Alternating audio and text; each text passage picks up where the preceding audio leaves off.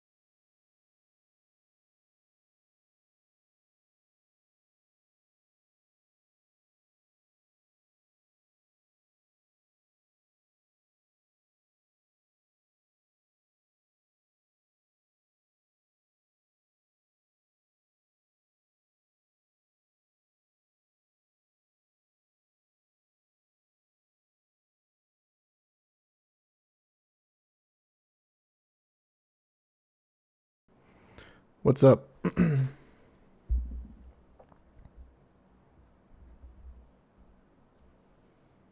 Ooh, this is a pimple. I know that was just some schmutz. Okay.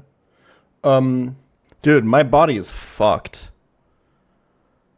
I am so... Dude, my entire body hurts from fucking rock climbing yesterday. Holy... What's this music? This is the Deadbolt OST. It's really good.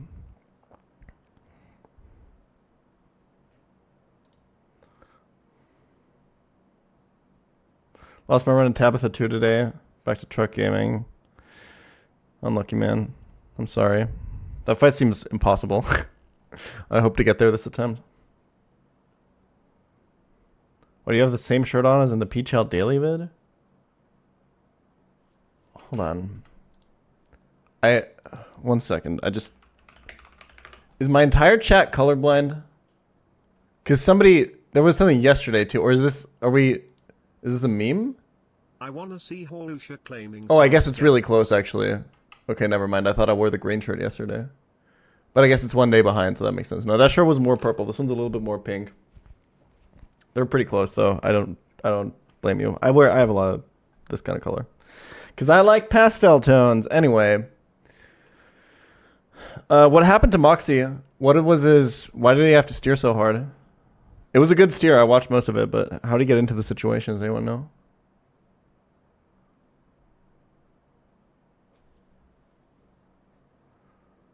He got bait order wrong. Okay. Yeah, it happens. Been loving pChal daily, D. He had a work call, so he rushed it. Oh, yeah. Yeah, that's streamer privilege for me when I plan my fights, because this is my work call. Having other shit outside of this really makes you worse at this game.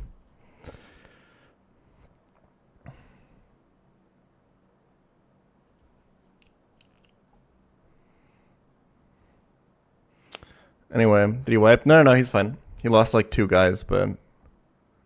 I feel like losing the Omastar probably not great, right? But the Roseraids, I assume, is fine. Like, he saved all his good mons. Seems like. To beat Run&Bun, I had to take less courses in uni. Yeah. I mean, to be fair, so did I when I... when I was playing Blue Kaizo back in the day. Yeah, 2018 was not a good uni year for me. It was a really good stream year. Was the best fossil mon? Like, in this game? I have no idea. I've never had one. Scale special attack on Roserade. Yeah. Okay, really quick update from yesterday. All we did yesterday was get 1 encounter. We made a very critical decision of not going for the Surf encounter, which would have been the meta play, because it gives us a really high chance of Golisopod. I didn't want Golisopod necessarily. It seemed a little bit boring. And my cope is that I already have a mon with first impression. But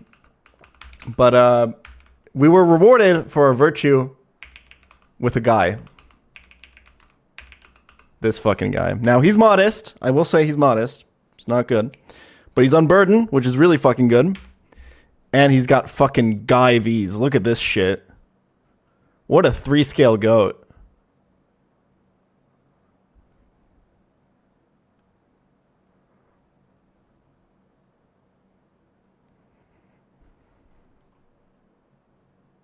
Unburdened Haluchas, congratulations, you beat the game. We'll see. It seems really good though. Because you can cheese Unburdened too, right? Because you could like pre-poison, then equip a Pecha Berry, and then you're instantly in Unburdened, right?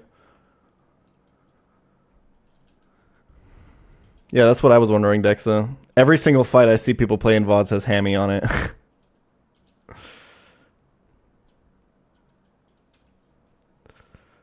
Or pre-freeze with Aspir. Anything really, yeah.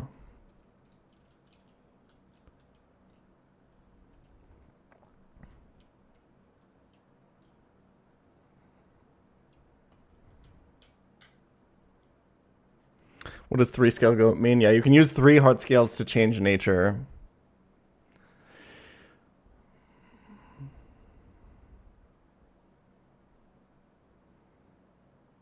Gems are very limited in this game. If you want to see a game where gems with unlimited gems and why that's not a good idea to make for a ROM hack, you should go watch some vintage white VODs somewhere. It's it's pretty insane. You can also do funny stuff like PP management, like run out of PP just for champ to get unburdened late with Lepa. Oh, yeah, I like it.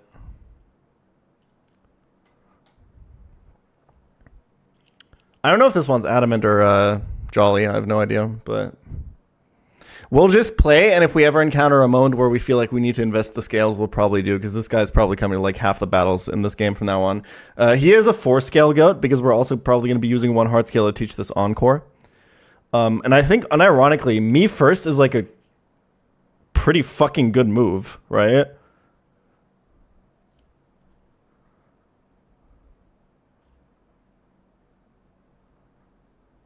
You're unburdened, it's almost always Adamant. Yeah, it's probably right.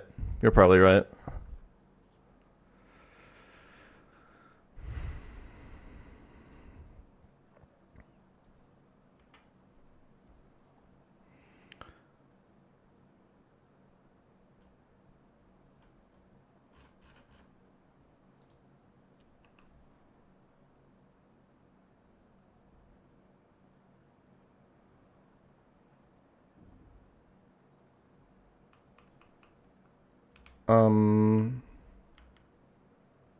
How many scales do I have?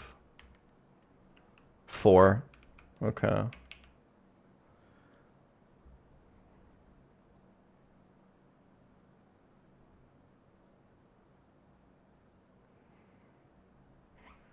Ledian thinks he's coming out the box. Yeah, now that we have this guy. I don't know. Do you take this 2 scales on 119? I don't know. I took one on 118, right? Isn't it 1 on 118, 1 on 119?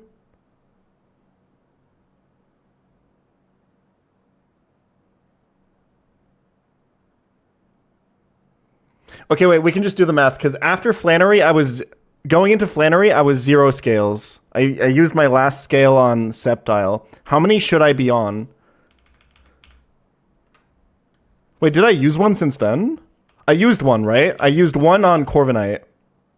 Feather Dance.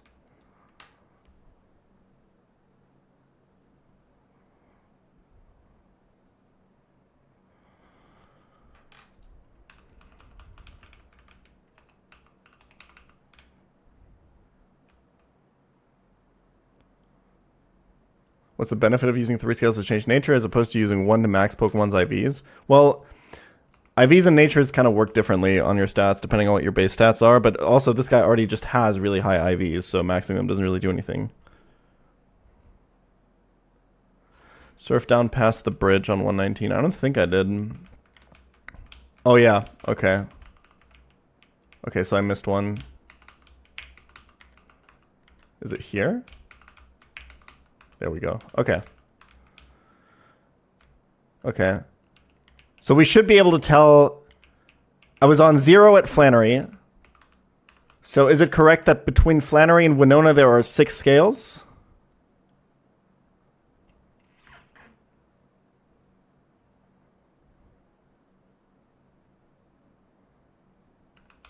There's a TM down there. Okay.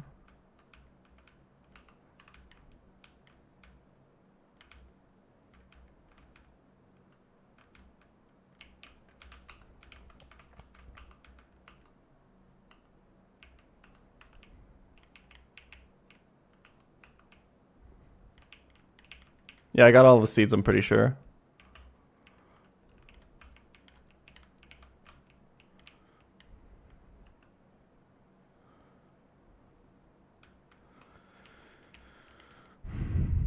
I mean, Weather Ball might be interesting for what? Like, Magma Hideout at this point? I don't even know.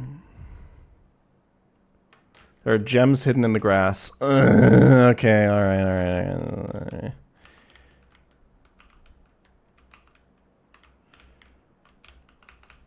Flying gem, okay.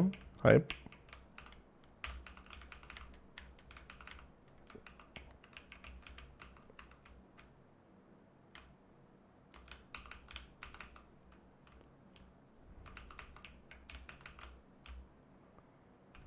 Is that it? Is it just the flying gem?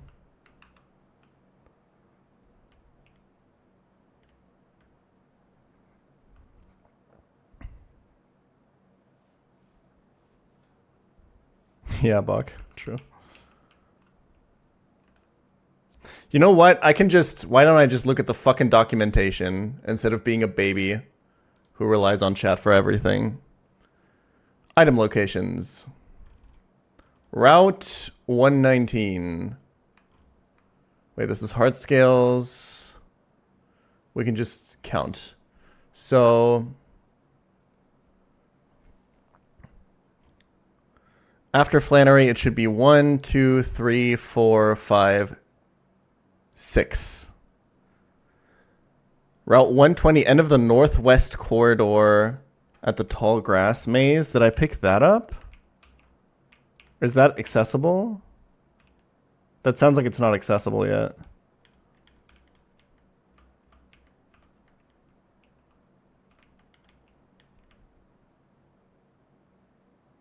That's after Winona. Okay, so we're good on scales. Candies. I think, was I on 0 I think I was on 1 candy after Flannery, and I haven't used one since. 1, 2, 3. Okay, and then 1 in oh no, 1, 2. Yeah, okay, so candy count is also correct. Evolution items doesn't matter. Held items.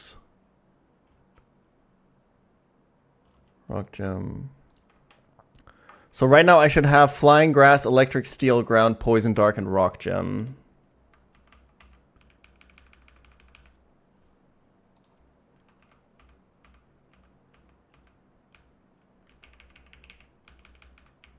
That's 1, 2, 3, 4, 5, 6, 7 gems. 1, 2, 3, 4, 5, 6, 7, 8. Okay, whatever.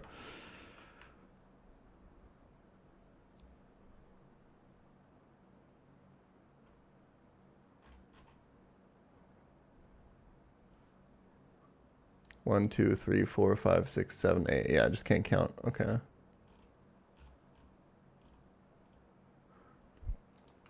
And we should have Psychic, Misty, Grassy, and Electric Seed. 4 seeds.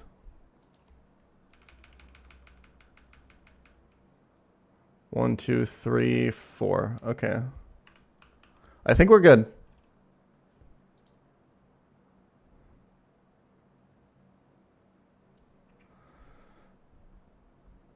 This next fight is nearly as bad as the gym leader. Got it. I'll look into it in a second. Before that, though, let's do the Pokedoku.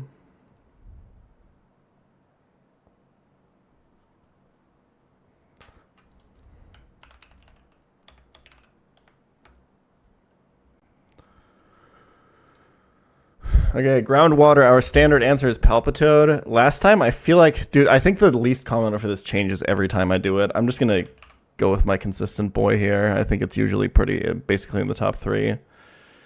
Evolved by item water, and then water. Okay, we have a list of monotypes here. These are like, I hate the monotype one. It's like every Pokemon can go here. Getting the least common one here is so unlikely. There's so many that are like 1% or less. Evolved by item. So I'm pretty sure evolved by item includes trade evos. Like Electivire and shit. And then what I really also don't like is that final evolution is like, it's not the 3rd evolution. It's just, it doesn't evolve anymore. It evolved once at least, and then not anymore. So monotype final evolution is like half the Pokemon in the game, I'm pretty sure. That's not accurate, but you know what I mean. Okay, anyway. So this is going to be a piss to figure out. Let's do the evolved by item ones, because these are actually kind of difficult to get. I think the monkeys are always a really good shout, so I want to go Simipour here. Amazing. Evolved by item and Paldea. I have no fucking idea what evolves. I know that Cerulege does. I know I've seen Cerulege in these before, so I'm just going to go with that. 22. Unlucky. I just don't know what evolves via item in Paldea. I have no fucking idea. And then evolved by item final evolution. So like so this is just all fucking Pokemon that evolve via item. Except for what, like Chansey from Hapini or something? I don't know if that counts. Or Porygon 2, which I say because it's on screen. I think held item trait evolutions count here. Doesn't... I was thinking maybe Delcatty is a decent shout here. People usually don't remember that evolves via Moonstone. I'm probably going to go with that. 0.5. Nice. Yeah, this is so many mons. Okay, let's do water monotype. This is like every fucking Pokemon. I think we've had this before. There are some that are pretty good here because people forget that they're mono water. Like Shelter, I think we went last time here and it was, yeah, 0.5. Nice. Because people think it's water ice. I say this a lot. I guess we can talk about when emote only is off. Okay, Ground Paldea. I don't know. What are the ground types in Paldea? I have no fucking idea. Ooh, ground final evolution, we could do a really cheeky one here. We can do, what is it called? Wormadam. Nice. Final evolution monotype. Let's pick something that has forms.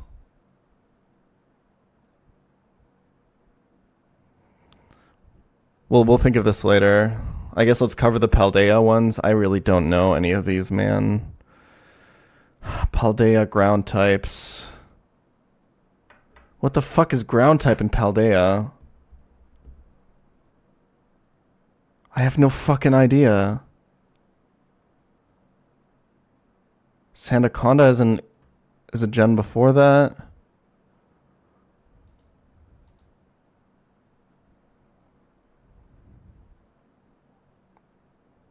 Toadscruel.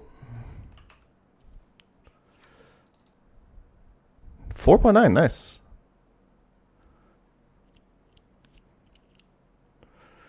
Okay, Paldean monotype. This can be any fucking Pokemon. I swear to God.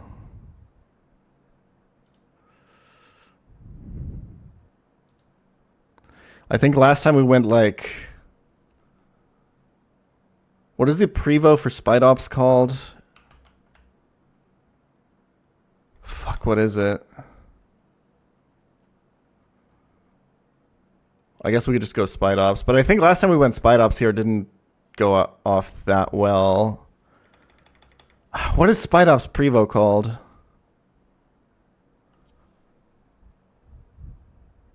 I'm just going to go Spidops. Fuck it. Okay, 1.6 is good, actually. Okay, Monotype Final Evo. Can we think of something that has forms? Like a lot of them. Meteor, Squawkabilly, these all don't work.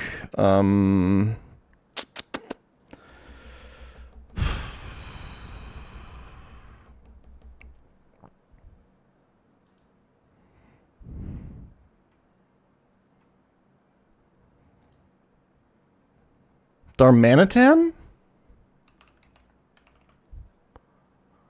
I just don't remember if Zen is also monotype or like a different one. Let's go Darmanitan. Standard here. 0.2. Okay, nice. I think we did really well.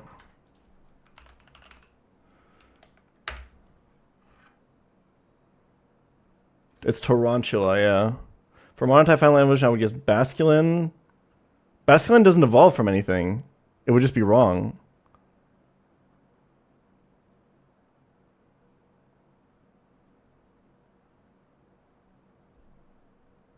I hate the monotype category. It's too many mons. But we did really well. 42 out of 25. Holy shit.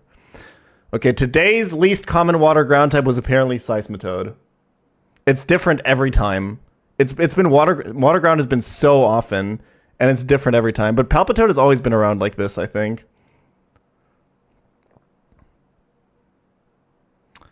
Yeah, this is just all like random fucking shit. I guess Lycanroc would be one with forms or Meowstic. Okay, we can remember Lycanroc for the monotype ones for the next time. Cherim is a decent shout. But like, yeah, this is all just like random fucking shit. Kingler apparently is least common picked water mono, but like, yeah, I don't know, man. Simipour we actually hit. Toadscruel we actually hit. What even was there? Oh yeah, Ursaluna. I couldn't think of any of these. I swear to God.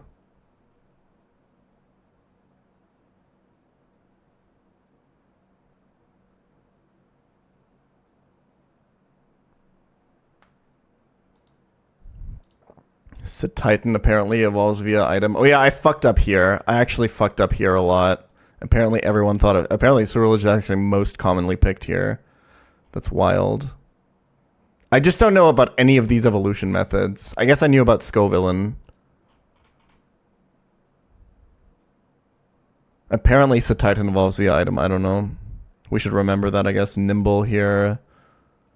How did we do? 1.6 for Spidops. Yeah, that's fine. Okay with that. Greavard, Gimmighoul. I think Gimmighoul is good to remember for monotype because I always forget that it's not part steel, and I think a lot of other people do too. Getting into Hamburg for tonight, do you have any Rex you've been? I've never been to Hamburg. I've heard, though, that Hamburg has the best Peking duck restaurant in Germany because I've looked that up before because I really like Peking duck.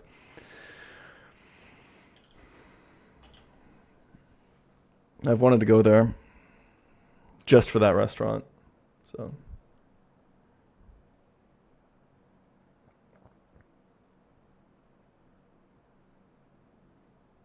I guess I have been to Hamburg, but I've only like driven through it. Dude, I've been to actual Peking duck restaurants in Beijing. Because after we moved back home from Hong Kong, my dad lived there for a year and we visited him. And holy fuck. That was one of the best meals I've ever had.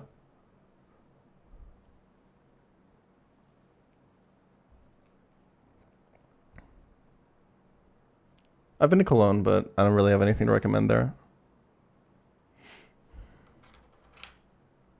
I don't travel around Germany that much. God, this OST is fucking good. Holy shit, man.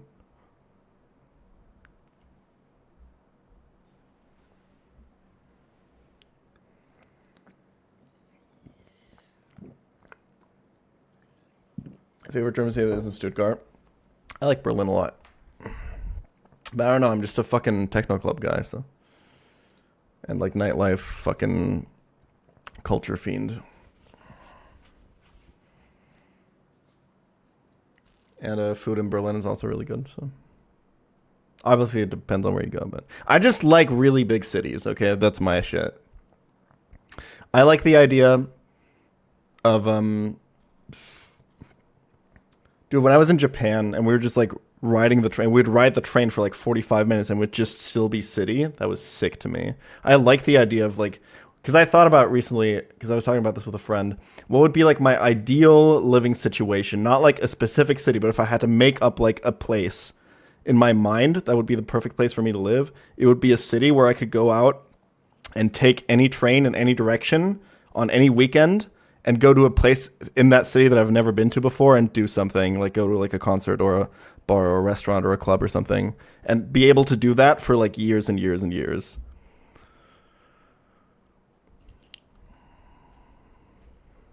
What's your favorite non-German European city?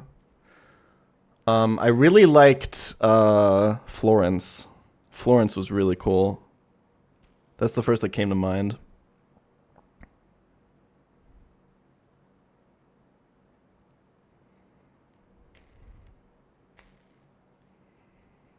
That was a cool city.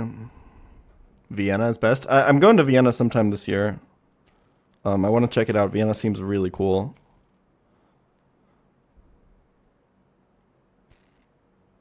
You ever been to the States? I go to the States like twice a year. I'm going in like a month. Less than a month.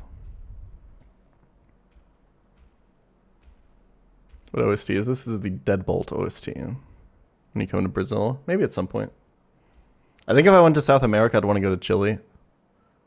That place seems fucking sick. You ever been to St. Louis? Nope.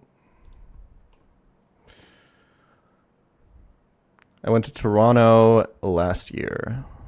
It was cool. I liked it. You guys have a lot of fucking weed shops. Holy shit. Anyway, enough of just listing every single place I've ever traveled to. What's up, Moxie? Good steer today.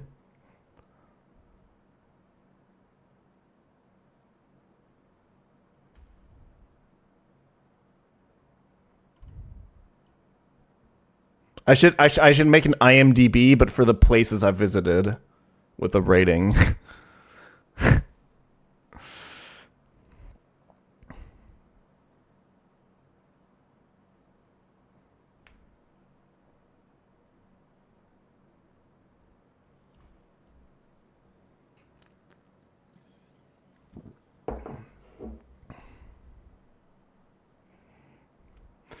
Oh, dude, if this is the winning run, we should just do, like, I have to visit every city that that is in my living box. We got to make sure to sack Coventry before that.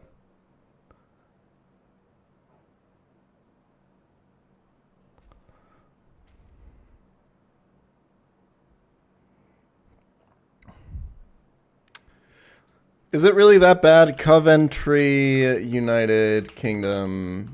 Can you guys tell that my meds haven't kicked in yet? This place looks nice. I don't want to Google this on stream because I'm worried that it'll fucking dox my shit. Images. This place looks awesome. You guys have like an old cathedral.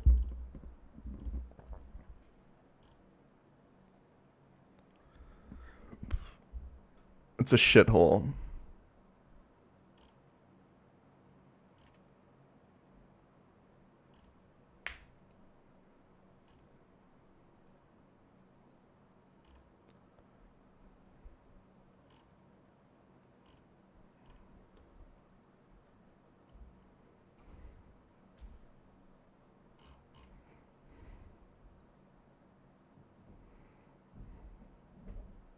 A lot of cities look better on Google. I guess like when I Google Coventry, I only see like the same two buildings being shown here. So like, I'm assuming outside of that, it's a shithole. Yeah, okay. But it's the same with like Cologne or something, right? All you ever see is like the cathedral.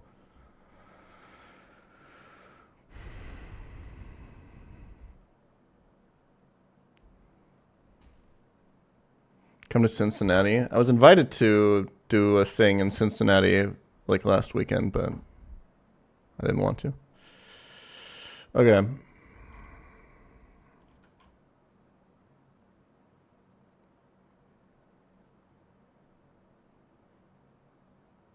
Not trying to be asked for something that's really interesting. Do you know if you find these types of Nuzlocks more fun where you spend more time calculating compared to easier raw mags? Yeah, this is fun. If this wasn't fun for me, I wouldn't be doing it.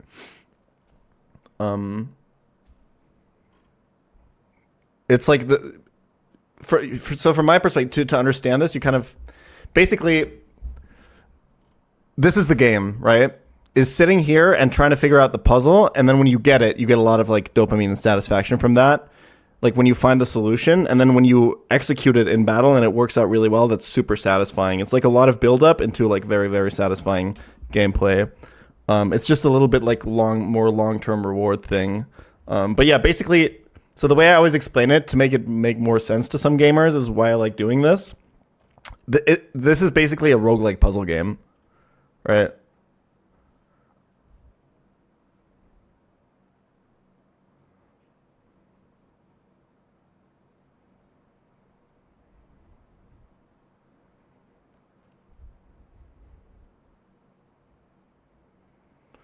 If I'm more satisfying to steer if you execute well, or if everything goes according to plan. I mean, steering is when you're forced to steer, it's definitely more fun.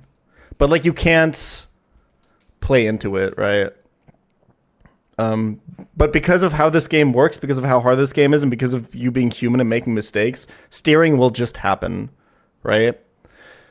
And there's some things you can like account for during planning. Is like if something like usually if you plan for like a hard fight, there should be like a thing in the back of your mind where you're like, if something goes wrong here, how do I wipe? You know, how can I recover if something fucks up, if I'm missing something, right? Because you can't know what you're missing, but you can know like, okay, if I'm put like on the back foot, can I recover? Kind of, right? Like, for example, when I was planning for this piss ass random fucking Ditto trainer yesterday, we spent like 5 or 6 minutes like, okay, what can this Ditto copy that could make me wipe? And I was like, okay, what happens if he copies like Seismitoad for some reason because I fuck up the switch order or something, right?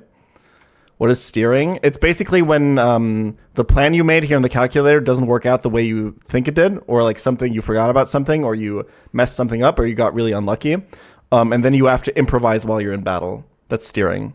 That's like the most fun part of these runs. It's just you have to obviously limit when it happens, right?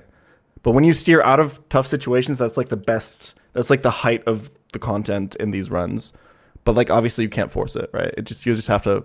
But that's the nice thing about like live content, right? And that's part of the reason that people watch this is like you want to be there, A, when like the big fights happen, when like the big moments happen, or B, when like shit goes down and I'm forced to improvise, right? Yeah.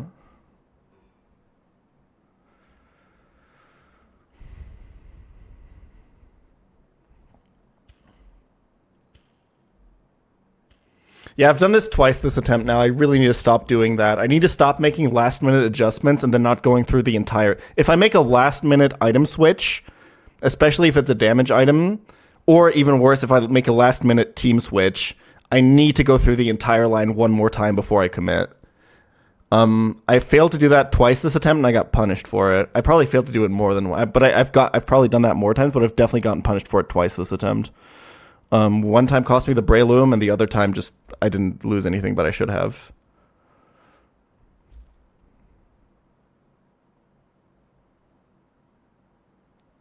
God, this song is sick. When you get the Mega Stones, depends on the Pokemon. Some you get really late, some you get really early. You can have Mega Beedrill at this point, I'm pretty sure.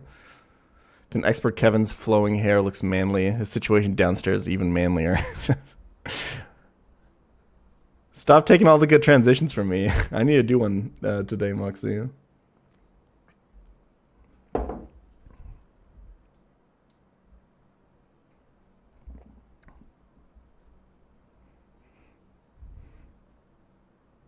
Have you been to Tomorrowland? No, that's not really my kind of festival. I'm going to the Fusion Festival this year, which is like a really big German techno festival. But Tomorrowland is probably like a little bit too... I would probably still enjoy it, but I think all my techno friends would fucking hate it there because they're all huge techno snobs.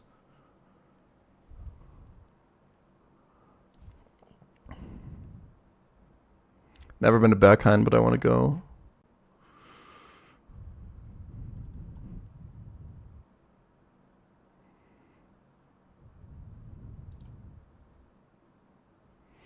Okay, you guys want to start planning this? I think Tomorrowland is honestly less about like the culture or the music. It's very much about like the set design and like the building like of the environment and stuff like that. Although from what I've heard, Fusion is like that too.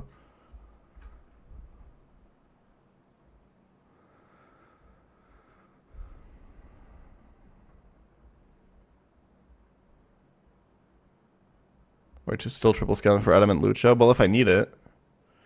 Okay, Focus Ash Masquerain. Can Intimidate a Raptor kill this? I think with Sharp Beak, right? We need Life Orb, but I think that does it. Yep. Okay, cool. 4 more days till second Fusion Raffle. Good luck. I think I've applied for 2 or 3 years now. This year's the first time I actually got in. It was hype.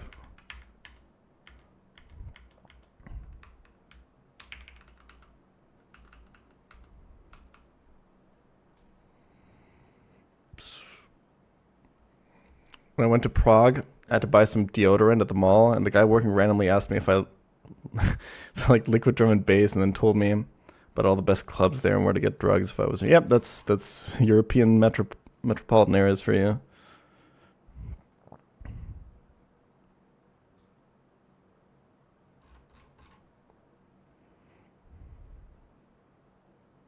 So the reason people like Fusion, or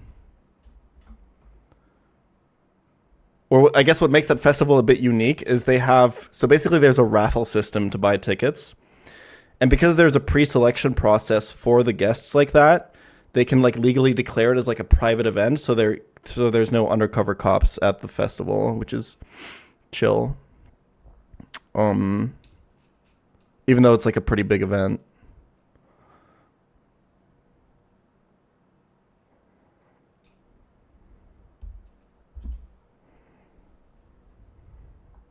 Is Fenton everything in Germany? I've looked into this a little bit. It seems like Germany is fine, but there is definitely like cases of it. I've read about cases of it, especially in Berlin. It definitely happens. But it seems to be a lot more rare than in the US. Stuff being laced with Fens. But I mean, you should probably still be careful. Ideally, you should like test all of your shit, right?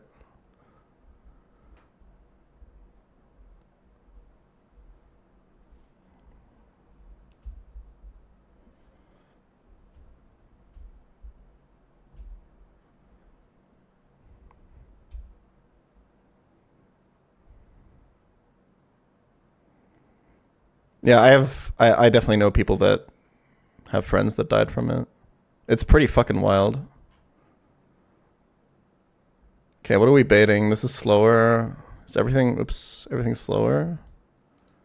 Okay, Raptor outspeeds everything. So this is Rodon. Guaranteed discharge. It's only guaranteed discharge if we pre-damage. This can be T-Wave, but I think it shouldn't matter. Because we're probably gonna... What are we gonna switch to on this, actually?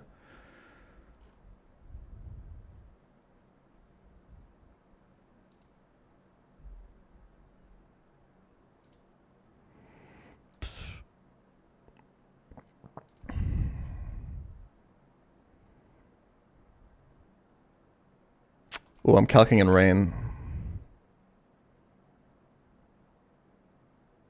Oh yeah, we can't pre-damage. True.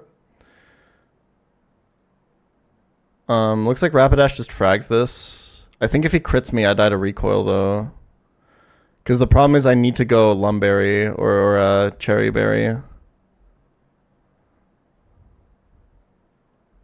So I can't go damage boost. Okay, I think this is probably not the play. Yeah. 127 plus Flare Blitz recoil for 164 divided by 3. Drop the decimal, 54. What was it? 54 plus 127? Yeah, we super die. I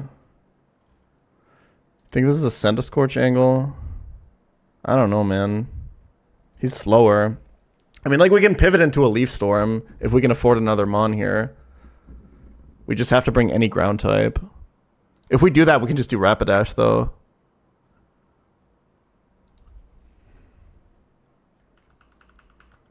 Senti has been definitely warming the box a little bit, I will say. Okay, let's say we... Fuck. Can we afford to bring a pivot?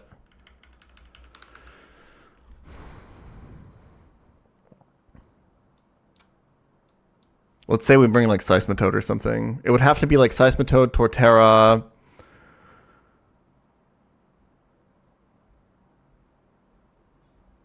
Has to bait Leaf Storm and not Hidden Power Ground. So I think Steelix doesn't work. Well, this has no overlap, so Steelix would work. Lantern would work.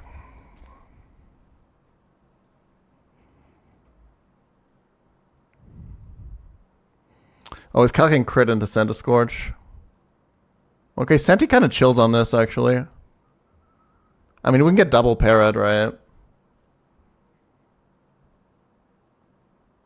And we have to Blitz? I don't know. I think I like Rapidash more here.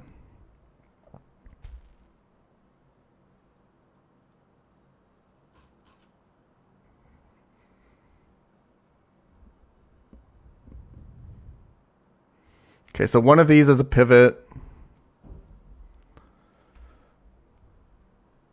Dude, this OST fucks, right? It's crazy. What is Rapidash bait? We're taking Leaf Storm.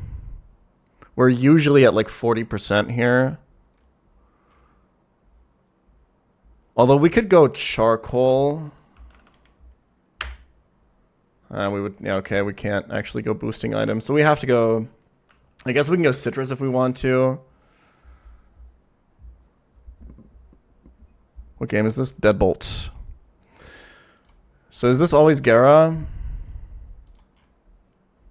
Depending on my HP, this could be PZ, but I can guarantee that it's Gara. If I Citrus, I think it should be fine. Because I have to go below 50 to be dead to Porygon, and then Citrus will always trigger, right? If he crits Leaf Storm, yeah, it's fine.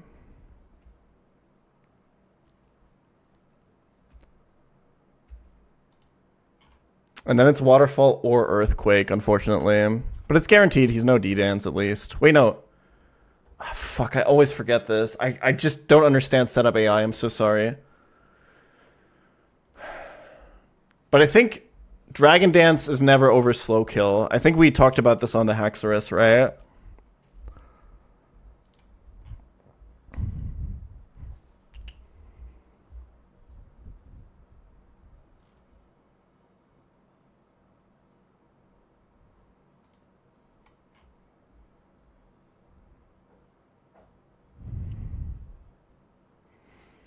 Okay, so we could Volt Switch to break the Sash, but then he can D-Dance on the Switch.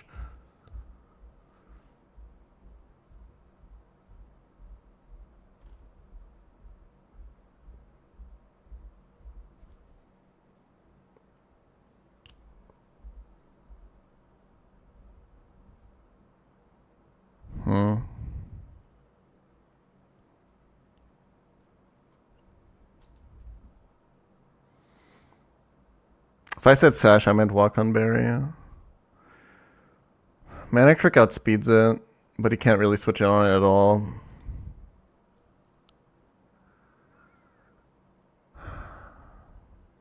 And then I'm going into Earthquake. I guess I could go Raptor.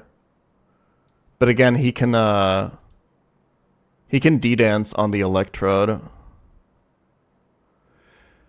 Could I pre-damage to always bait slow kill from this after I... The problem is Earthquake crit. I can't really, right? I would have to pre-damage outside of that. Yeah, I don't think this works. And I can't pre-damage anyway. Okay. Okay, I could Volt Switch into Eel.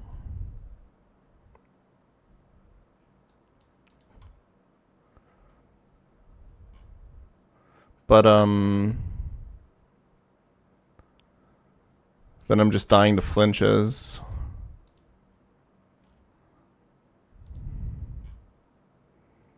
I can't really stay in on this, I think. Because even if I Citrus, right, he could just low roll Earthquake into high roll Earthquake, kill me. Although I guess I could adapt. I don't know.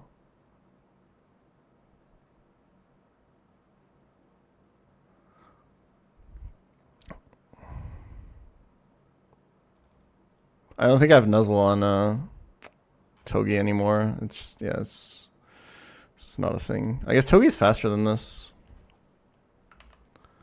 But he dies to Waterfall crit. What else could I come in on?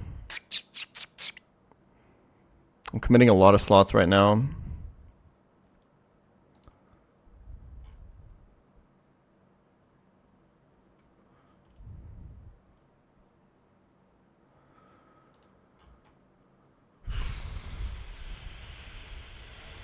I mean, Torterra is always at the always kind of in danger of just being infinitely flinched.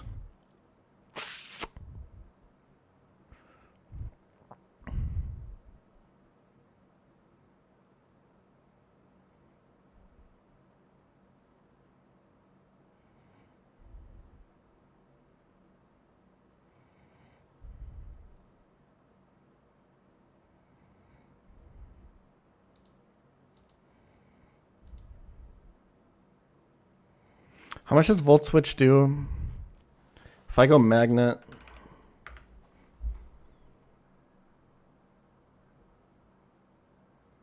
He can't D-dance the turn I volt switch with electrode actually, because I see a 2-hit KO. So it's always earthquake on electrode, right? So I can just volt switch into raptor. Right?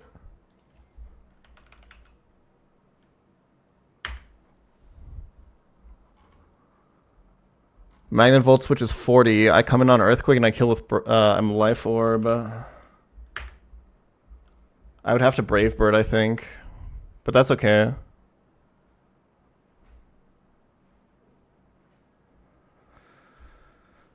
Well, the thing is, okay. Playermon is... So the thing is...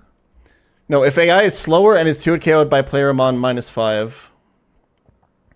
This is on Dragon Dance.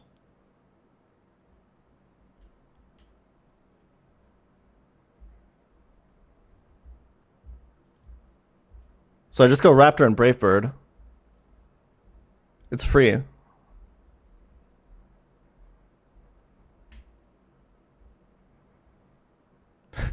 Did he sample the fucking Troll 2 movie for this fucking video game OST? Amazing.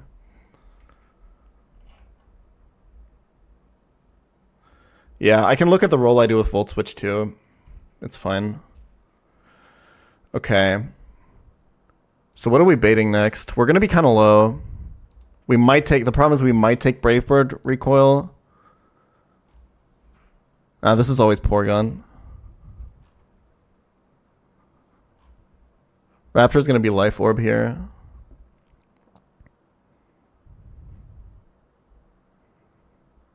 He can sometimes try attack on this.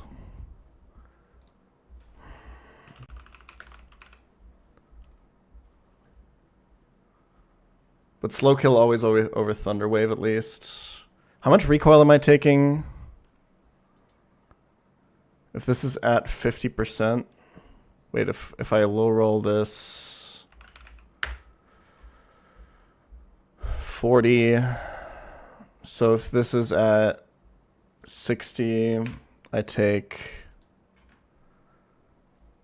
22 recoil, so I'm at 78. This should always be Ice Beam. Oh, plus Life Orb recoil times 2. Yeah. This is probably random move from Porygon. Unless I dual Wing Beat, in which case I'm at 80, in which case it's always Ice Beam. But I need to find an answer that can switch into Tri Attack and Ice Beam, basically. I kind of need to do that anyway, right? Is this just Magneton, or... Oh, what is this download on Raptor, actually? Oh, this does download special attack on Raptor. That's not good at all.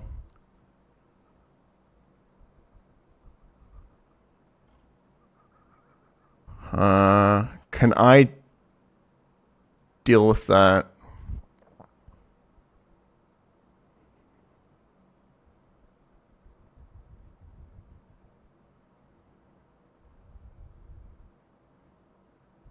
Lucario doesn't really do it.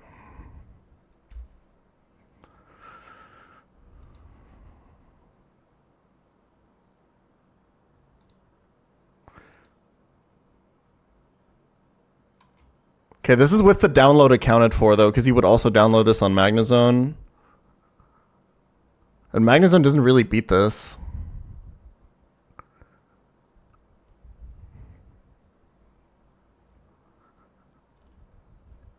I think Surfetch is slower, right?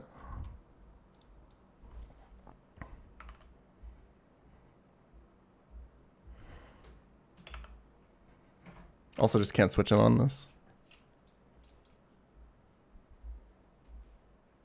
Thank you so much, my love.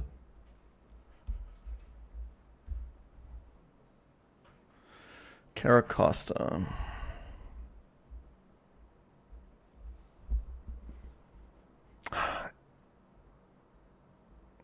Can I kill Gyarados with something that doesn't get...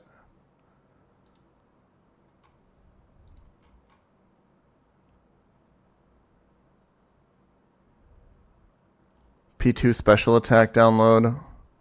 Probably not, right? It needs to switch into Earthquake, be faster than Gyarados, and have higher defense than special defense. I don't think I have that.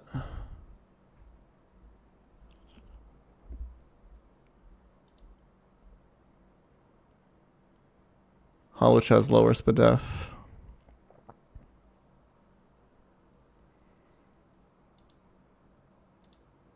Drapion? No, this won't have an item. Because I'm volt switching. Also, Drapion can't switch into Earthquake.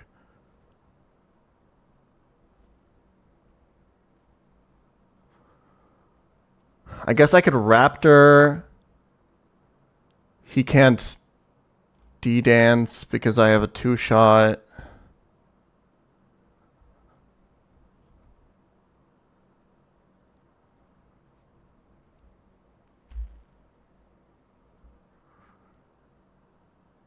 Oh, hold on.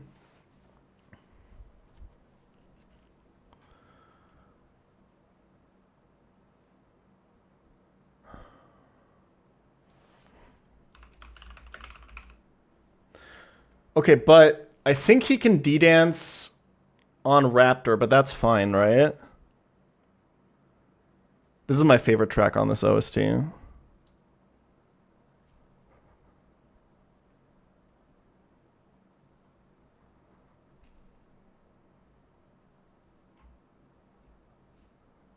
Oh yeah, I actually just represent faster one shot. It's always waterfall from this. Or I think maybe it can be two. No, I think it's, I don't know. Regardless, we can go back into this. Can we afford that, actually? I think the problem is, I don't think we can do that. Because we're potentially coming in on Earthquake the first time this comes in. Also, Volt Switch into Thunderbolt doesn't even kill this. Oh no, it does, because he'll lose Walk on Berry. Double Volt Switch is fine. But, because we can just come in on Earthquake crit and then just be dead to Waterfall.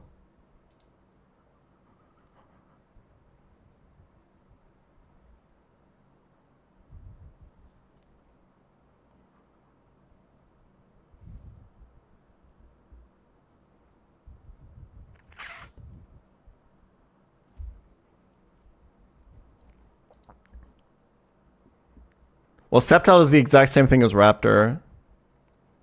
Oh wait, no, Sceptile is lower defense. But Sceptile doesn't do nearly enough damage.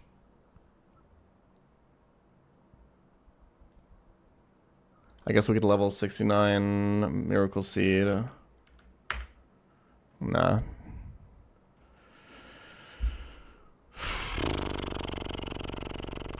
Can we maybe just deal with the downloaded Porygon?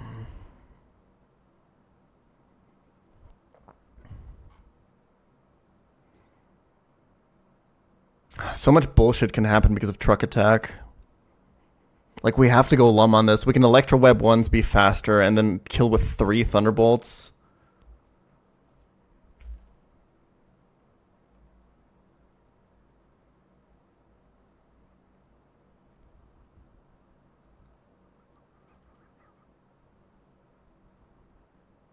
Yeah, it does recover. Shit. How the fuck do you beat this thing?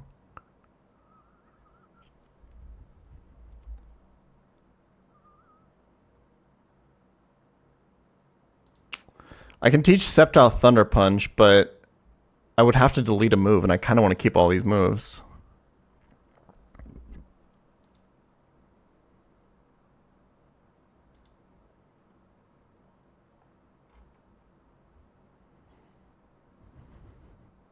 Fetch is just slower than this. Unironically, I think Lucario does pretty well into this.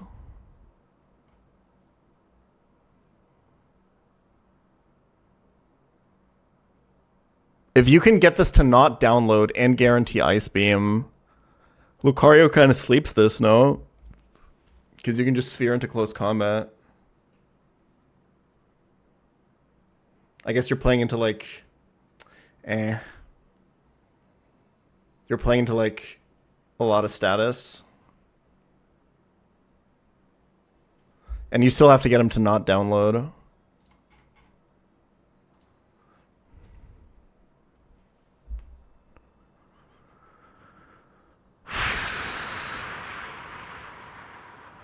Can I somehow kill this with Drapion?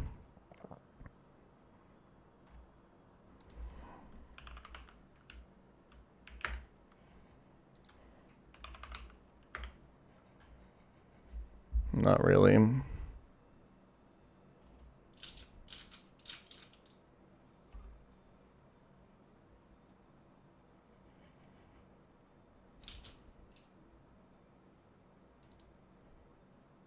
Oh, wait. I guess I don't... I probably don't need Magnet, right? Oh, but he can still... Hold on.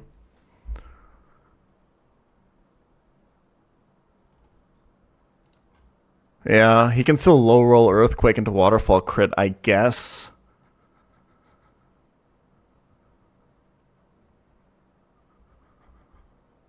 He has to like max. This is so fictional, dude. He has to exactly Earthquake, exactly minimum roll, 2 out of 16, and then exactly max roll this Waterfall. This is so fictional. Infinite Magical Leaf TMs in Lily Cove. Okay. Then I'm kind of down for this, maybe.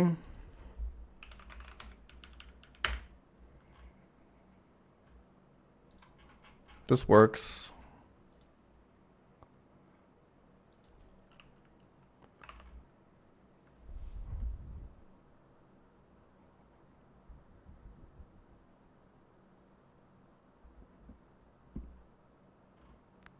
But the other option doesn't cost me a slot.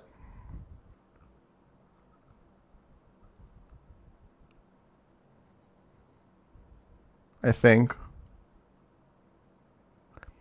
This is so fucking fictional, bro. And I can probably steer out of it if it doesn't happen.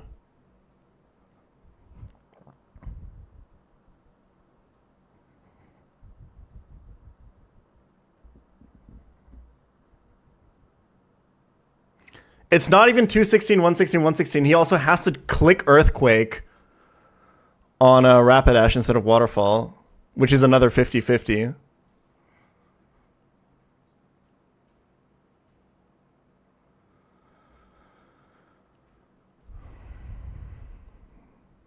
I'll do it.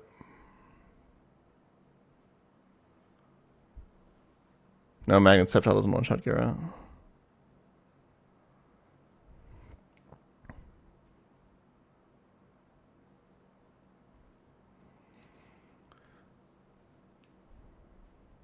Okay. So I can Volt Switch, and then I have a free choice of a Mon. I'm just going to leave, like, Lantern in here as, like, a stand-in for whatever. I have 2 free slots right now.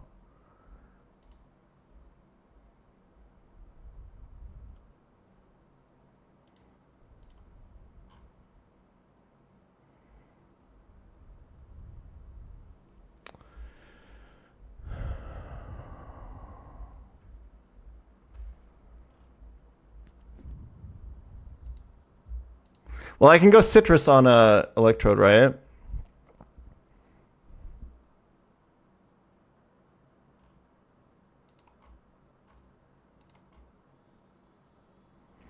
Oh, but I guess Earthquake High Roll into Earthquake High Roll.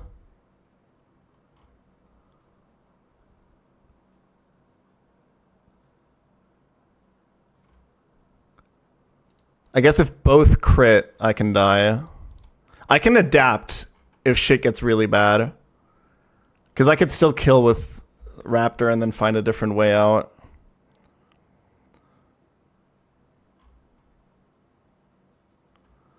I don't need Magnet, right? 34 plus 69, yeah.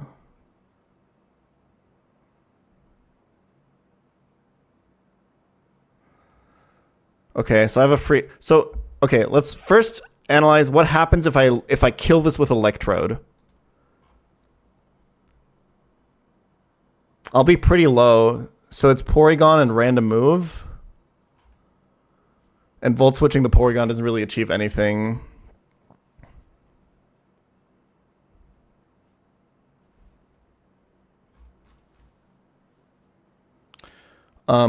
But this does boost its attack, which is kind of huge.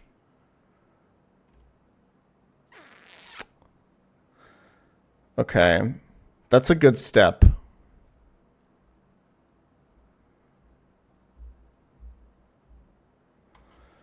Volt switch is 14. This would be not download. I don't have a range to kill unless I go damage boosting item, but I have to go Lumberry.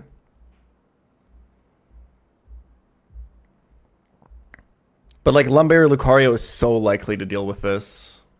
I think it's the easiest option I have, right?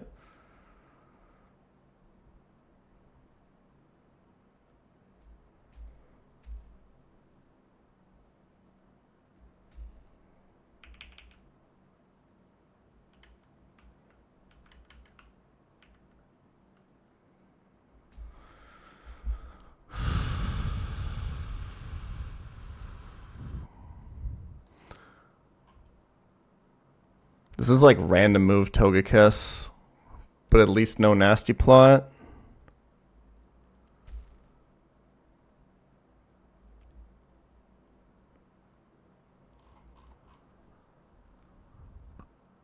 Okay, what can I switch into any move from Togi? So Drapion outspeeds.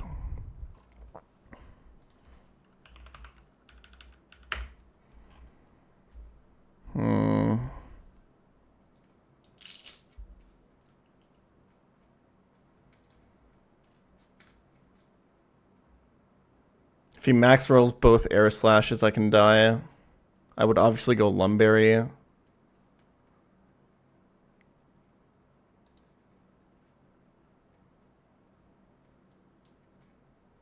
Wait, do I die? Is this a rounding thing? 97 times 2? That's 194. I'm at 192. Okay, yeah. He has to hit one of 2 rolls, actually. That's honestly not amazing.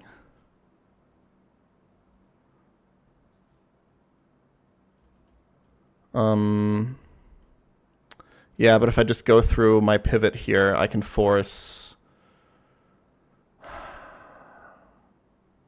Well, then he can nasty plot, right? Because I only have slow 2 at KO. That's not great.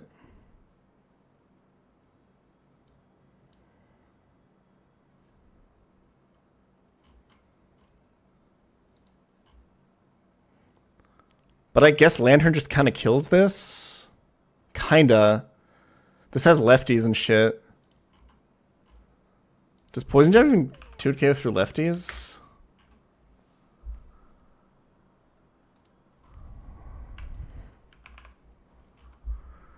Yeah.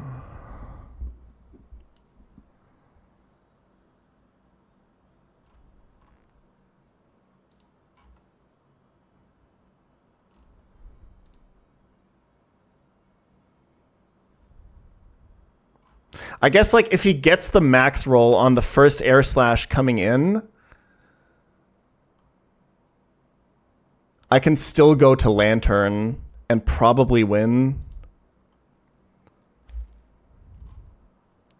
Right?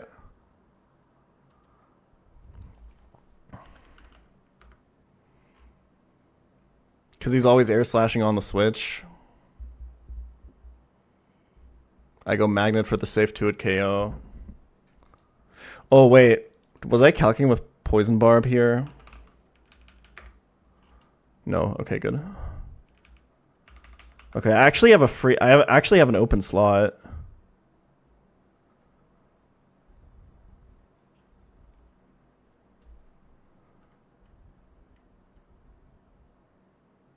Yeah, I can even Lantern first. Okay,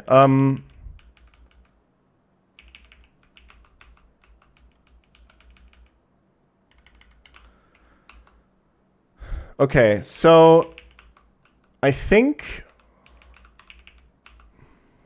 We're listening to this OST again.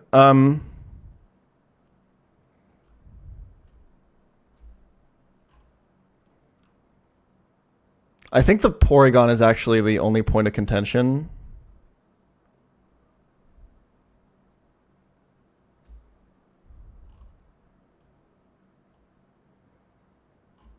Oh, wait. This is 6 Mons. Yeah.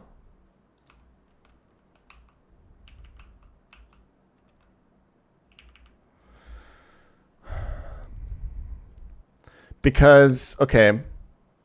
Do I try to adapt if he does Earthquake crit on the switch in here? If he Earthquake crit and I go to... If he Earthquake crit and max rolls and I go to like 40%.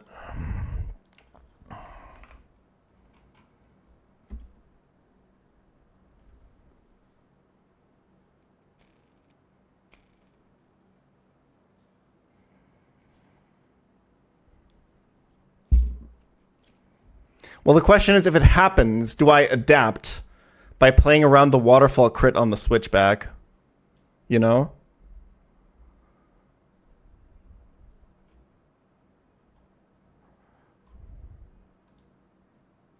By killing with Raptor and giving Porygon the download? I think that's just worse, right?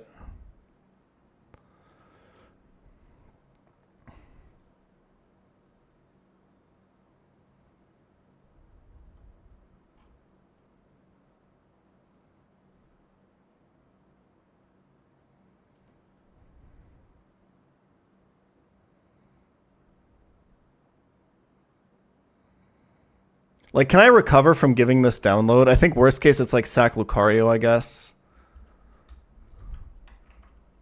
Lucario can still win against this, by the way, even if it gets download.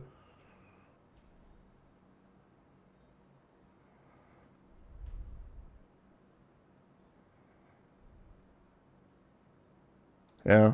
Okay. I'm happy. I'm content.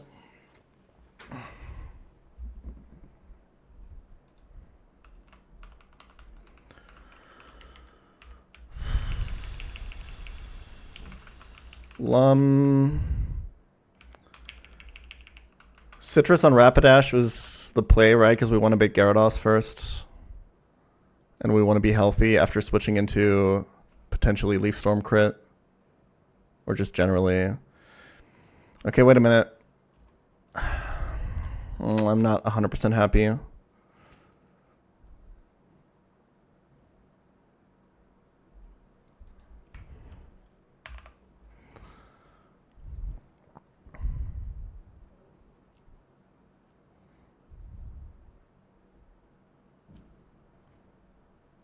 Oh, actually, I think this is Porygon on Rapidash, I think.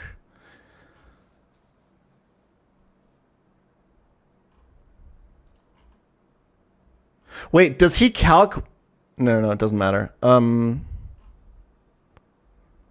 47. So with Citrus... If he crits the Leaf Storm, it's Porygon first, but that's fine because Porygon downloads attack on Rapidash anyway, and I can do the Lucario line, and it should be fine from there. Yeah, this is completely fine. So Citrus on Rapidash. Lantern wants Magnet, so we can get the 2-hit KO on Lantern.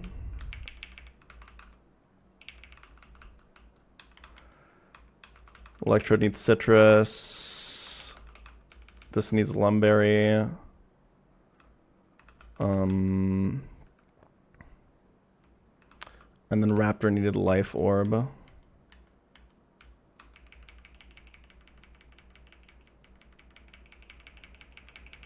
Did I give it? I did. All right.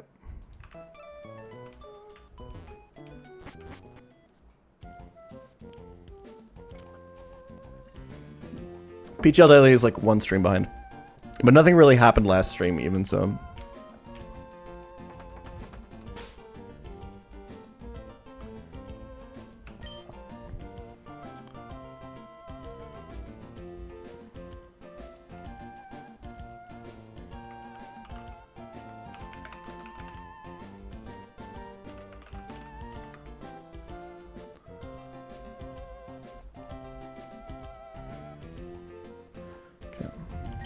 Can we get a gamble? As soon as a mod shows up, yeah.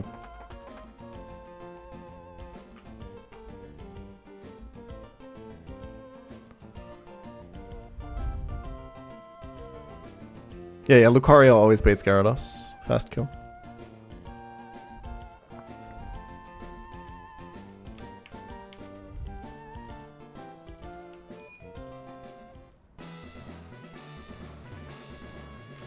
Alright, Expert Kevin.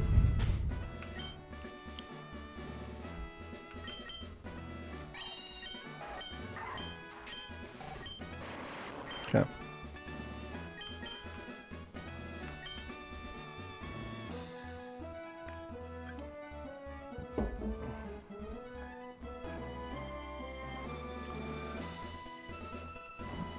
I'm double checking this Raptor calc. Because I'm a fucking pussy. Alright, easy.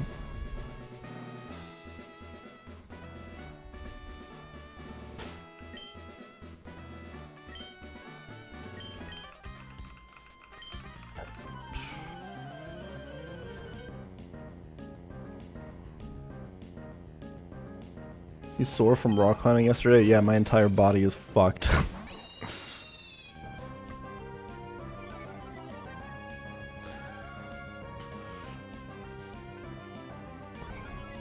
Alright, with Life Orb through Intimidate, we can dual wing beat this guy to death and ignore his Focus Sash.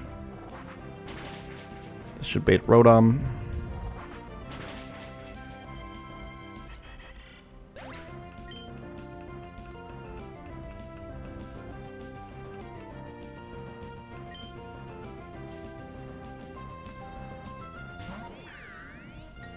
With a Thunder Wave or Discharge, so we're just going to pivot through Lantern.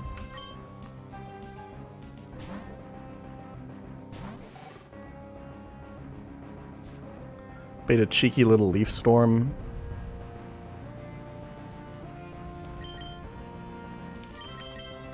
Hope that we don't get crit so the line stays intact.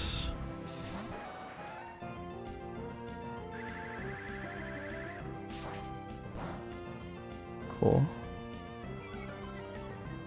We're faster and we one-shot with Flare Blitz. Rapidash's been getting some frags, man.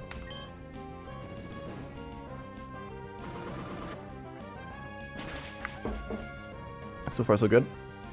That was the easy part. So I think this should be Gyarados. Yeah, okay. Crit would have made this Porygon, but line would have been okay. So Waterfall or Earthquake? We want to see Waterfall.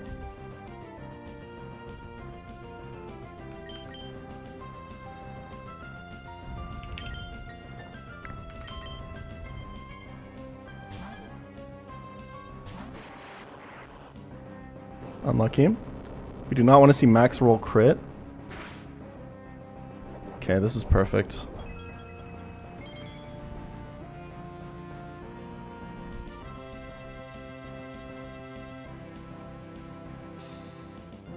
Okay, now we're never dead to Waterfall Crit, so the line is completely fine. So we're going to Volt Switch out once. This can only ever Earthquake.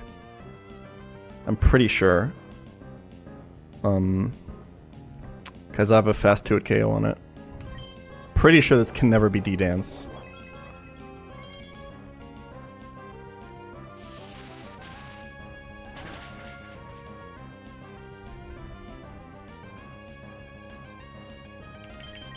Into Raptor.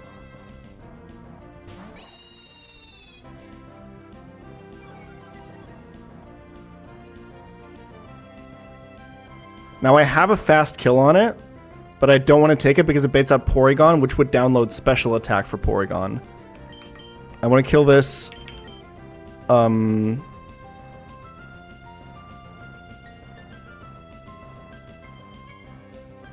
What the fuck was my plan? It's killing this with Volt Switch.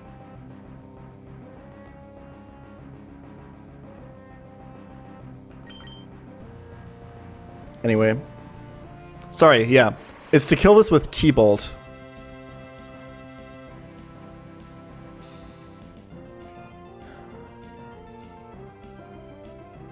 right?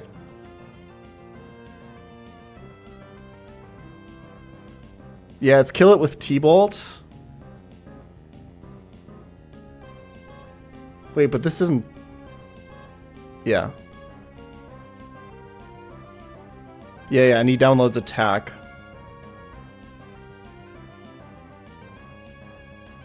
Yeah, he has slow kill with Porygon. Okay. Sorry.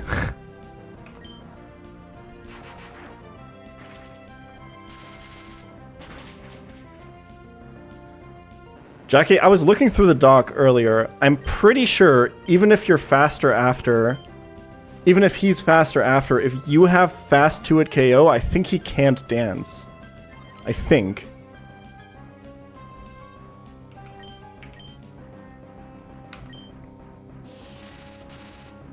Okay, so now he's downloaded attack instead of special attack, so Lucario has a much better shot at dealing with this.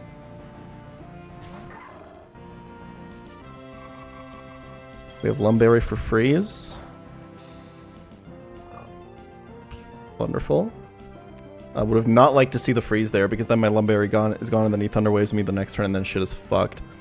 So we're going to Aura Sphere into close combat for the guaranteed kill.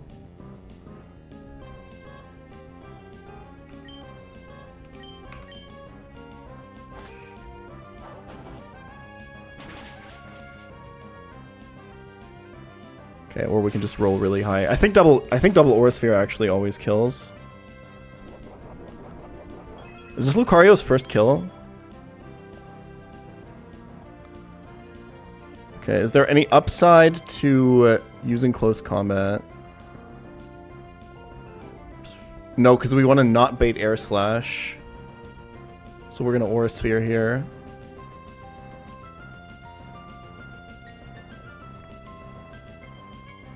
Yeah, the bit rate's getting fucked today, I'm sorry. This is guaranteed Flamethrower, I think. Or Aura Sphere.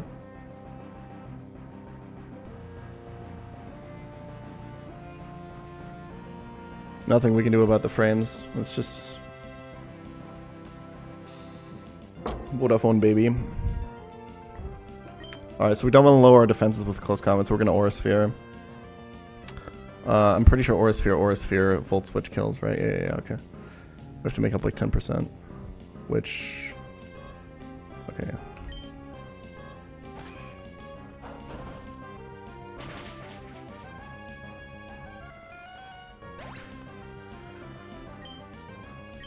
Okay.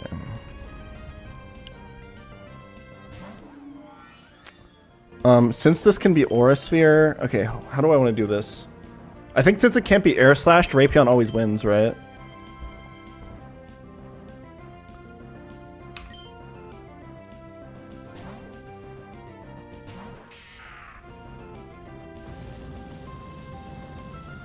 I didn't teach Poison Jab. Alright, well, time to steer. I think it should be fine.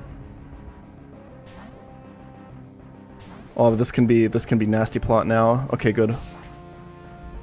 Oh, Jesus. Oh, Lord.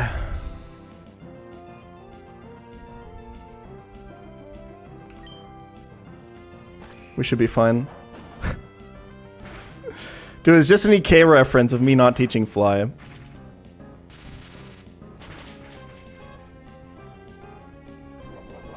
I always kill after leftovers. I'm never dead to crit. This is always safe.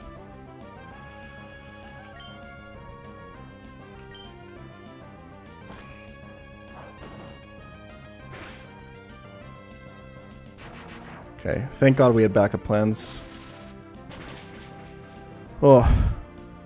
I even did the thing of, as soon as I replaced Poison Jab with Brick Break on Drapion, I immediately replaced it in the calc, because I was like, just to make sure that I get Poison Jab back when I actually need it, so I see that I don't have it, and then I didn't teach it anyway. Oof, okay. We're good. We're good.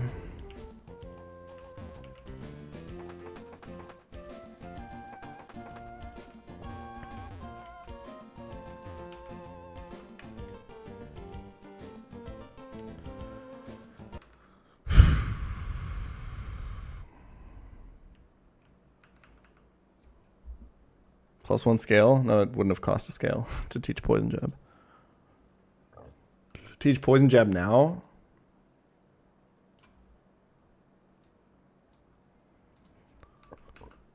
I guess I will. And then put it in the calc. Yeah, sure.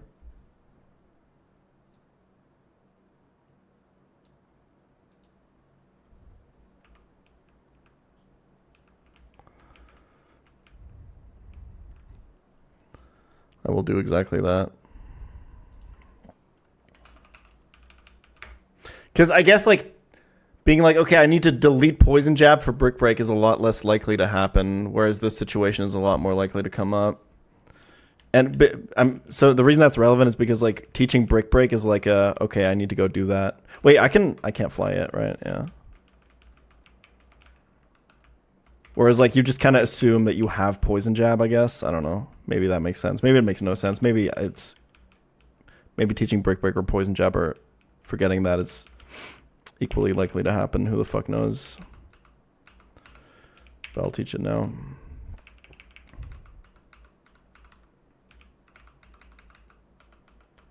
Okay.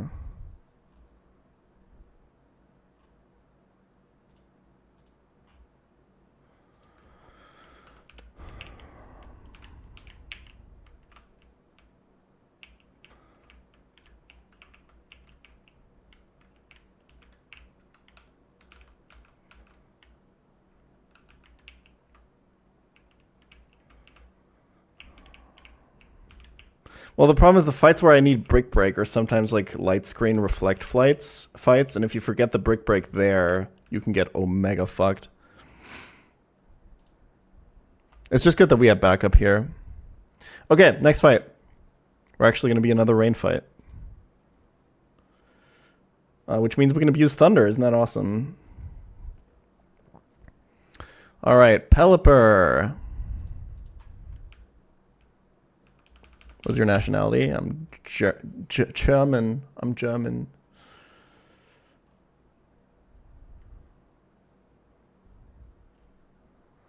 Okay. So we just lead with anything. This has a scarf. The problem with... Okay, wait, this just kills. All right, cool. So we can even kill with Volt Switch here if we want to. This is really free.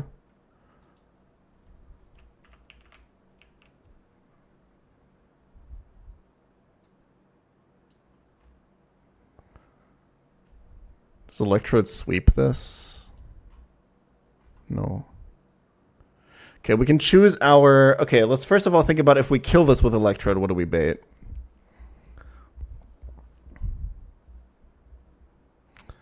Slower out damage. Slow kill from Scizor.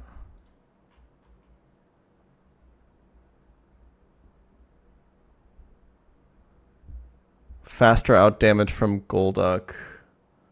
So it would bait slow kill Scizor. Okay.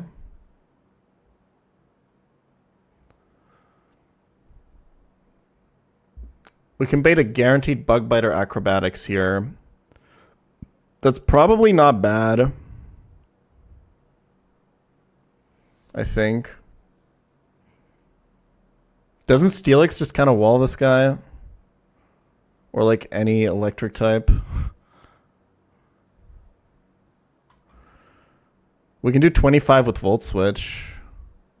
But like we don't want to switch Horse into Acrobatics.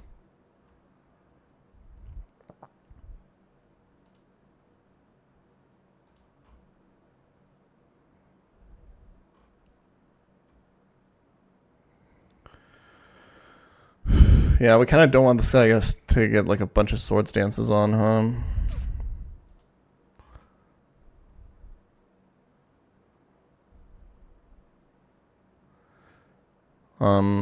Can we kill with Electro Web? And I can't really teach Thunder. I'd have to delete Electro Web. I can just T-Bolt twice. Magnezone seems pretty good.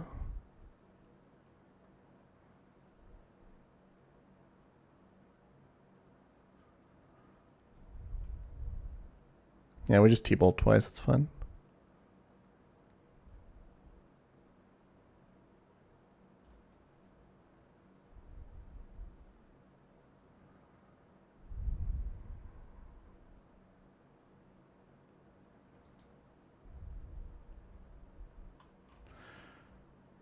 We just have to make sure to not put a berry on this. So we go like...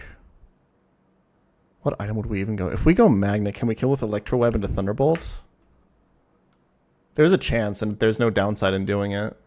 Because you also lock him into Bullet Punch and stuff. Let's do that.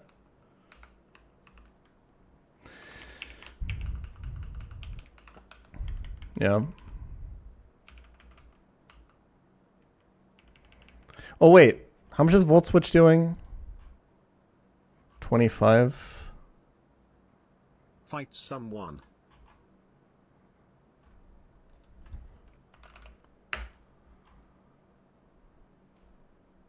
Oh, we just Electro Whip T-Wave, T-Bolt, I think.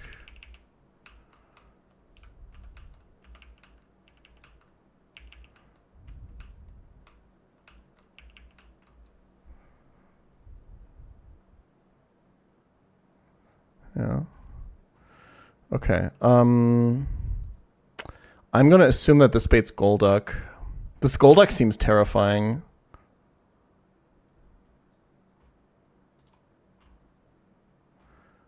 It kind of depends what HP I'm on, right?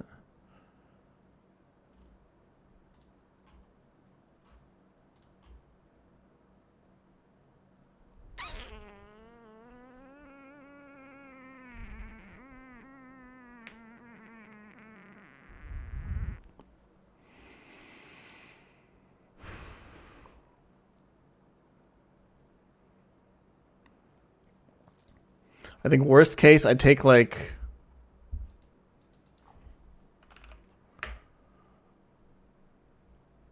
two Bug Bites and a Bullet Punch, right?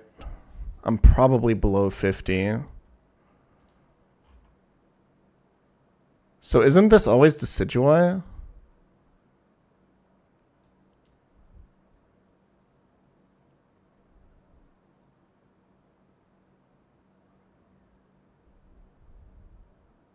Wait, no.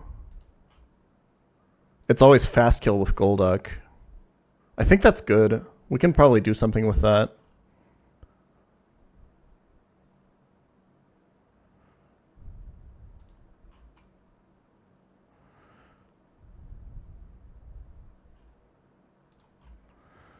Lantern is not safe.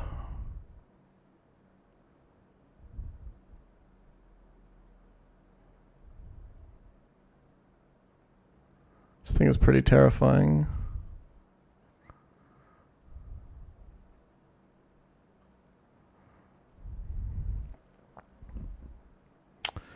Let me cook, let me cook. I can do this.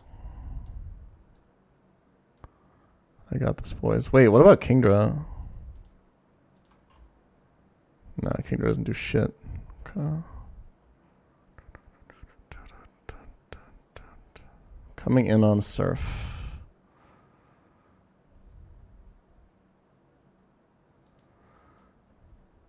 Lantern can bait Hypnosis, right? So it's Psyshock or Hypnosis.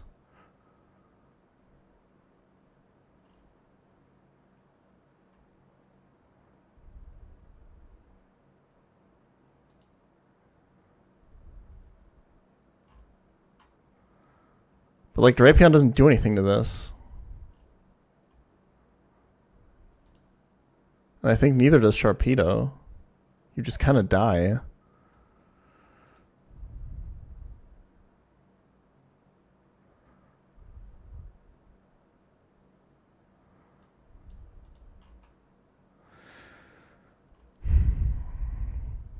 What we can do is,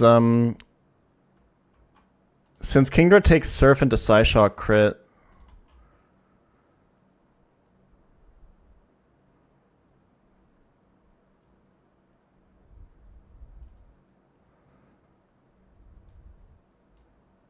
like we can eventually, if this uses its Psychic Gem, we can just switch Lantern in and get the kill.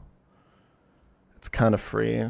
to be honest. I probably have to go Chesto on both, though.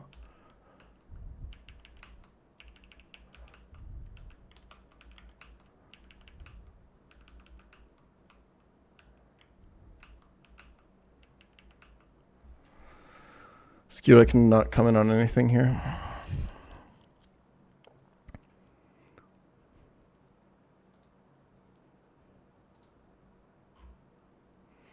It's always fast kill Leaf Blade from Decidueye. Shadow Ball Brave Bird.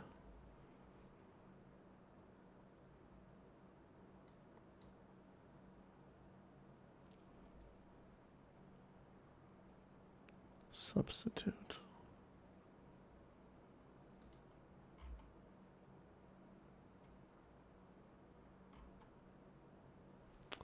Okay.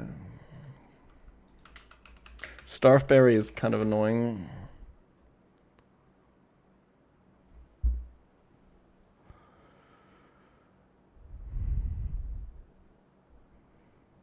Dude, this thing has so much bulk. Wait, why? Oh wait, because we're in rain. Can I go?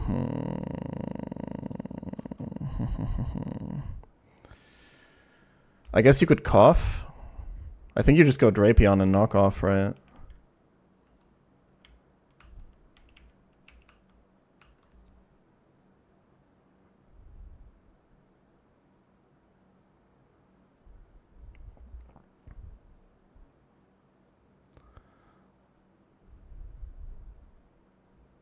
Yeah, this is kind of free. Okay, I have an open slot.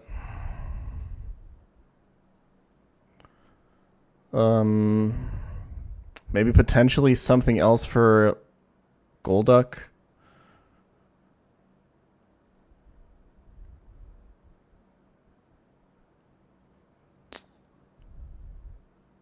But like, what even?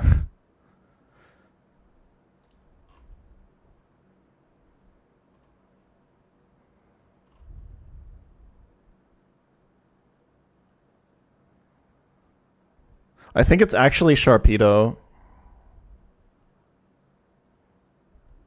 Because of the pivoting potential.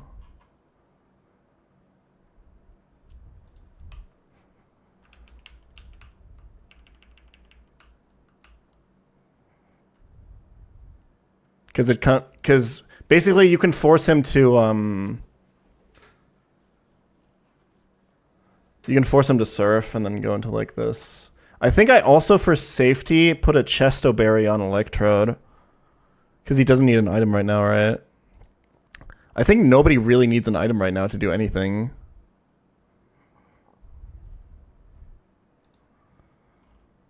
Because this always kills, and then this always kills. We got to make sure that this doesn't have a berry.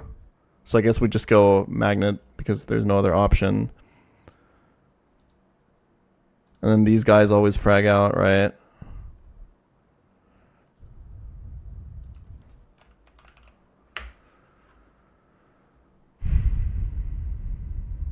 I'll go Wise Glasses on Magneton and Magnet on Lantern, I think. No, I need Chesto on both of these, sorry. And then this is, this doesn't fucking matter at all. Alright, Magnet on Magneton. Everybody else is just Chesto. Fuck it. I'll go Citrus on this since it's pivoting.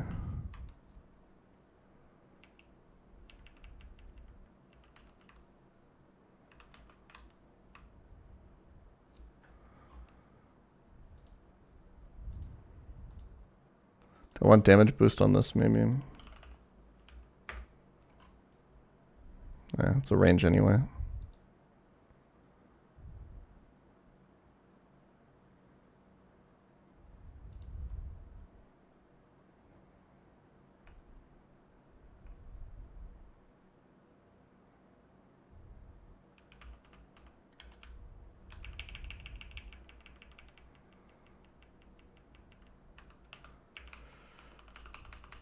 Let's go Life Orb.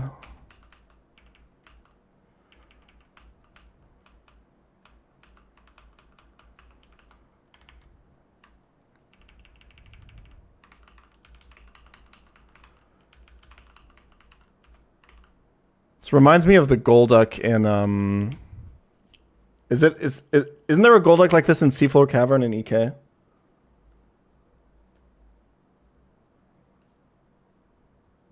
What's up, Squirk? Doing pretty good. Some free ass lines on these free ass trainers. Should I sack my Explode too? Something like that, yeah.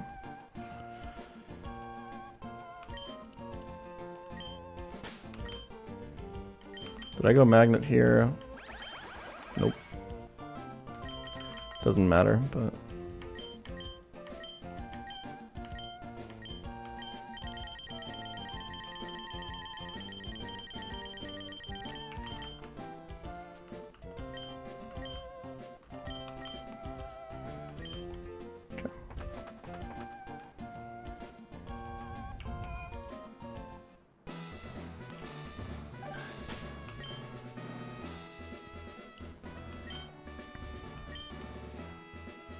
I taught Poison Jab now, but I don't need it for this fight.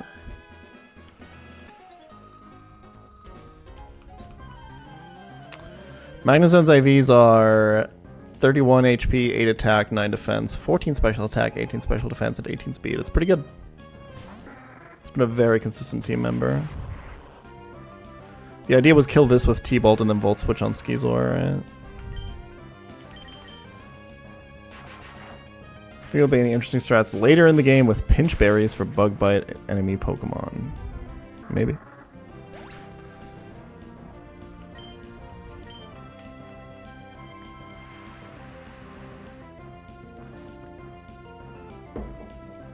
Yeah, Magnazone's Magnet Pulls have not been it. At this point, I would have preferred if it was analytic, but what are you going to do?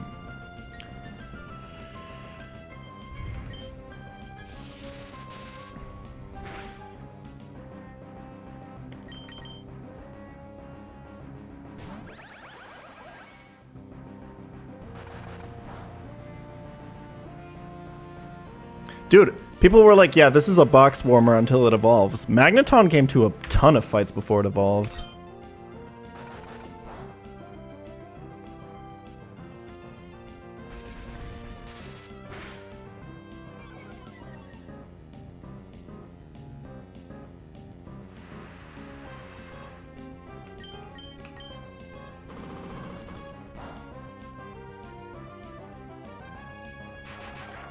I think if he crits one of those Bug Bites, it's sometimes Decidueye. I think maybe. It's close. I think he might have to crit both.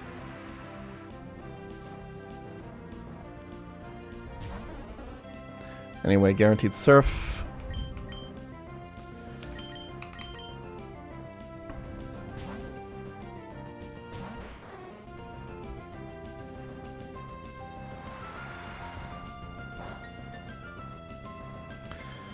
Get this guy's Bug Gem, or Psychic Gem rather. Hit him with the Deep Pulse. I'm actually slower in Rain. Okay, that's fine. I'll take that.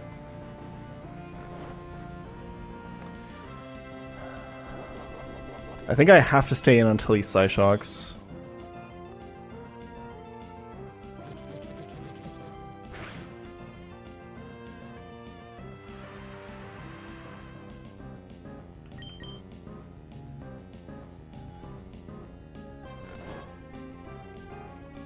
I need him to use the gem before I go Lantern, I'm pretty sure.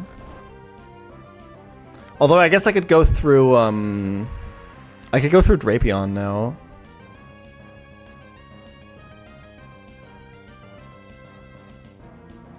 Yeah, there's no overlapping roll with Ice Beam.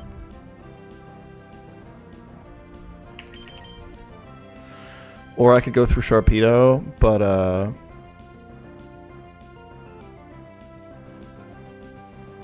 does that matter at all? I guess I want to be less likely to bait a Surf, but that doesn't really matter. Or bait a Hypnosis. I think I actually got to stay in to play around double Hypno.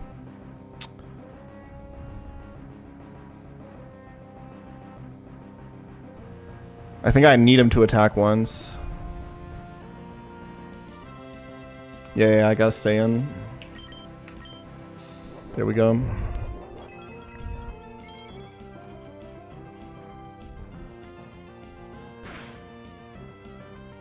Oh, nice wake up. Oh, that's actually bad though. Because now we can double hypno again. Am I at a crit even? No. Highest roll crit lives on 1 HP here. But it's random move from Decidueye, which is a little bit worse. How do I want to do it? I think I kill this with Electrode. Oh wait, this can Ice Beam, I think, right? This is always Ice Beam, actually. There's only one overlapping roll with Psyshock. Okay, good thing I didn't go Electrode. How do I want to do it? So it's Ice Beam or Hypno.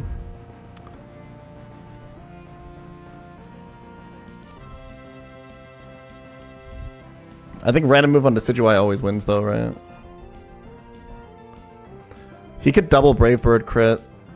Oh wait, no, he can't crit Drapion. Yeah, it's always safe. Yeah, we're good, we're good, we're good. Okay.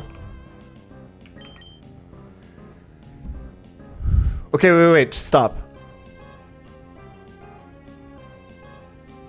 I am dead to Ice Beam crit. Okay, whew. Alright. Chill out. I have to go Lantern.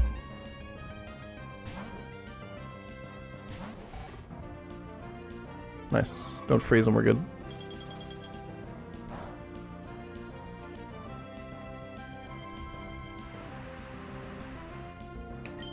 Thank God I caught that.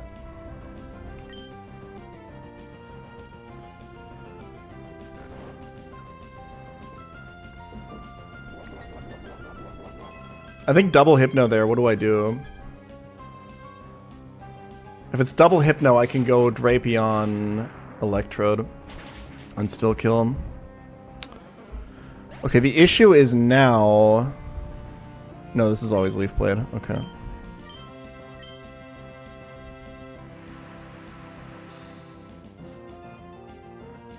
Lantern has been crazy this split, yeah.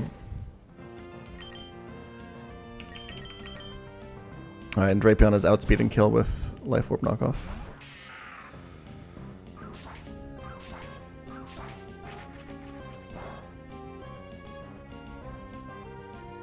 Yeah, this was always winning no matter what this chooses on the switch in.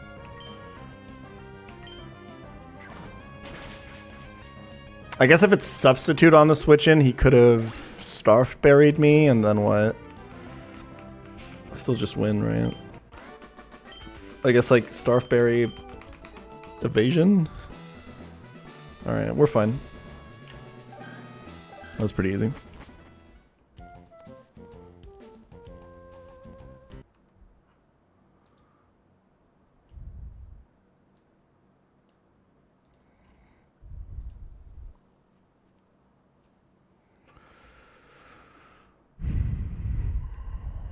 Ooh, or a choreo trainer.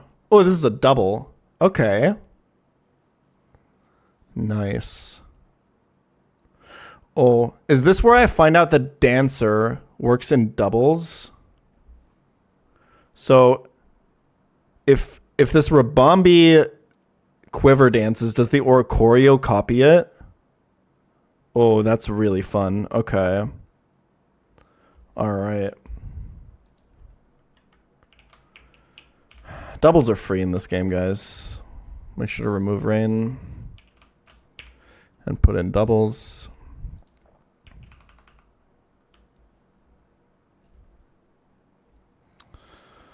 Okay.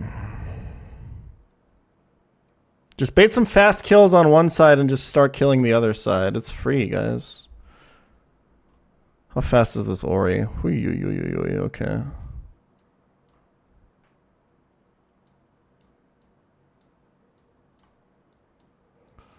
Let's see.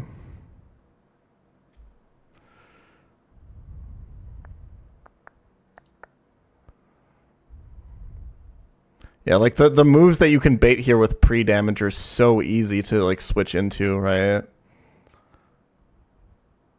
Like you don't even really care that this has a that has like a sash.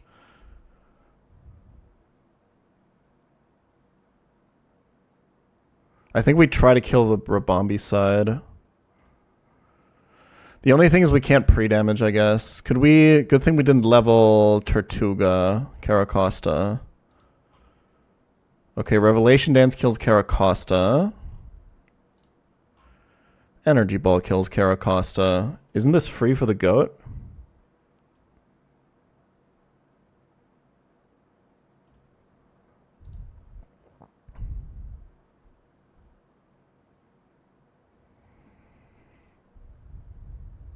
Who do I want to sweep with? Raptor probably baits. Yeah, Rev Dance. It's slower, yeah.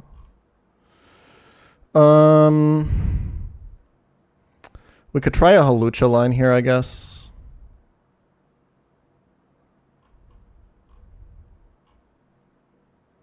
It is faster than Ori.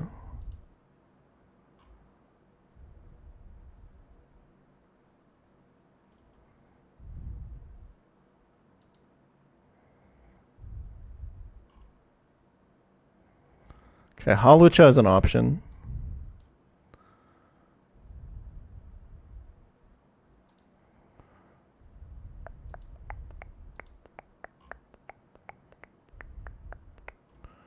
But Rapidash is also kind of free, right?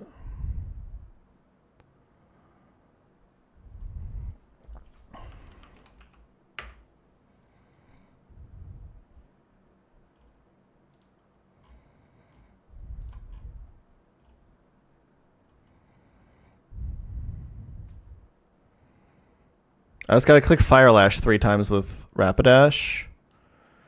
Protect once with Tortuga, and then switch into... Oh, what does Venomoth do, though?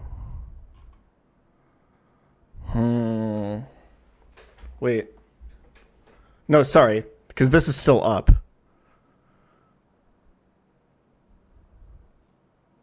Why not Raptor? It's slower than Oricorio and dies to it.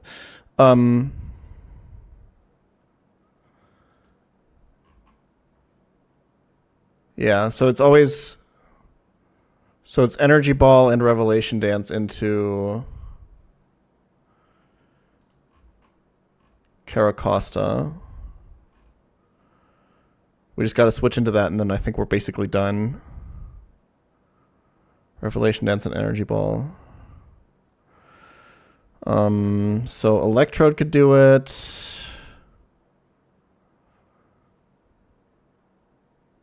Magnezone could do it.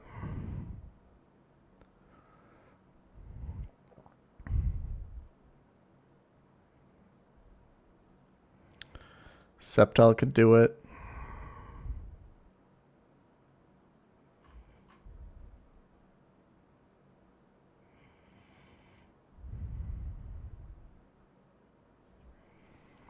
I guess Sceptile is nice because it kind of baits a kill from Oricorio the next turn, right?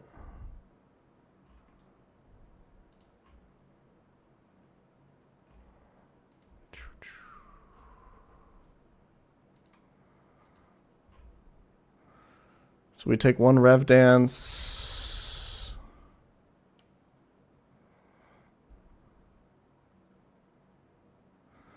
And one Energy Ball.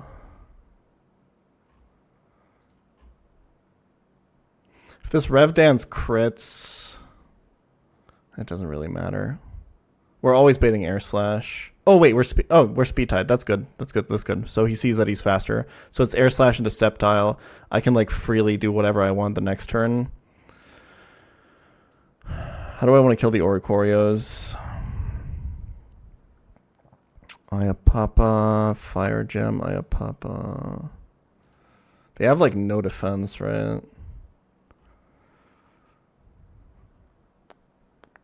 Lycanroc would be good here.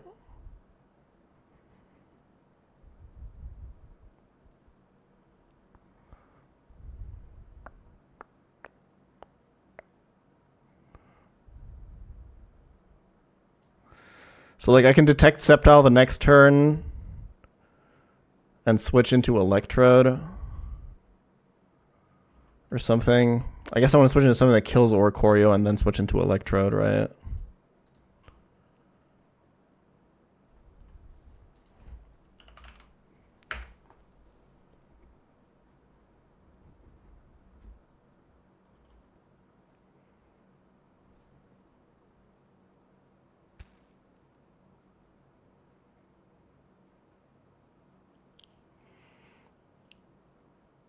Protect, Sceptile, detect, left side is dead, and it's just Oricorio, it's always arrow slashing the Sceptile slot. So can't I just... Oh, will Sceptile level up? This is actually really relevant. Because if it level ups, then Oricorio is slower. Now we should be fine.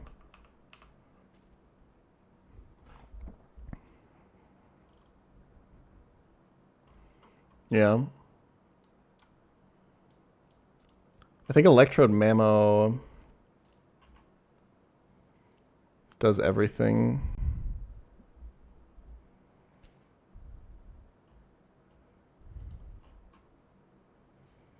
We have to be careful with Ayapapas.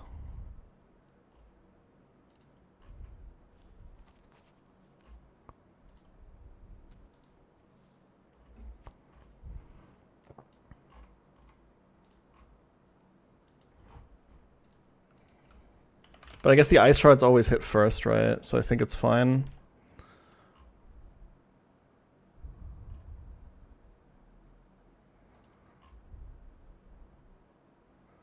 If this Ice Shard max roll crits, I'm pretty sure this still kills through Ayapapa. Okay.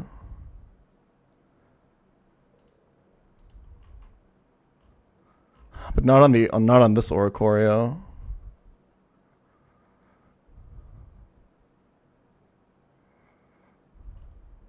We'll figure it out. We'll do it live. This should be free as fuck. Keeping it real with you guys.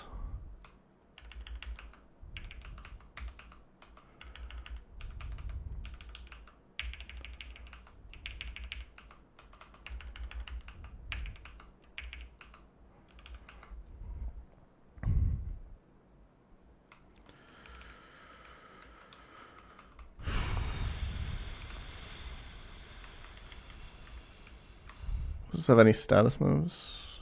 Teeter dance.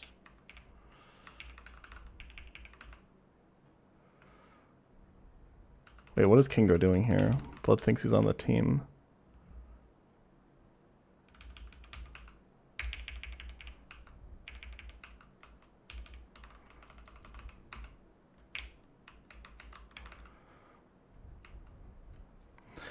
Did I need a damage boost with this?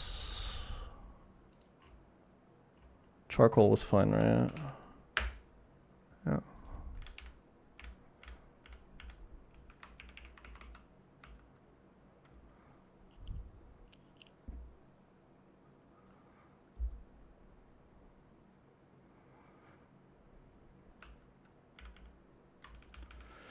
Citrus on Sceptile in case of like crits and shit. You're writing down lines at all? Only if it's really complicated or if it's a gauntlet. I think otherwise I can follow the line pretty easily.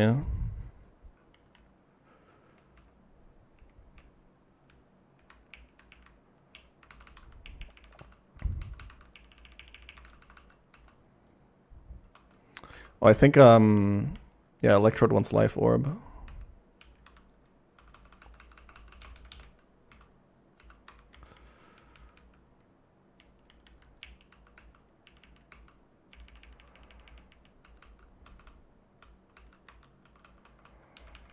Okay.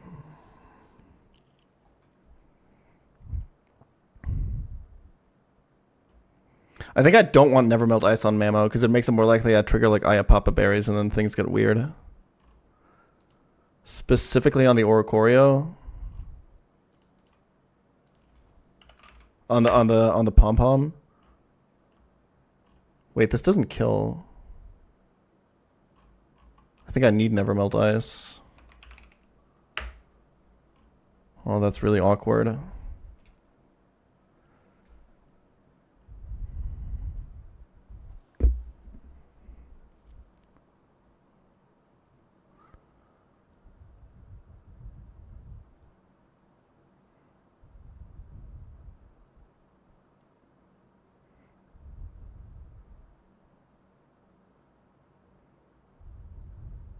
Well, the Oricorio can Icy Wind us back, right? And then we're starting to be in trouble. Although I guess... Or I could like Air Slash Flinch. I could Feather Dance Mammo.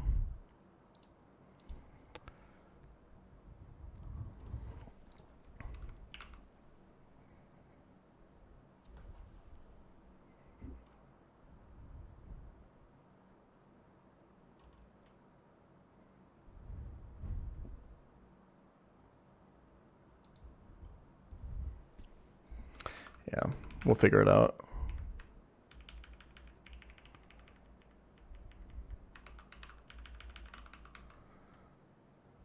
We'll be fine.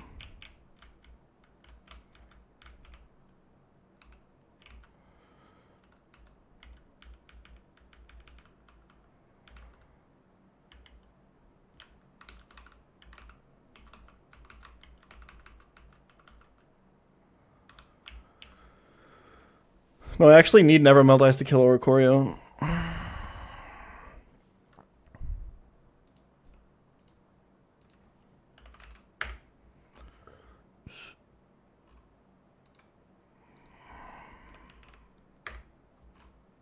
Wait, this doesn't do it. Okay, we actually don't have a guaranteed kill on Oricorio. We kind of need to... Hold on.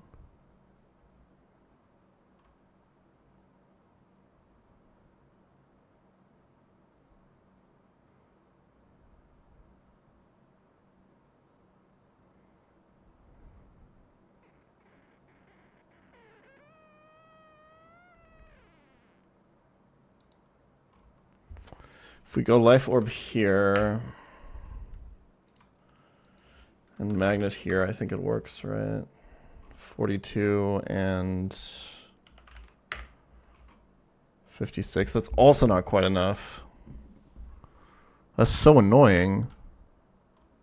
Like, we should at least have a guaranteed kill on this thing, man. We can at least cook that far.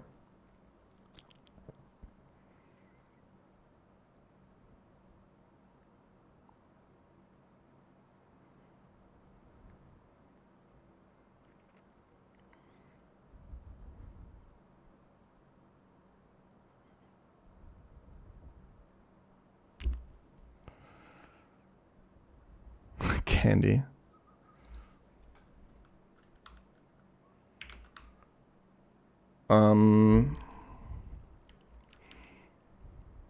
Okay, what do we want to do the turn that Venomoth dies? It's guaranteed Air Slash into Sceptile. Right? Yeah. I guess we could attack one more time with Rapidash, right?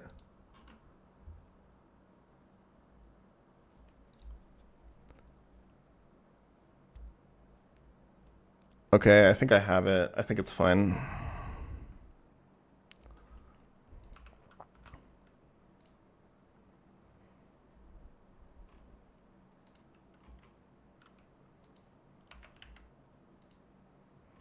$52 and...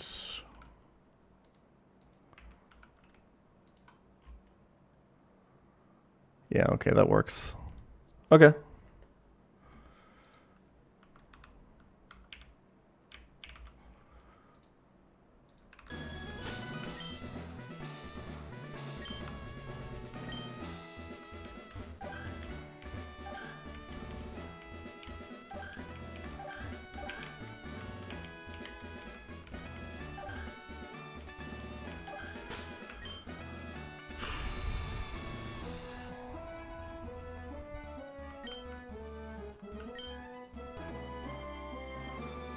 I didn't need to teach anything. Okay, we're good.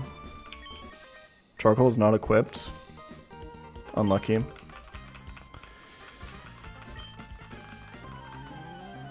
We'll figure it out. It's mostly fine. It means I have to blitz the Venomoth, which I think is still completely safe.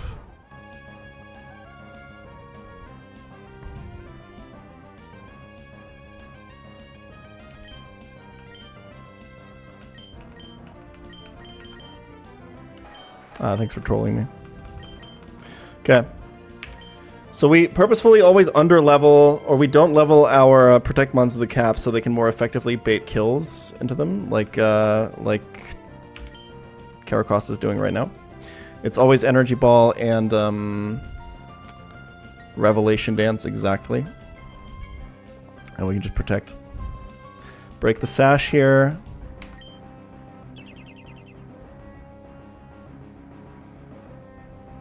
Perfect.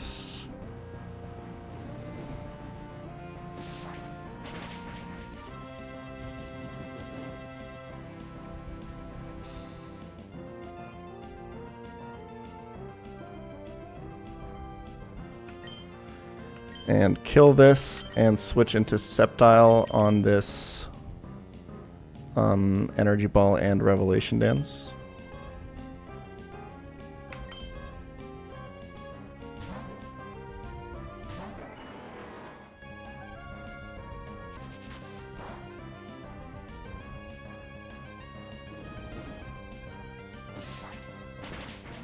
Cool. Camper Flint goes into his Venomoth. This fight is set up to where the Oricorios all have Dancer, and the other side can like Quiver Dance. So like if you let them do their shit, this is why we equip Citrus, by the way, so that we can always still bait Air Slash here. When they start doing like Quiver Dances, the other side gets the boosts. It's like really scary if you let them go off, but it's Run and Bun double battles. What are you gonna do? Okay, so this is 115. This is always exactly Air Slash into... So Sceptile and Oricorio are speed tied here, I'm pretty sure. Yeah, so AI thinks it's faster. That's just how speed ties work. So he's always attacking Sceptile with an Air Slash. And Rapidash is just going to kill this Venomoth. Charcoal equipped means I can go... Fire Lash. Okay. I forgot what Wonder Skin does, and I'm not looking it up.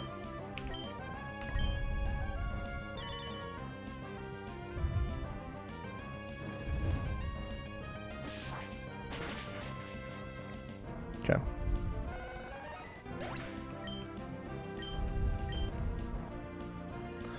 All right. The way I'm going to do this is attack this once, switch Mamo into this Air Slash.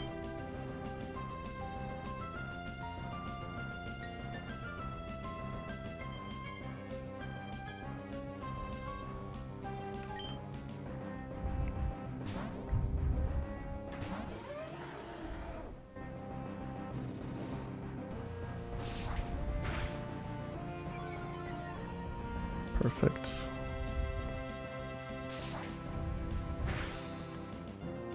And now switch in Electrode. And kill with Ice Shard.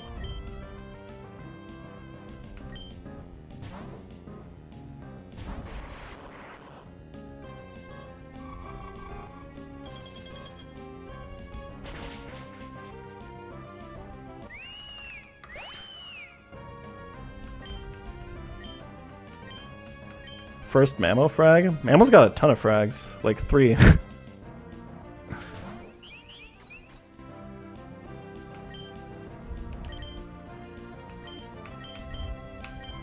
Remember the Unnerve one? That one was crazy.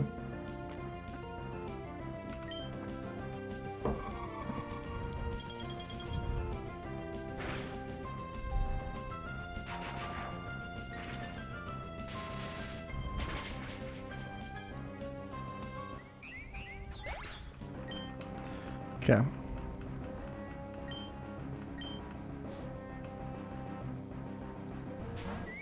Mamo has only killed Flagons in like 3 of them. It's possible.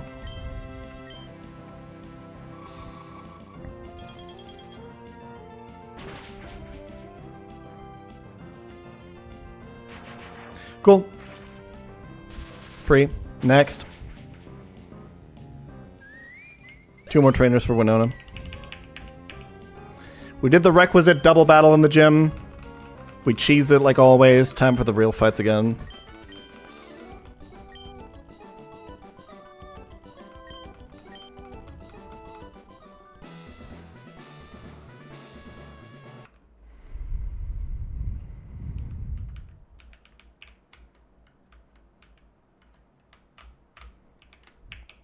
Why is your music sounding so cursed? I'm being rate limited by Twitch / my ISP / both.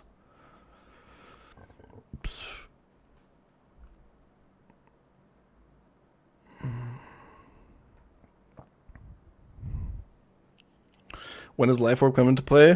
When the other damage boosting item doesn't guarantee a kill. So like pretty much every fight. Is it really cheese or is it just a strat? I don't know. Nobody actually knows what cheese means in video games, so I think it's just a strategy that I don't like.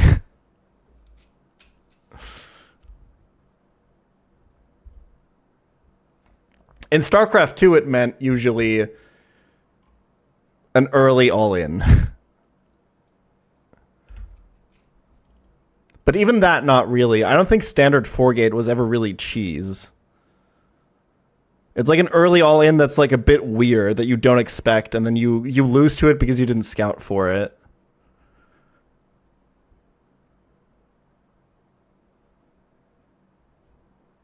I don't know.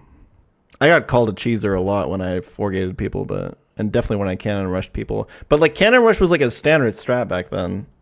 I don't even think that's cheese. It's like every other game against Protoss you get cannon rush, no?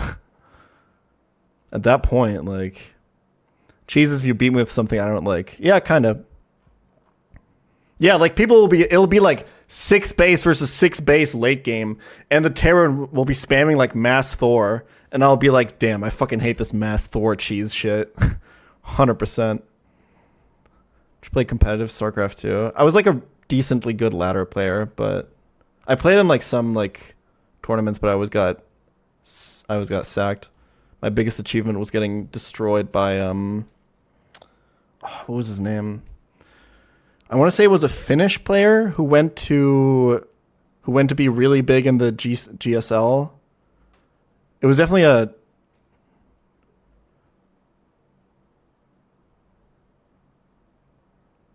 maybe not Finnish. Fuck, I don't remember. Maybe Swedish? Norwegian? Snoot! That's right, that's him. Yeah, I got destroyed by Snoot in a tournament once.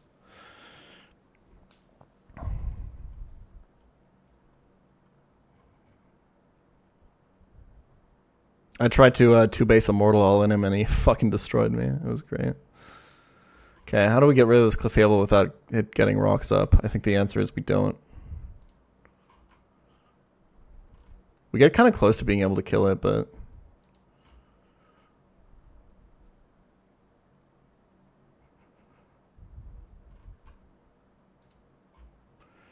Togi D, my beloved, can you do something here? No, you cannot. Oh my god. You can't even pre-damage to like bait not still. How the fuck do you're calcing in doubles? That I think doesn't change anything from what I've calced so far, but thank you anyway.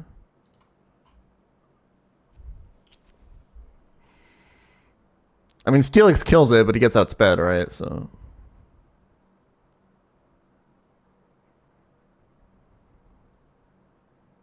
this is where Corviknight Ironhead would be pretty good. I guess he just gets flamethrower though, right? I don't know. I'm pretty sure Togi D doesn't kill here with Life Orb, but I'll calc it for the boys. 12 plus 76. It's a decent range, but if you miss it, you die to flamethrower, so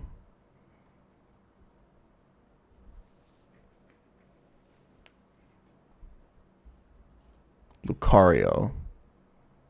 My man's gonna clutch up here, trust. Okay. Okay. Okay.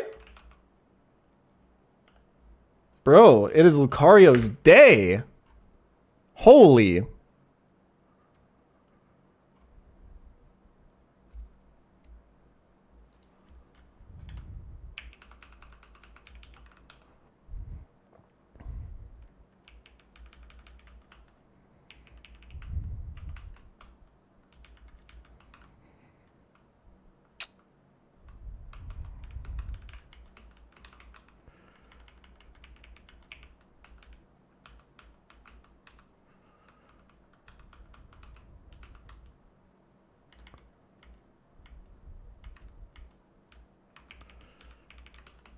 Fantastic opening.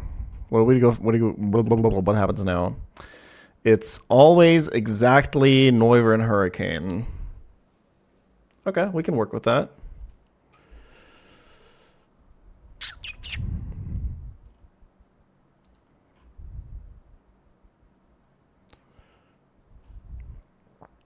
We can definitely work with that.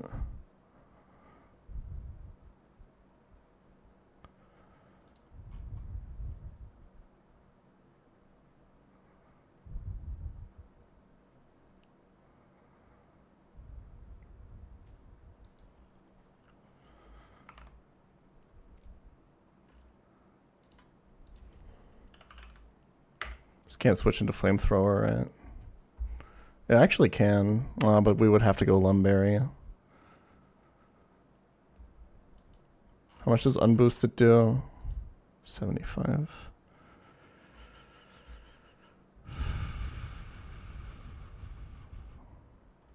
Well, the problem is, first of all, I'm minus attack, okay? And it's fucking me here. I have to switch in on Dragon Pulse, and I have to do chip damage.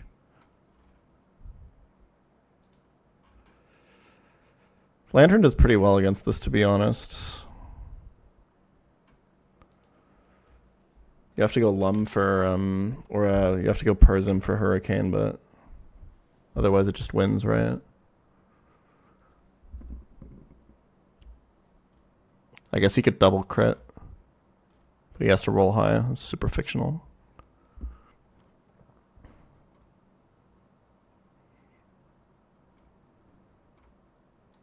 That's a pretty easy one-slot solution that only loses to double crit high roll, so I'll take it.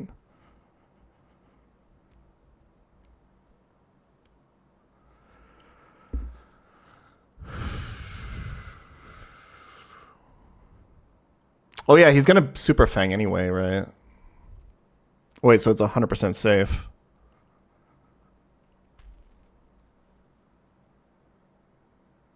Oh, no, actually, no, that's not true. Sorry, because you take the Hurricane first. So you go to like, no, okay.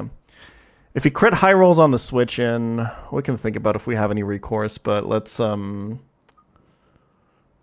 the team for now. Let's see what happens. So what is this bait? We're chilling at like usually around 30%.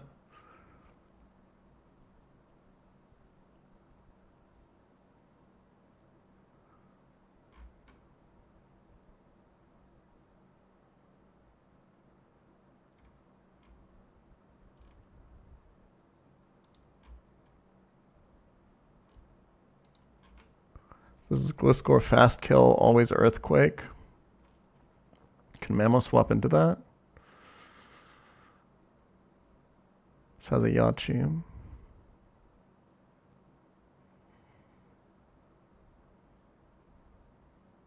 Mammo doesn't really like swapping into this at all, huh? Oh, actually, this is a little bit awkward.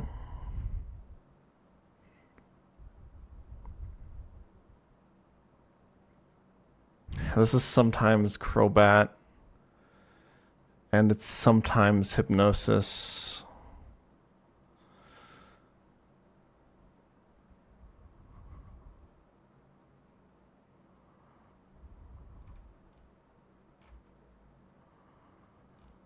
Do we have a hard counter for this? Not really. You know who would have gone crazy here? Oh, wait. I know who goes crazy here, actually. I know a couple of guys. But mainly Caracosta. We kind of have to level him. But there's no more doubles here anyway.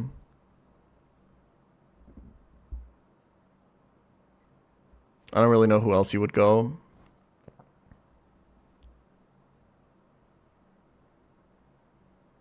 Can never get Electrode in on this. Manic Trick just sucks.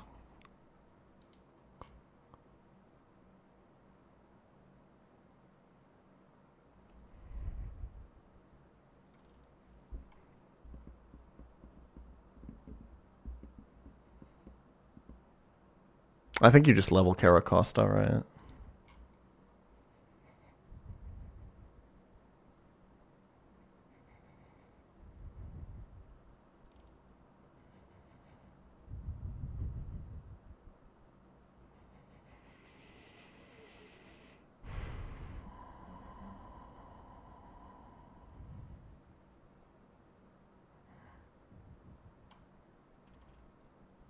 Clefable has wings, dude.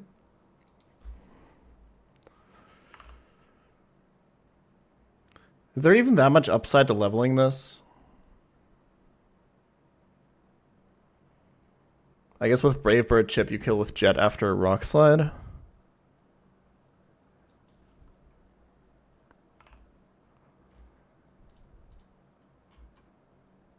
I guess the main upside is more predictably baiting Earthquake.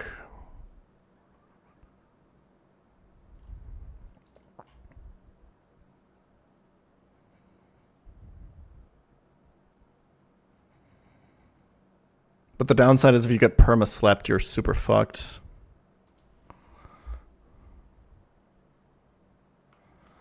I like the low level, though, to have a higher chance of no... God fucking damn. Higher chance of no Swords Dance from Gliscor.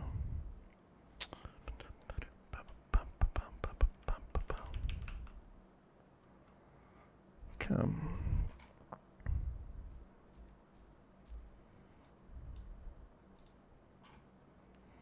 Okay, what the fuck do we do about this thing?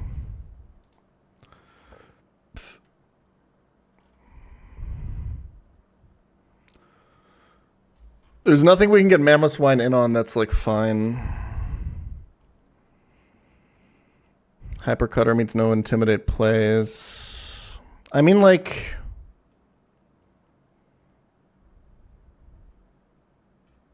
How much PP is Swords Dance?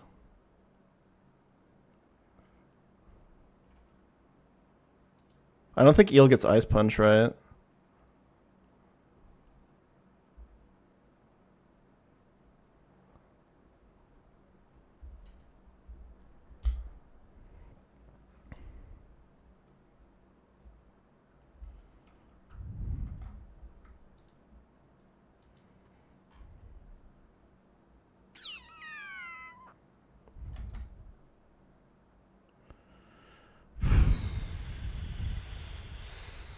This is a bit annoying, but I have a lot of slots. Swords Dance is 20 PP. Wait, I also can't Feather Dance this because it's Hypercutter.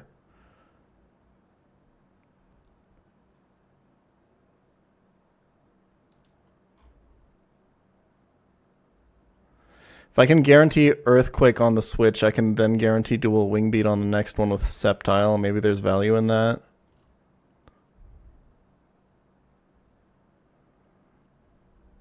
Not really, though.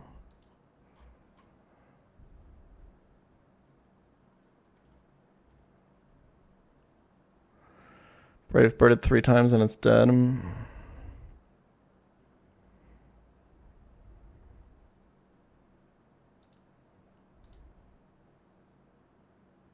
It's a bit spooky. It just, as in, it doesn't work. Because he just fucking dances, right?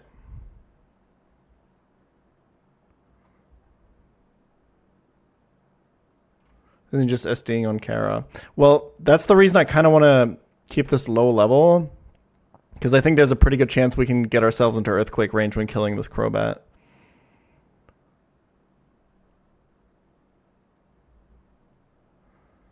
No, you can't use Castform to set up weather. That'd be really busted.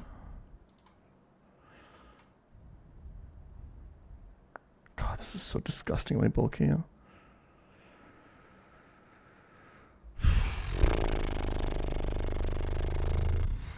Okay, do you guys think it's time for Encore Hawlucha?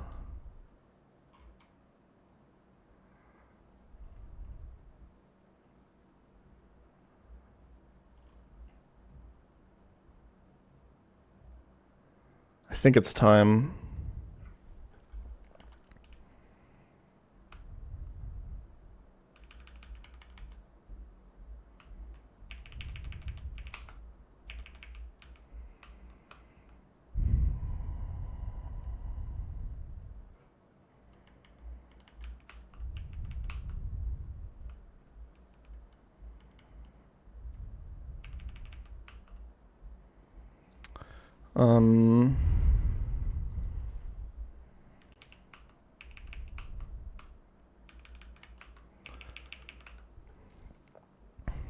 Maybe one more pivot Pokemon to guarantee Earthquake if we can, in case something goes wrong.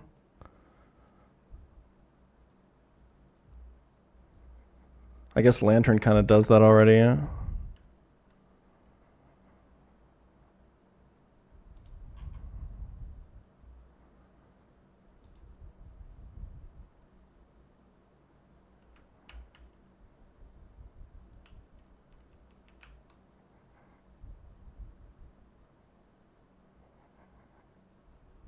Okay.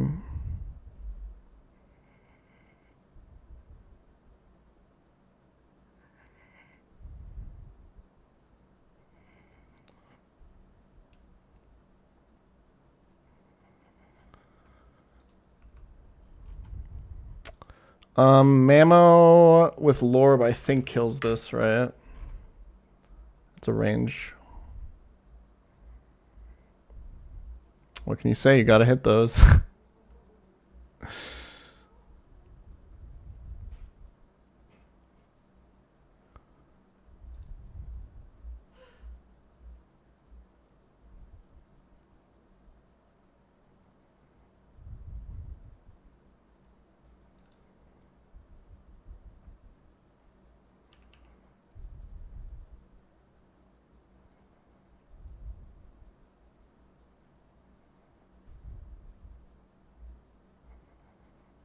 I guess we could get Togi instead of Steelix for pivoting.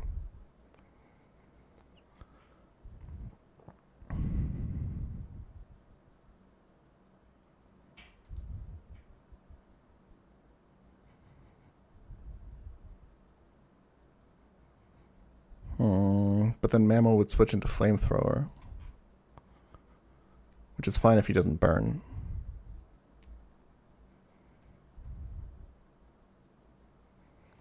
Yeah, we basically only have to account for the max roll crit Hurricane on the switch. We could just do this with a pivot, right? Because it's guaranteed Hurricane on the Lucario.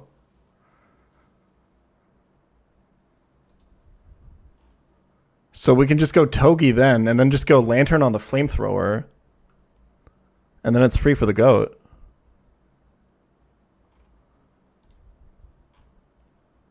I think we needed boosting item anyway, so this makes more sense into Confusion as well. Do we do... But I think we have to do Magnezone, right? It doesn't really matter. Let's do Togi.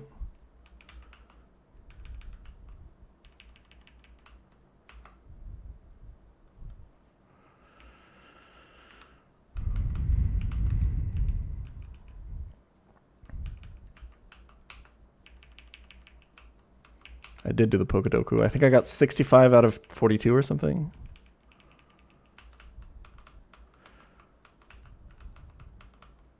Okay.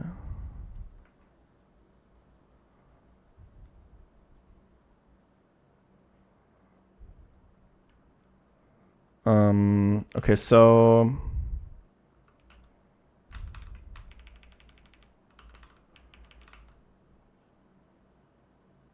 does the item on Halucha matter? Like, not at all, right?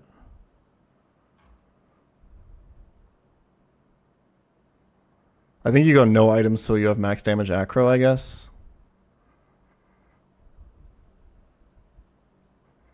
Yeah.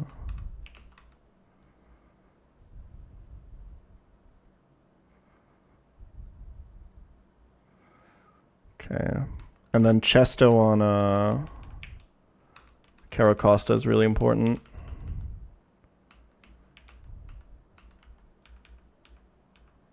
Okay, now scale Encore. Okay, big decision here, but we're going to commit to it. It's a great move. We were going to do this eventually anyway. Having Encore on a Pokemon that's this fast is really, really, really crazy good. And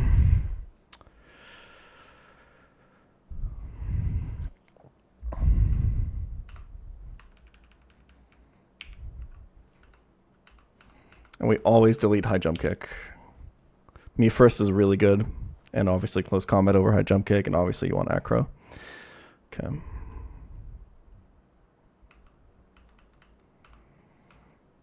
Cool.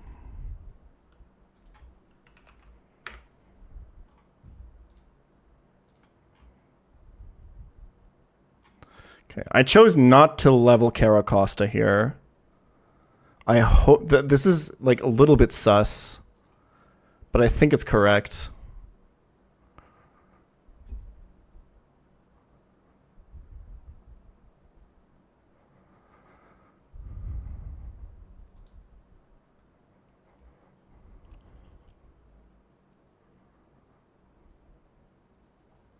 Okay.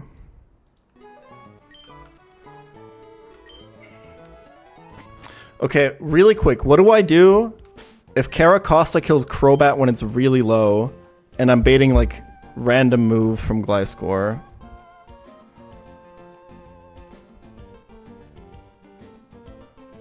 I think it's maybe throw in Mamoswine and hope.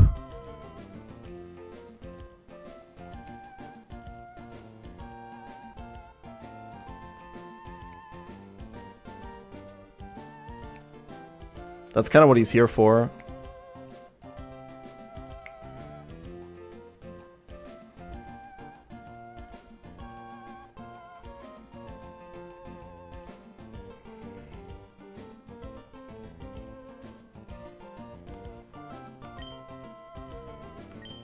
Yeah, we should be fine. It's only a little bit scary if it can also be dual wing beat, which is super unlikely.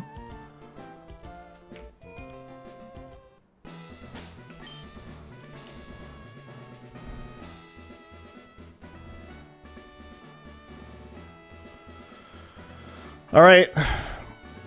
The Phoenix has risen, boys.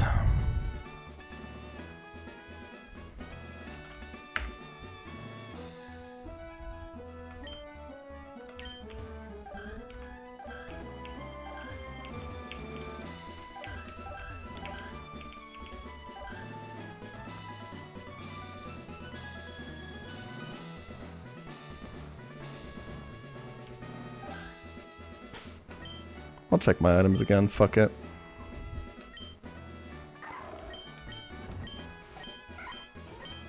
Looks good to me.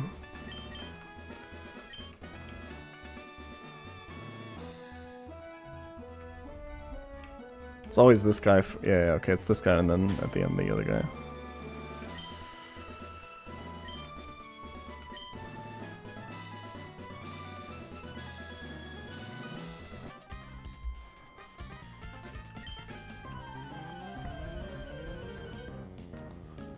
All right.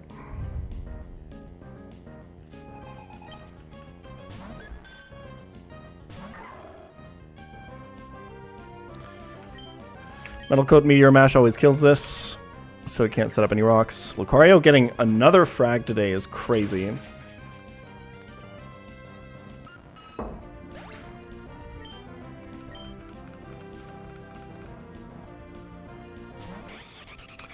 This is always Hurricane, never Flamethrower.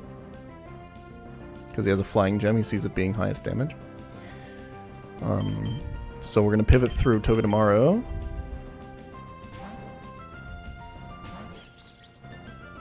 Cool.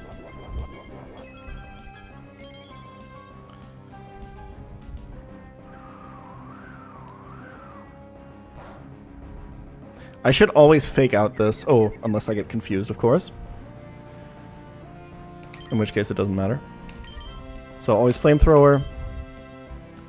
I was just thinking, in case something goes wrong, if I fake this out, I can always kill with Mammo Ice Shard. But should be fine here. Alright, Nevermelt Ice Beam should always kill. And then we should be baiting Gliscor. Right? Yeah. And then it's always EQ. Free for the goat.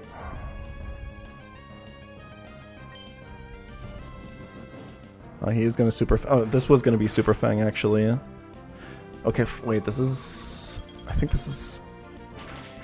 Hold on, I didn't think about this right, but... This is still always Earthquake. Yeah. Okay. Oh, wait, but this means... I didn't think about this right. It's fine.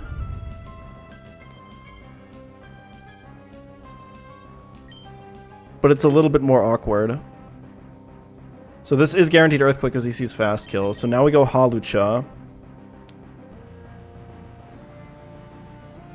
And then we're kind of going to bring him into Switch AI, but it's fine. We can just repeat this process.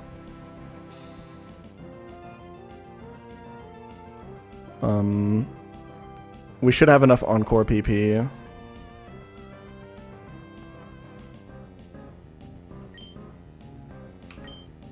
So yeah, we have a really fast Encore user in Hawlucha now. It's pretty sick. I mean, we have to click Acro until he goes Crobat.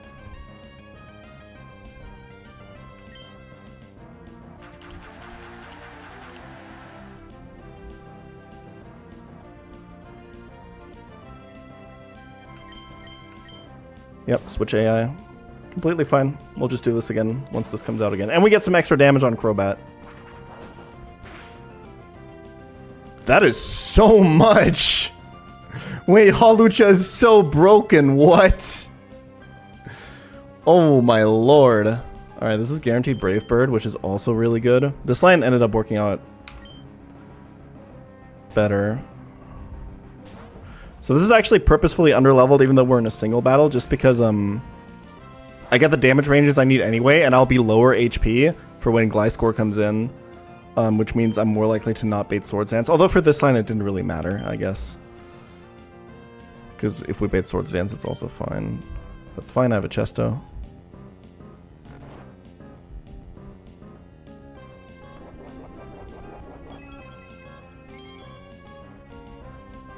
Yeah, that was a modest Hawlucha acrobatics. Okay, so this can be Swords Dance now, but it doesn't matter. Okay, make sure to immediately export that this leveled up.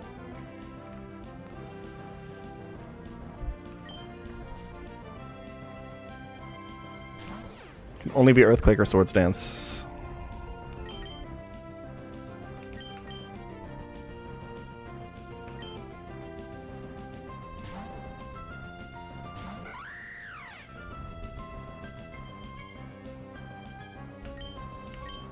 Oh, dude, Encore the Swords Dance into me first is crazy, by the way.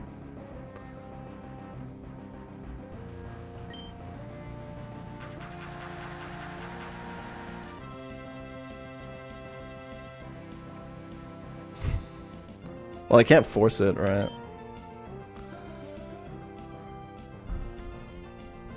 I guess the only thing I'm worried about is... Yeah, Acro like 3 shots, it's fine.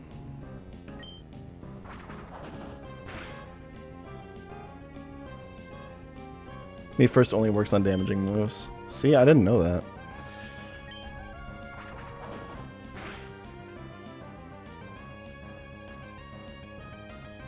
Okay, make sure to encore again. Yeah, so this thing is fucking broken.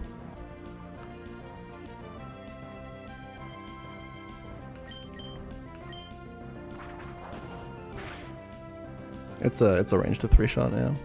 Not a great one. I should have said 4-shot.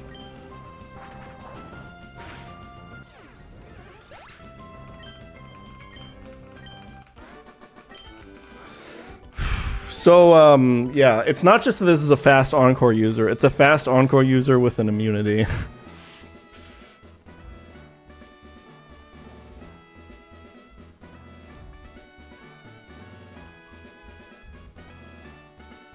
Well, like, remember that if it's not the last mon on their team, if they're encored into a move that you're immune to, he just switches, right? But that can still give you a lot of advantage.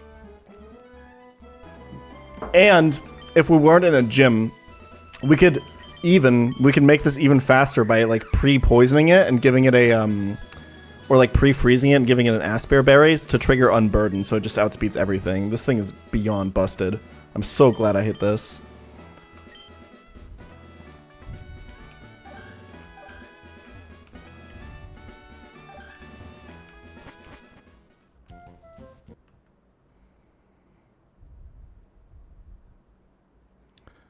Check your PP real quick.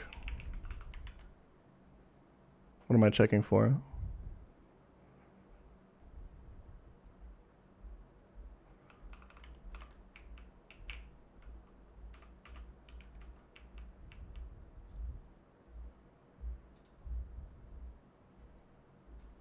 I mean, you get gems, but they're one-time use, so you kind of want to save them.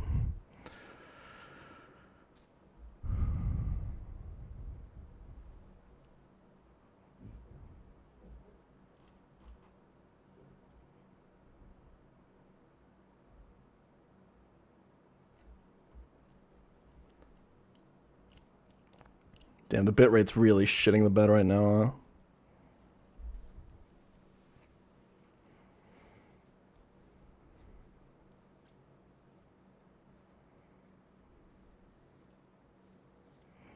Yeah, I guess you can equip gems and never use them, that's true. Because you can still bait stuff.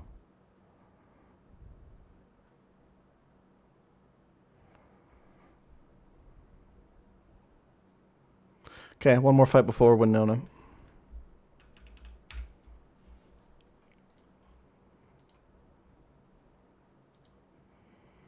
I really wish I had my Lycanroc right now.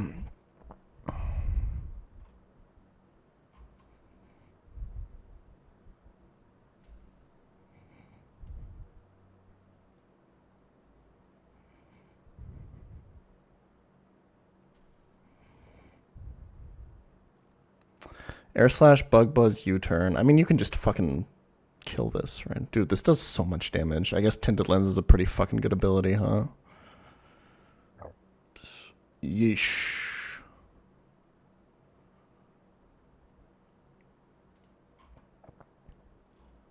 Have anything that kills this and that doesn't die? Okay, this is a Corviknight angle, right?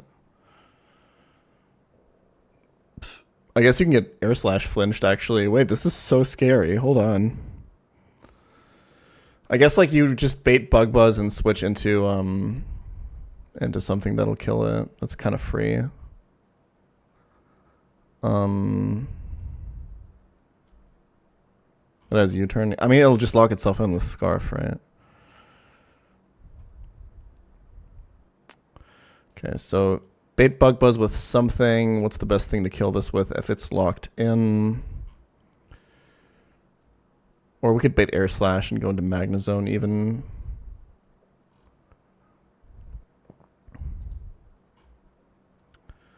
And then bait Fast Kill Close Combat from Surfetched, and then go into my Ghost type. Unlucky. And then go into...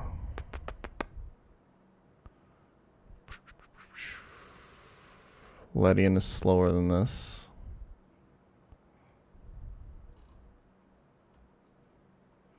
Electrode just kills.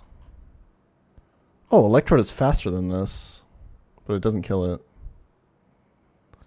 Right? Not with Life Orb. Oh, Lamau.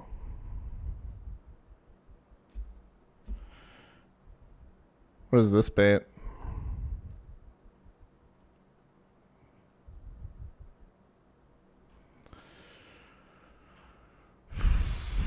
Slow kill fetched. Random move between poison jab and close combat. Nothing is going to be faster, right? So this is fetched. This is fetched close combat jab. We can volt switch.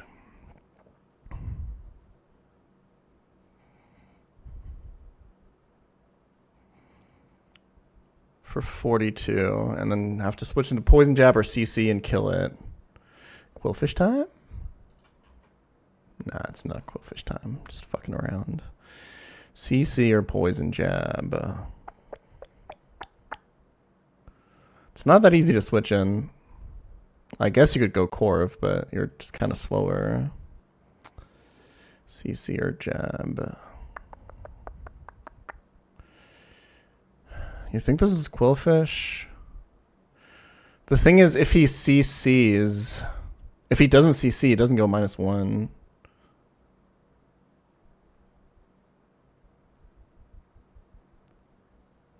It's definitely not a quillfish. It's definitely not a quillfish line here.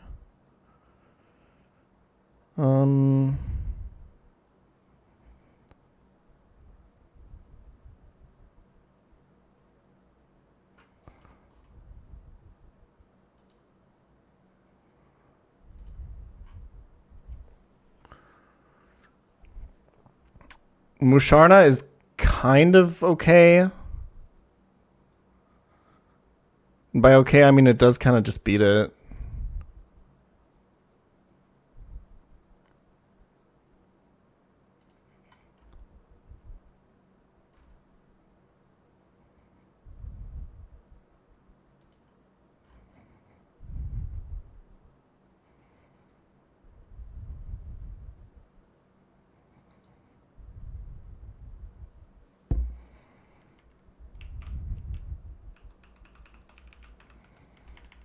Okay, let's do Musharna.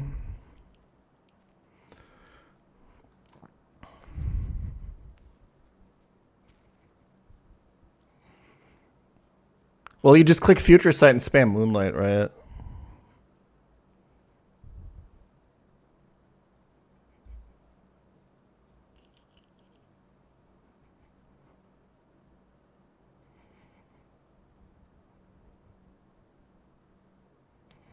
Double crit poison jab, double well, he never poison jabs the second time.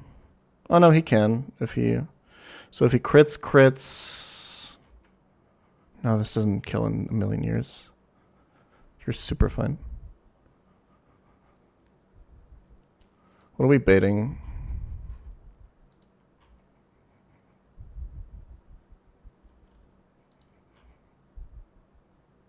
Everything outspeeds, but nothing outdamages. Am I seeing this right? Oh no, Corviknight outdamages. This is Corviknight, and he can bulk up on the switch, which is really fucking annoying.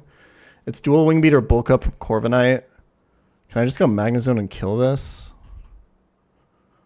No, we don't really have enough damage.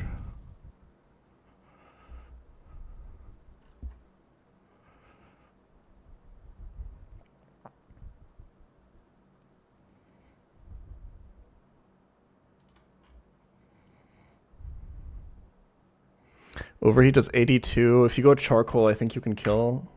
It's a really, really close range. I think if you miss it, you're fine, right? I guess the only thing is you can't go citrus, which is not the worst thing in the world.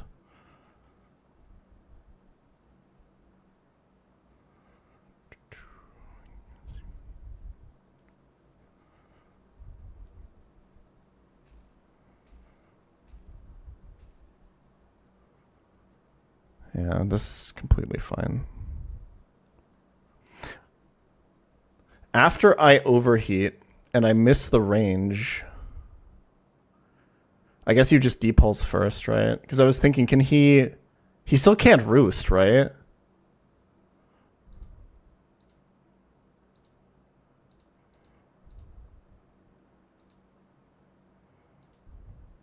Because we outdamage it. Yeah. Okay. And it's always Archeops fast kill.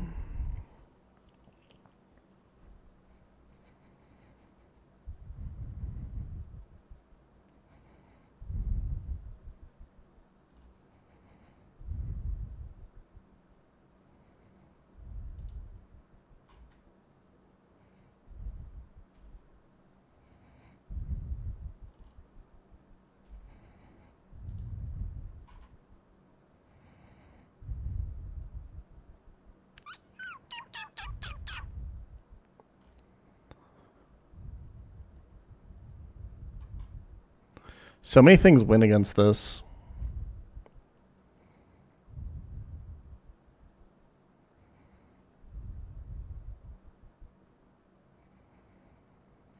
But you can't really prevent him from setting up rocks is the only thing. How do I... Let's think about how I beat Blaziken first, huh? Because a Blaziken in a gym has already fucked us previously.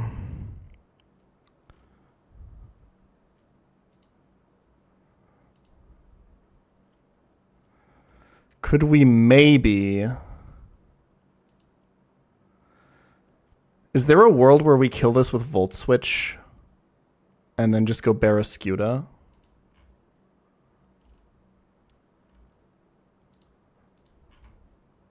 We can't really get Electrode into this ever.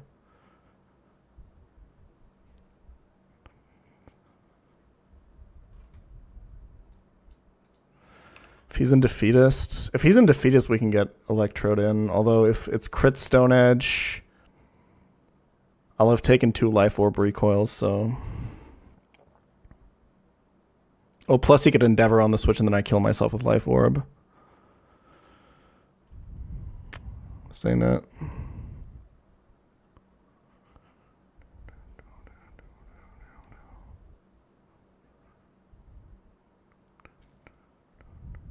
Is Endeavor actually just always clicked if it's highest damage?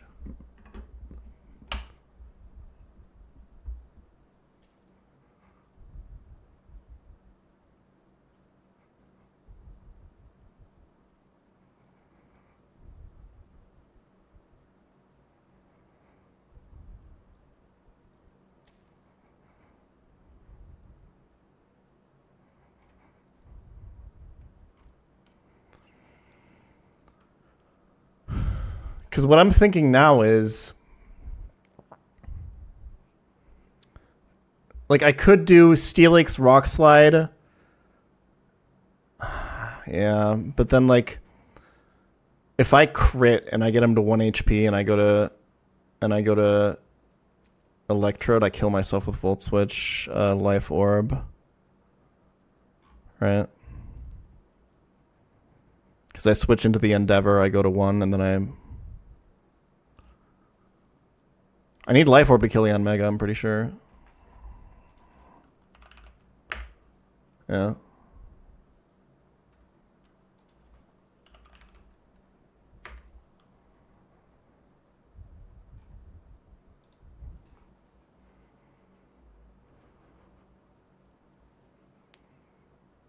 Oh, wait, I can just Barraskewda on the Endeavor.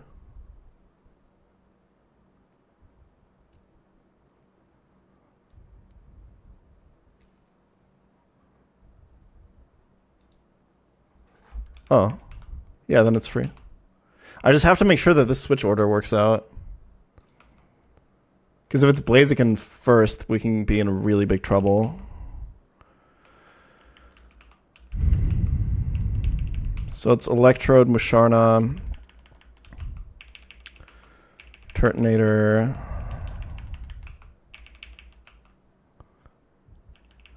So, okay, I can read up on it, but from what I understand, Endeavor is just considered a regular damaging move, like Super Fang. So if he sees it...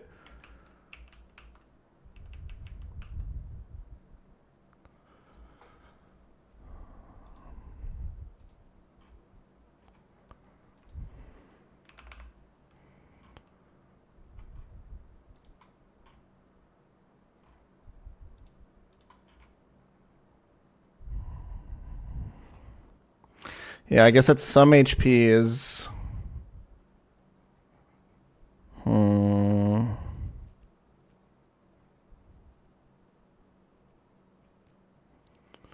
Okay.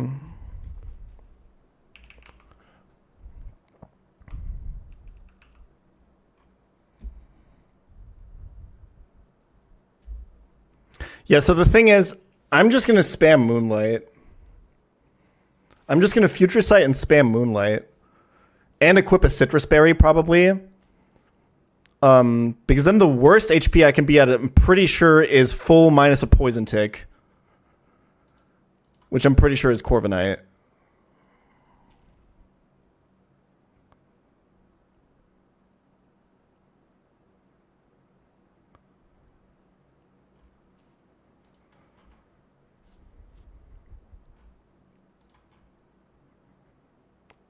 Poison into crit CC is fine, right?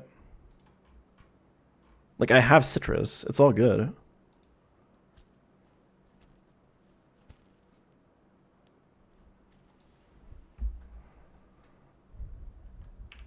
I think this is safe. I see the point of Future Sight. Well, to be high HP to bait Corviknight.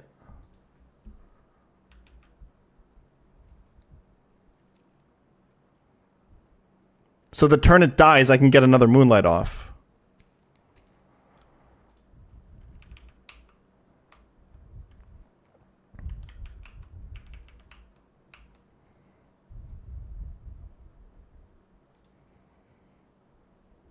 Okay, currently Barraskewda needs no items.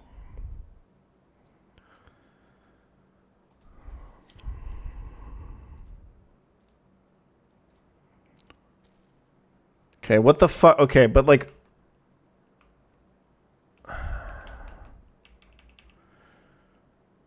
So I think if it's somehow Blaziken before that, what I have to do is go Quillfish.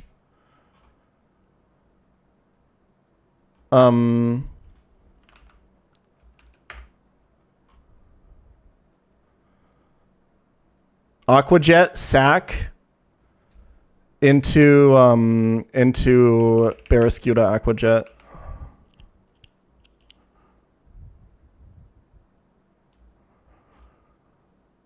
I think I just go Mystic Water on the Barraskewda and then I can afford a Rossberry.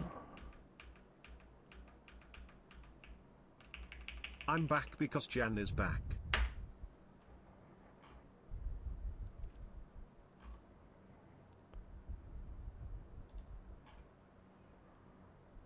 $37.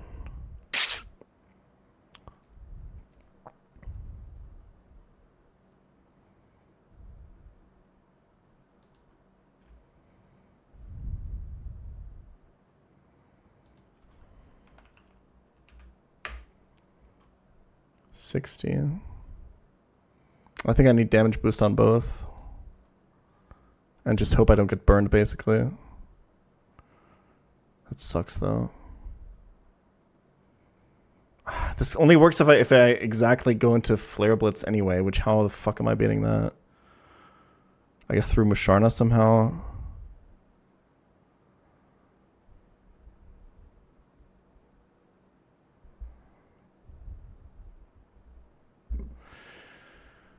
What's more likely? Missing this range? I would have to low roll into low roll, I think. Like lowest into lowest.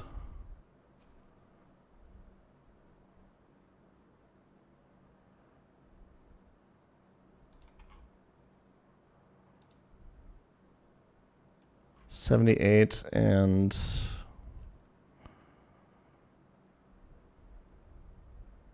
where the fuck is this guy? What am I looking for? Quillfish. Am I fucking blind? It's up here. And now I already forgot. Okay. Yeah, it's one of the three low rolls from this for 78.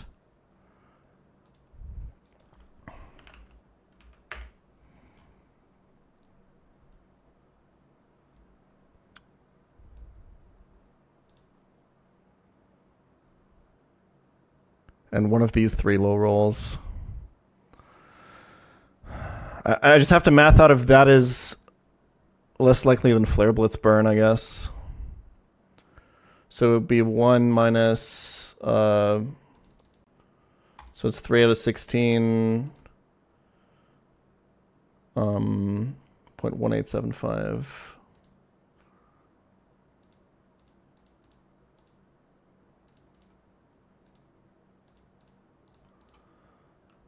That's 3% to happen. Burn is 10% to happen, so we go Rostberry.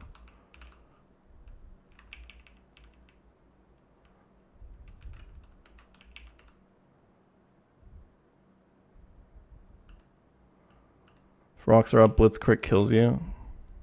I mean, yeah.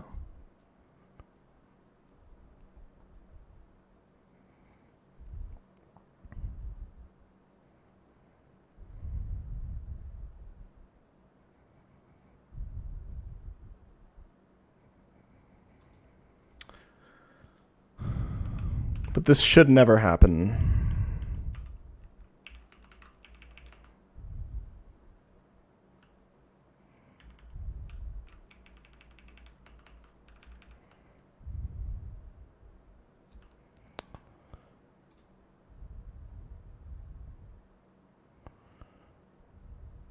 It's always fast kill Corviknight.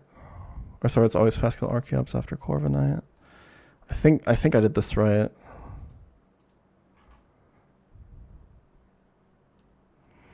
Okay, but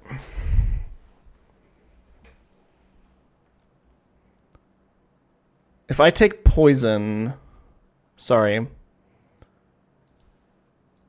I'm at 88%, does Corviknight even still outdamage me?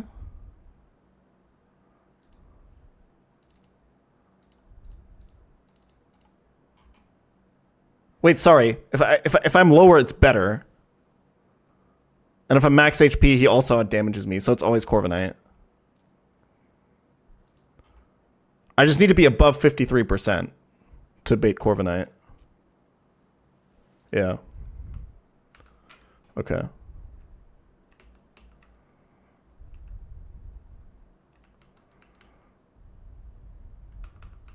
The last fight before Winona.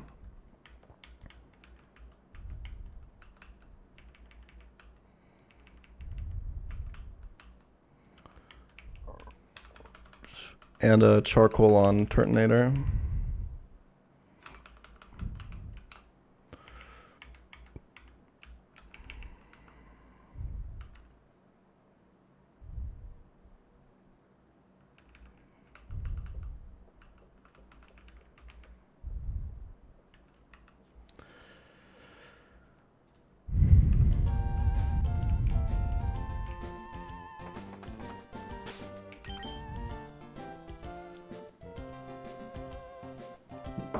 Well, yeah, but he's on nerf, so it's not like I'm eating berries with Turtonator, right?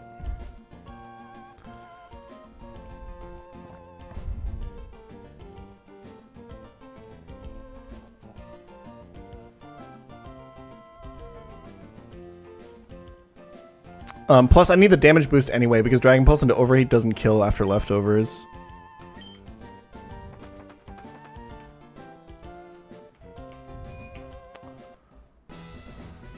I know about the bit rate, guys. Nothing I can do.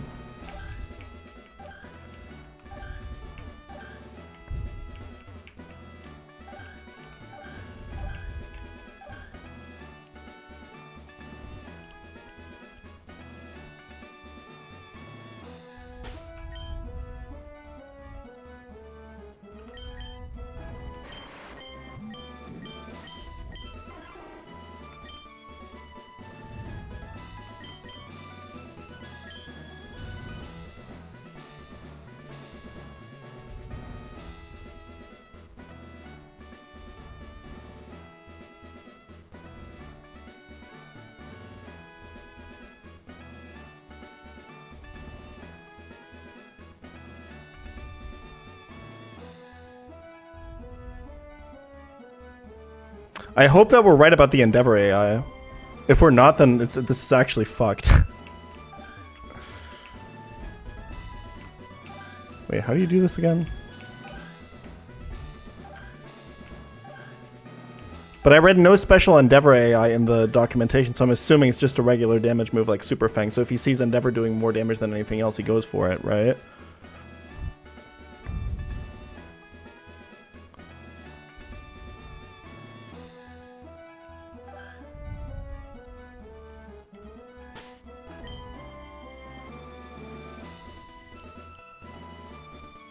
Okay.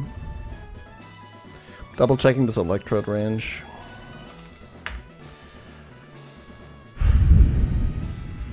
Okay.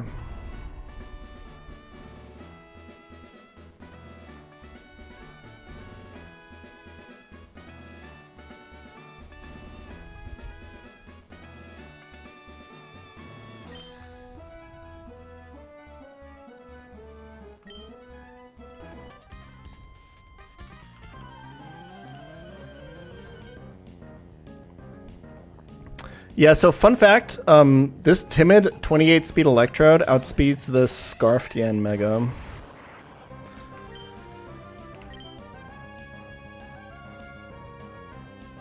Cool, isn't it?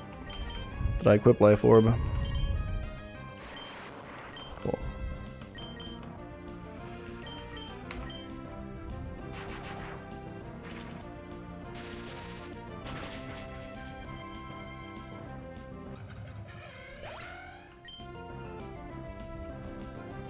Okay, so this just baits slow kill from the entire team, so it's just far-fetched.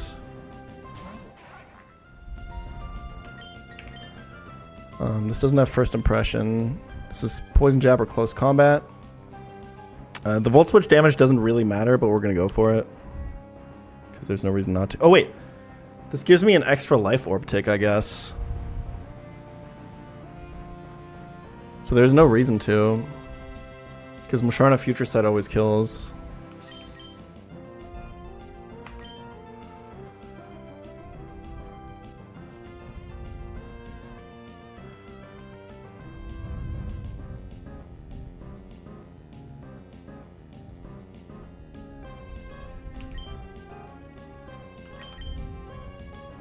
So we shouldn't need to volt switch here.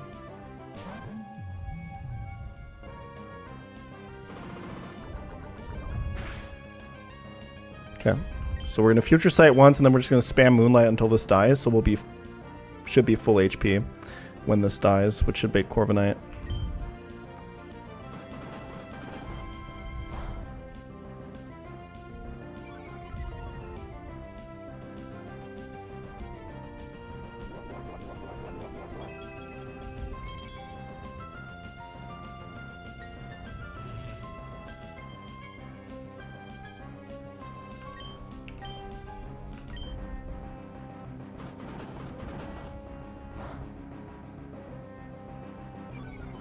Musharna has been so good.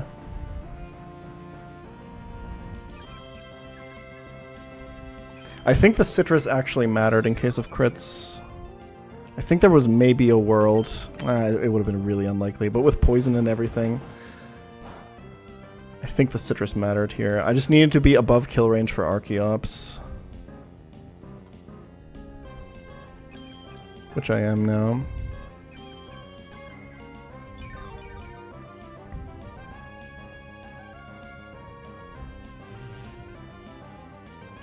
Yeah, this is why the Future Sight Moonlight combo is so good. Okay, so this should be Corviknight, right? Cool.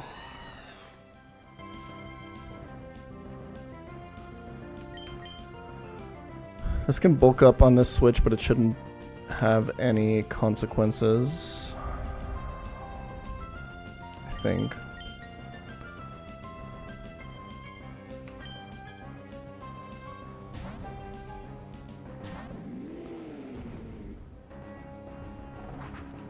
Do I even Dragon Pulse first?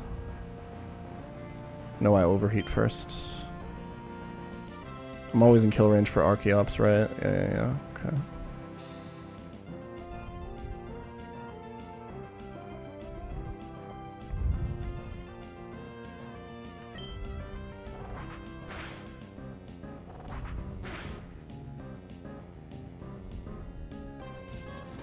It was like almost guaranteed kill on this Overheat.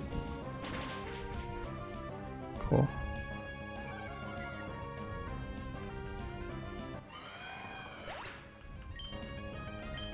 Okay, so this should be Archeops. This is like the cool part of this battle if I set this up correctly. So this is always Stone Edge. We can go Steelix. This has a focus sash, and it has Endeavor. We're going to use this to our advantage.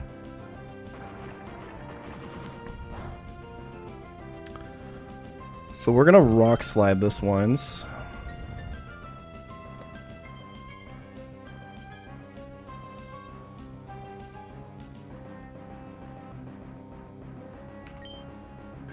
Okay, rocks are up. Shouldn't matter.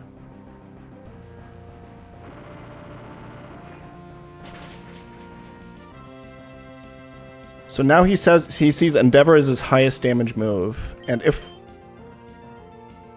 that's how the Endeavor AI works, the Barraskewda switch should always be safe here.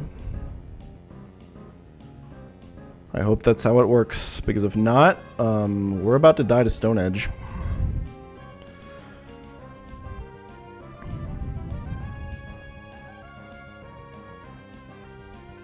But it's not really like I have an alternative plan lined up, so...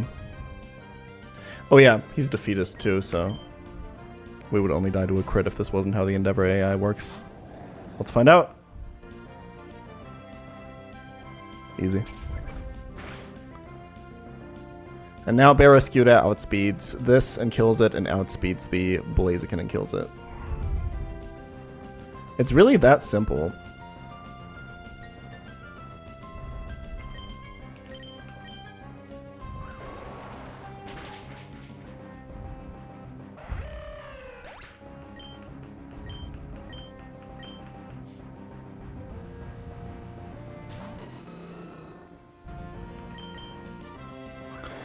Nice.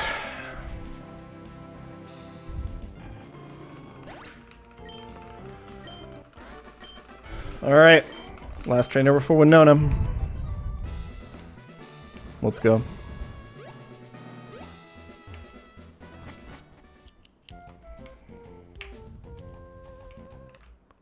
As in, that was the last trainer before Winona. We're now going to go to Winona.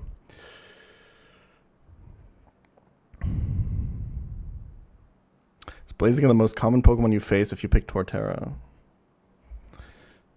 I have no idea.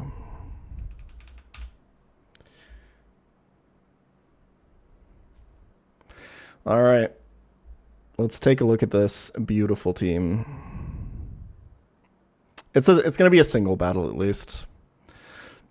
That does help.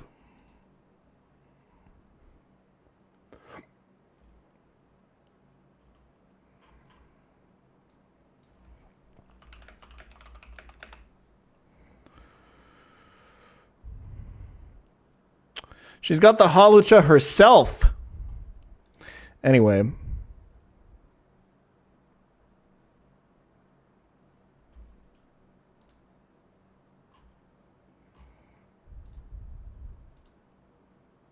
So my Electrode outspeeds Scarf Raptor, but it doesn't kill it. Unfortunately, it does not kill it.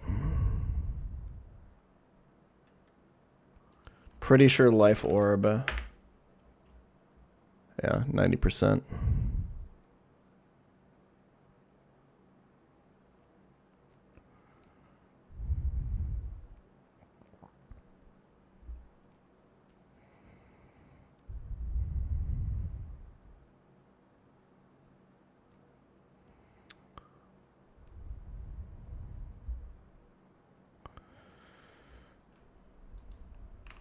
Scale special attack is still a range.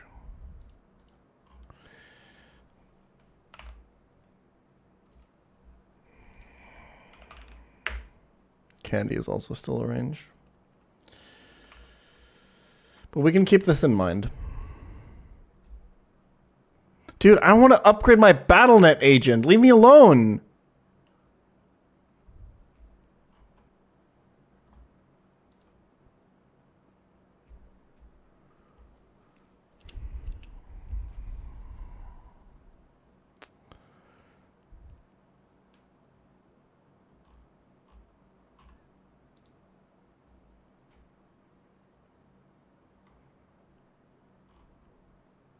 I had the same thing just now. Nice. Okay. So we bait guaranteed Bravebird double edge at least with this, and we can do something with that. We could like volt switch into something if we really want to. I don't think it's really worth thinking about. Okay. I mean, like, we should probably think about if we can 1v1 this somehow with any of the leads. It's probably not going to happen. It has really fucking good coverage, but we should at least think about it.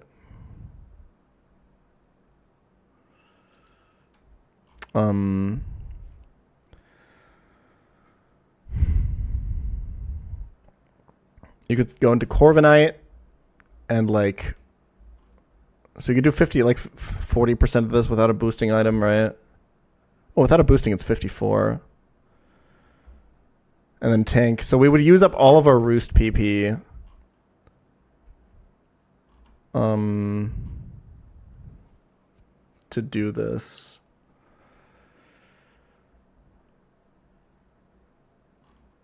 I guess the alternative is like Steelix, who takes quite a bit of damage.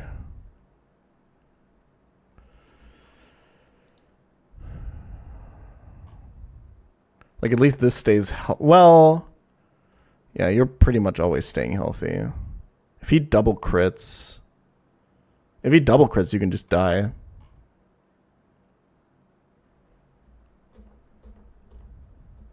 It's just the question, what do I want for the rest of the fight? Like, Steelix seems pretty good. When the fuck do I get to Mega Evolve with this thing, man? You'll be at like 50 to 60 with Steelix.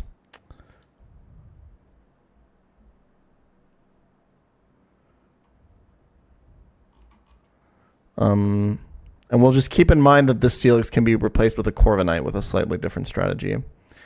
Like, yeah, there's not really many other options. Doesn't Roost remove flying type, or is that not relevant here? Not relevant because he's locked into double edger Bravebird. Because he can never close combat the Electrode.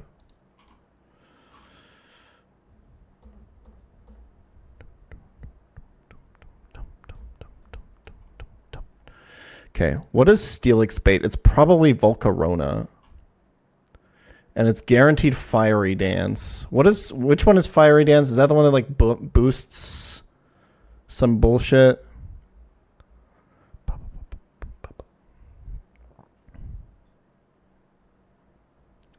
%50 to boost special attack. Well, fuck me in the ass.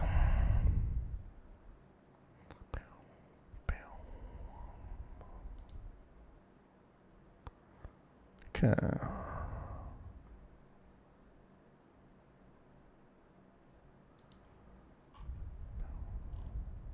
Yeah, this is where skilled runners just bring their Hisuian Arcanine.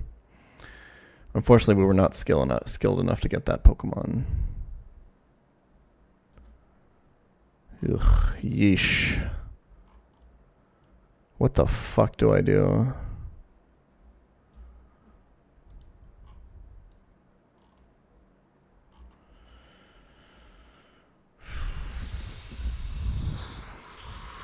Caracosta takes too much from Bug Buzz. This thing is a monster.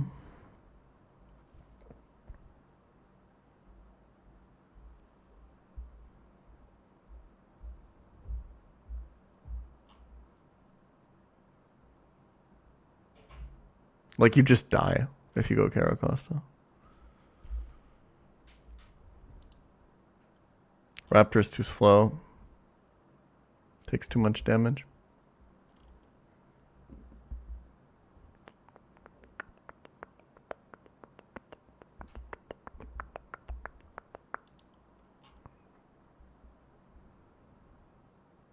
Turtonator doesn't really do any damage back. I guess you could teach Rock to him. How much are you doing with that? 55. Not enough.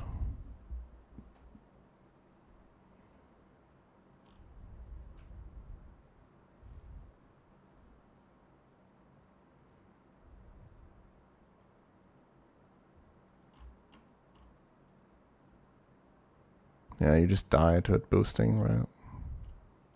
You don't even, like, it's just fucked. Because as soon as he boosts, like, you can go citrus, but as soon as he boosts, he just kills you. And you're taking 2 hits anyway, right? So even if he would just have to max roll.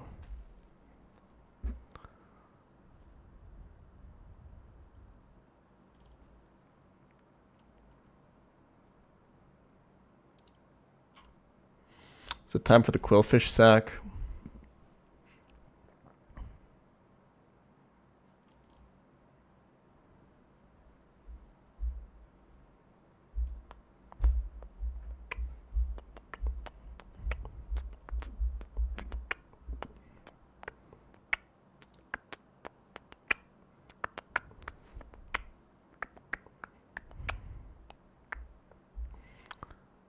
Dude, if you go Kinger and he boosts, he just outspeeds and kills you. This thing is so fucking busted.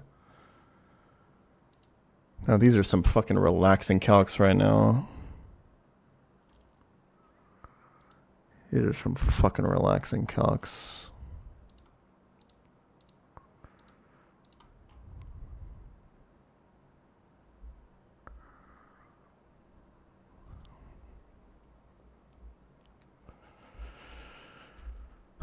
I don't really see what the Halucha does. Oh, I guess he could encore him into Bug Buzz, huh? Alright, we can work with that.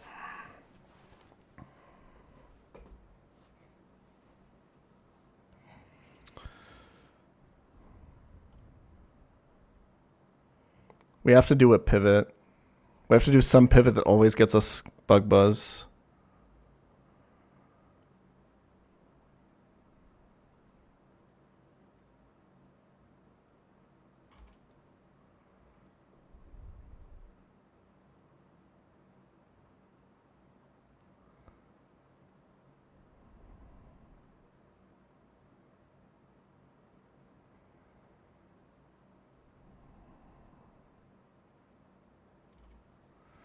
It has to be something that's actually useful throughout the rest of the battle, though. That's kind of the hard part.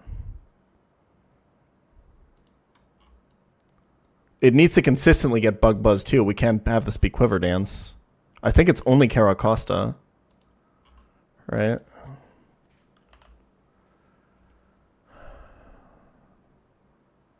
Even that, if he boosts, he could just Psychic.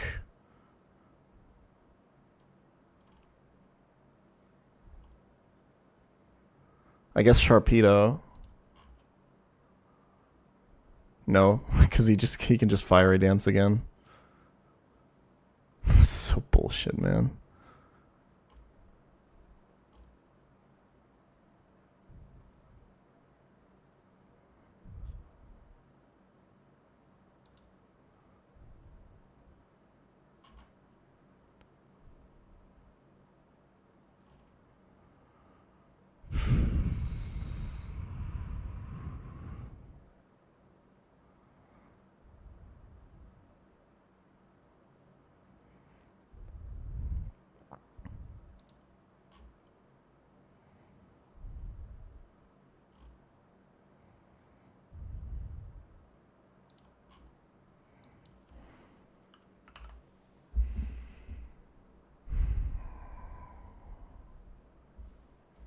Right? If he gets the boost off of Fiery Dance, you're just dead to Psychic next. And then what the fuck do you do? Oh, I guess you could like sack Caracosta then, huh? And then go Halucha and just kill him. But... And if he doesn't get the boost, you go hard Halucha. This kind of works. But now I'm using 4 slots to kill 2 Pokemon. And so I'm basically already just lost. I have nothing for this.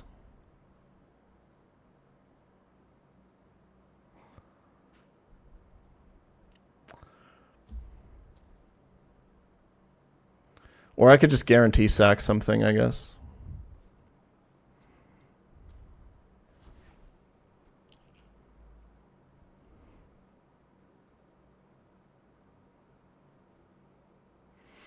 Ledian is kind of useless now, But remember, there's always double strats. If I had to sack anything, just regardless of value of like what it does to this Volcarona, if I just sacked anything I want, what is the worst Pokemon in my box? Is what I'm asking right now. I think it's probably Cast Form, or I think it's just Cast Form.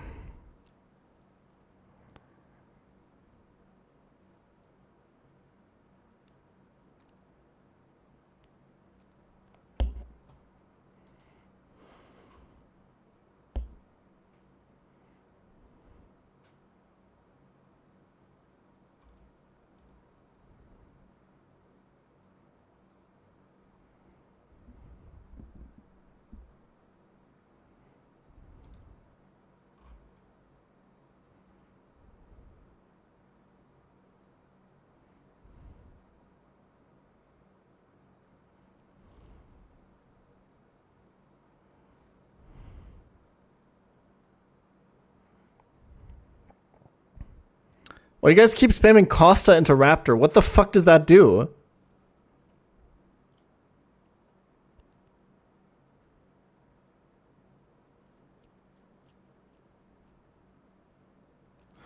I think we just need a different line. I think we need a different line to kill the Staraptor.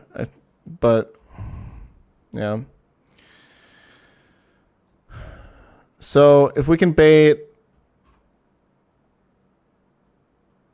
let's reset. This is not good. If we can bait close combat from Staraptor, we can kill at full HP with Musharna.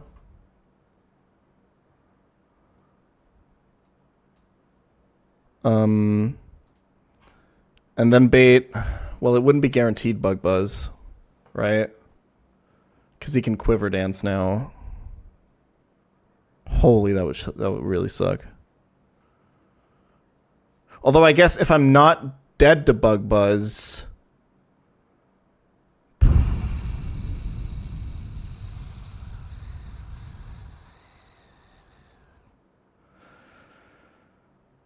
ugh.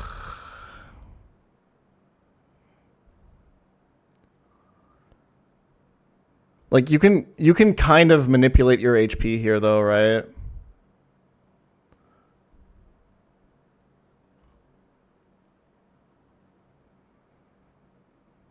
Yeah. And then you're always forcing Bug Buzz. Well, I can't Encore him to Quiver because Quiver makes him faster.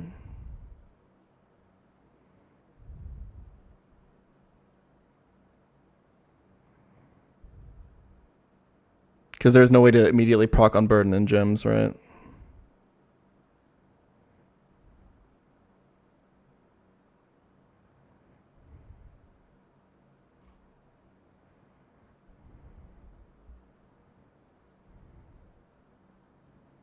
There is.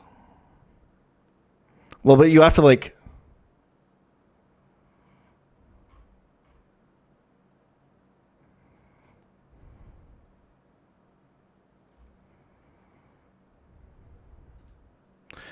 What HP do you have to be? You have to be above 40% with Musharna, which should be manipulatable. As long as you Citrus, you're actually kind of fine, right? Because Citrus brings you max to 75.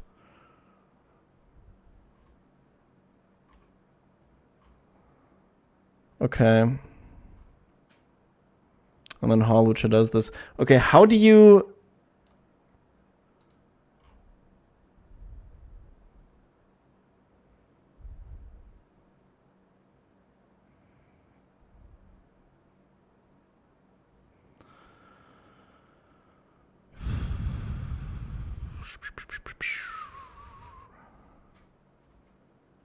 We still need a slot to bait close combat, but we'll figure it out. If you just go into the battle with no item, you don't trigger Unburden. How would you trigger it here? I guess you would trigger it with this fucking shit, right?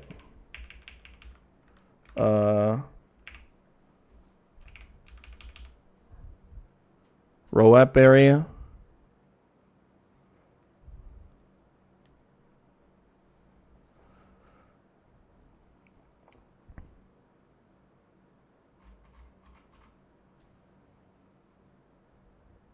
But that still doesn't play around the quiver dance. But I'm pretty sure we can set this up for Musharna. It's really easy. We just have to be below 76 and above 40. So, like, as long as we take, like, 2 CCs, right? And we put, like, a citrus berry on, it's, like, fine. Row up to break the sash. We don't necessarily need to do that. But maybe it might be beneficial. We can think about it.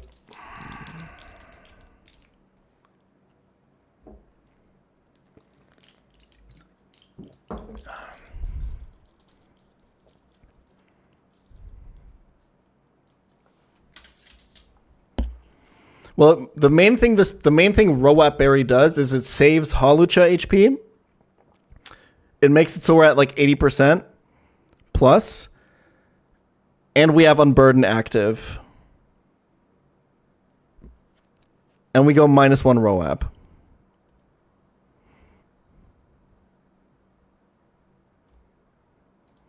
What are we baiting?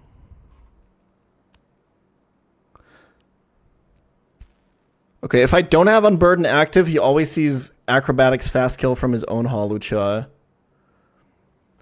Wait, if I go Adamant here, do I just kill this with me first?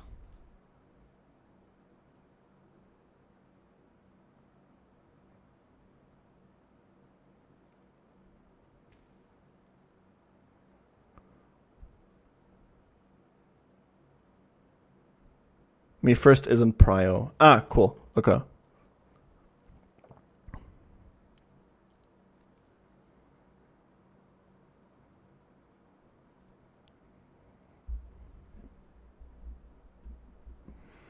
Yeah. Okay, so if I have Unburden active, what does he go into? Because I have fast kill on Shaman. I'm a software engineer at Google, and I want to make the best Nuzlocke for you as a side project. How can I reach out to you to talk more about what you'd like to see? You can DM me on Discord.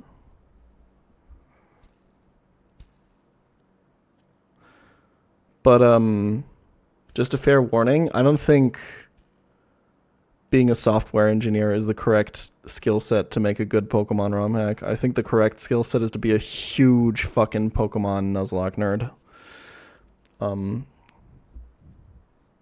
You have to be way more into Pokemon than software development to make a good ROM hack.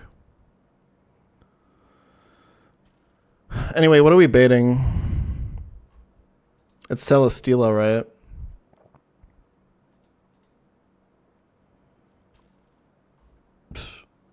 If we go Roat Berry, sorry, if we go non-Roat Berry. Wait, what the fuck am I doing? Okay, sorry. If I go Roat Berry, I'm baiting Celesteela.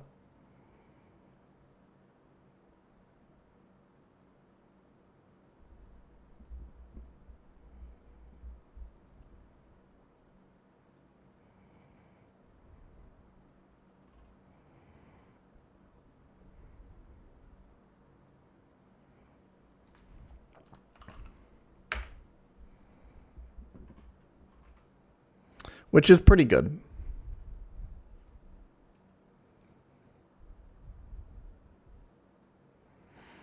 This is with not Roat Berry, right? This is just no item, Acrobatics twice, tank 3 Bug Buzzes.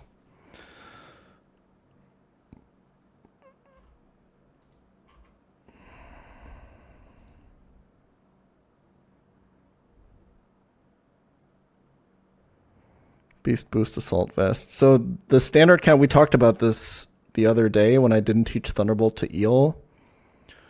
The way you beat this is you go to Eel, and then you Super Fang, and then you Wild Charge. You can get Flamethrower burned, which kind of sucks, but...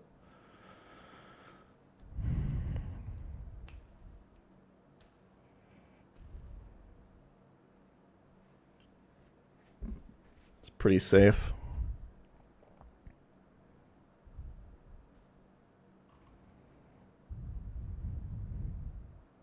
We'll be at pretty unpredictable HP.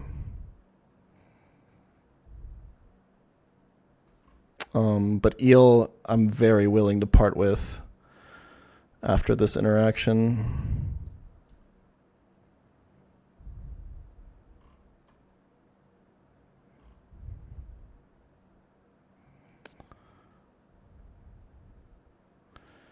It's basically always Halucha now, right?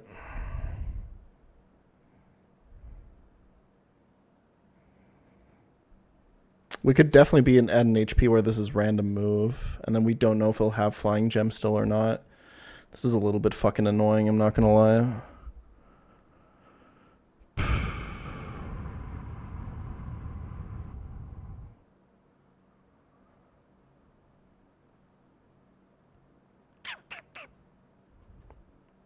This is not great.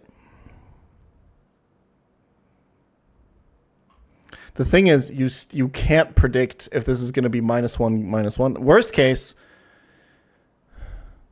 I guess it's either used its Flying Gem and it's Unburden, or it's CC'd and it's -1. Should be Shaman on Eel? Why?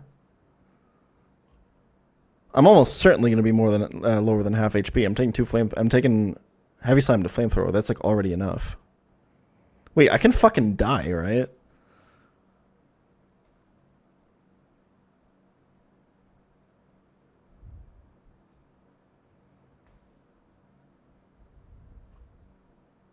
I have to go like Citrus. I guess worst case if I get burned, I can just Super Fang again. Or Wild Charge twice or whatever. It's probably fine. Okay. Like I can still lose to this and then it's probably GG, but we'll deal with that when it comes up, I guess.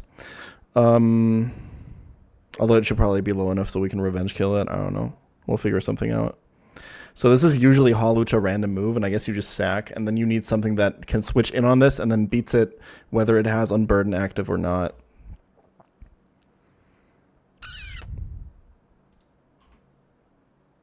Could you just go Corvi here?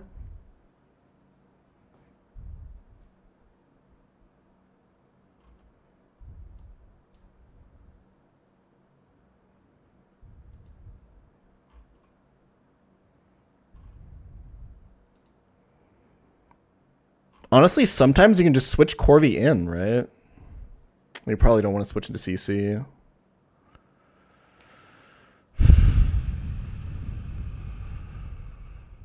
Like, what else do I have?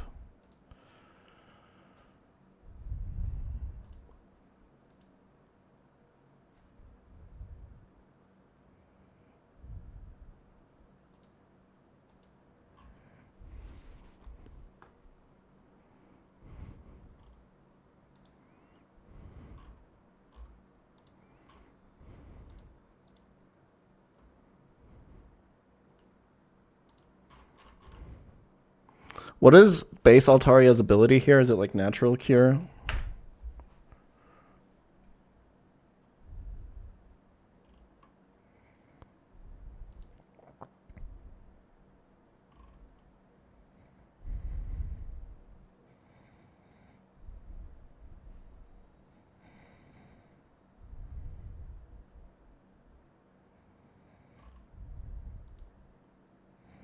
So this is going to be Altaria Flamethrower.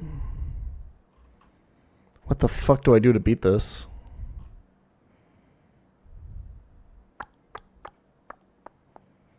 How the fuck do you beat this?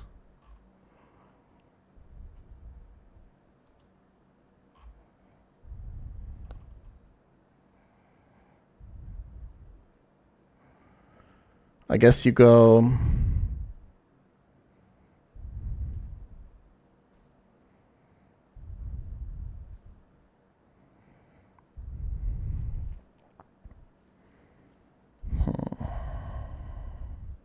Holocha can do it. If we can get an Earthquake out of this.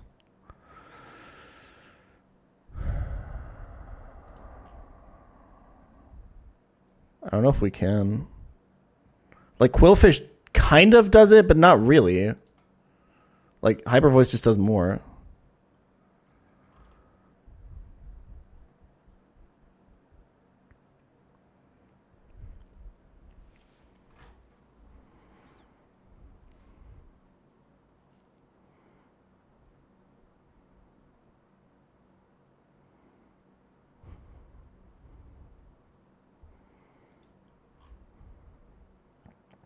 Everything just baits Hyper Voice.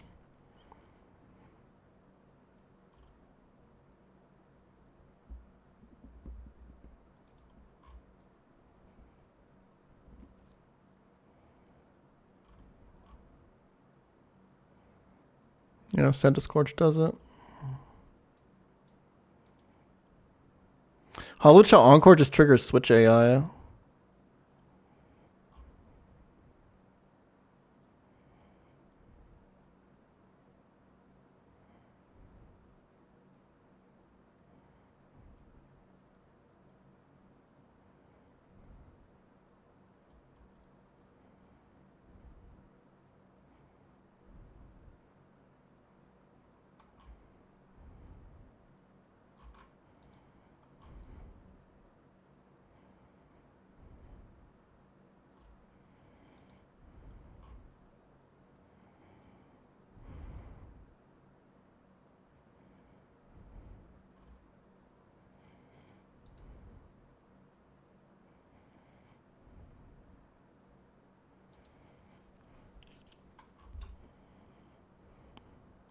But I guess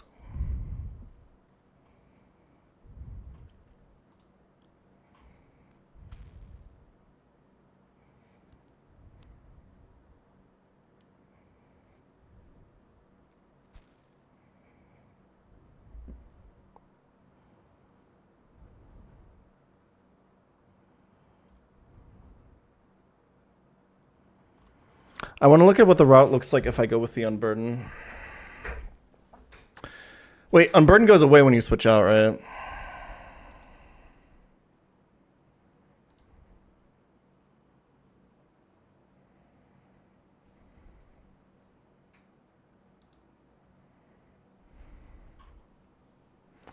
I guess if we trigger Switch AI,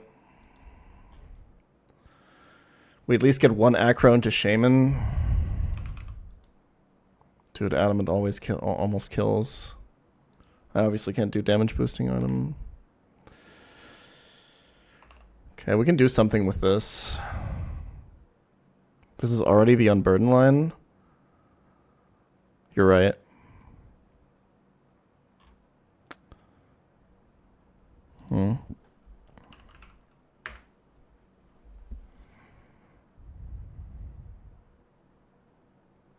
He's not switching if he ever gets 1 KO'd or slower gets 2 KO'd.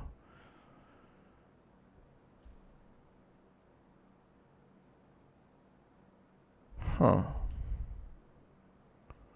Okay.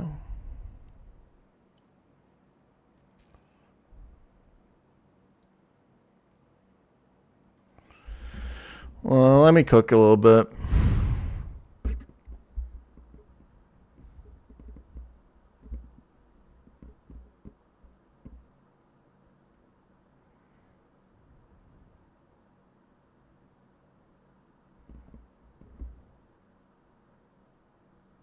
I think the non-unburden line is just Corviknight first. Bait Celesteela, and then you're switching Elon to Celesteela Flamethrower instead of Heavy Slam, right?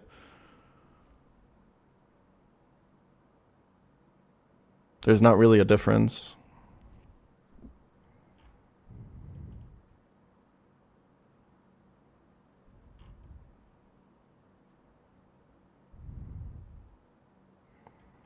Okay, so if we scale Adamant here, we can represent a kill on Shaman and he can never switch it in. Right? Oop, not adaptability.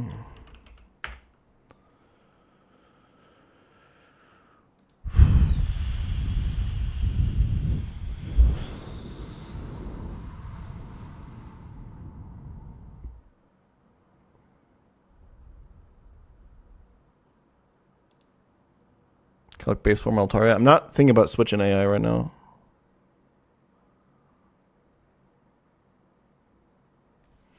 Okay, I'm gonna read on the switch in AI a little bit. Hold on. I don't trust you guys.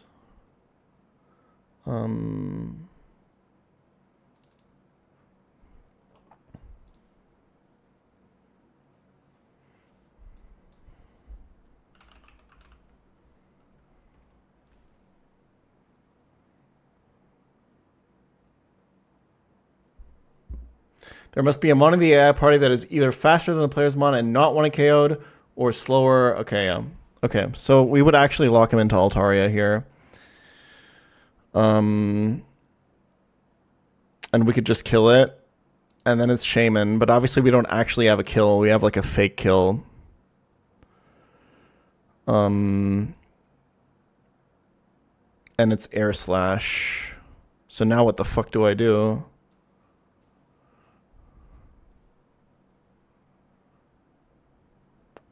.217 speed.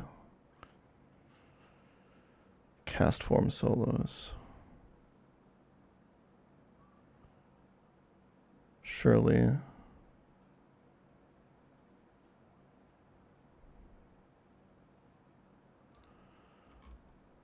How much does Mamo do?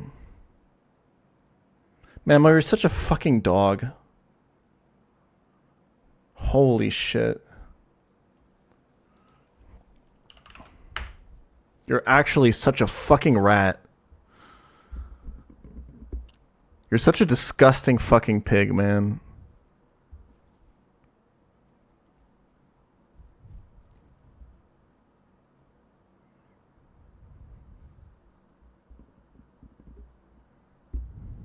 The minus attack is completely catastrophic here.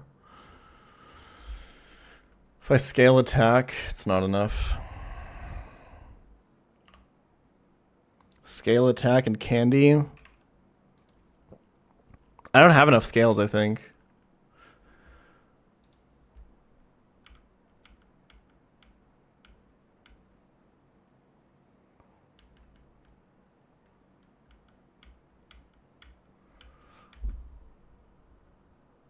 I only have 4.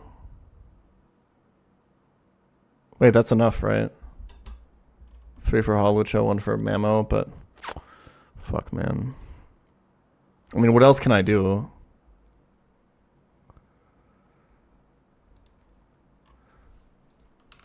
I think Candy Lucha isn't enough, right, for the kill. How does that even help?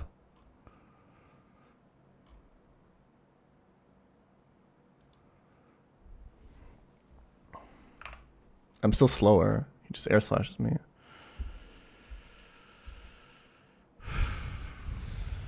Okay, can I do something that doesn't cost me an extra scale and an on a fucking Mon? I guess like scaling attack on this is pretty nice. But what else can I possibly do at this point?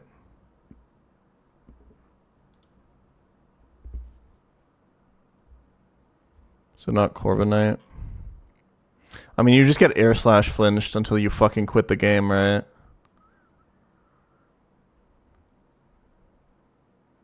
I don't really have any other options.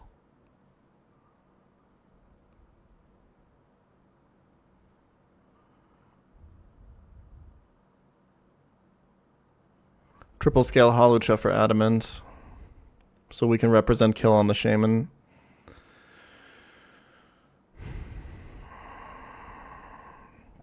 We were going to do it eventually anyway. Let's keep it real.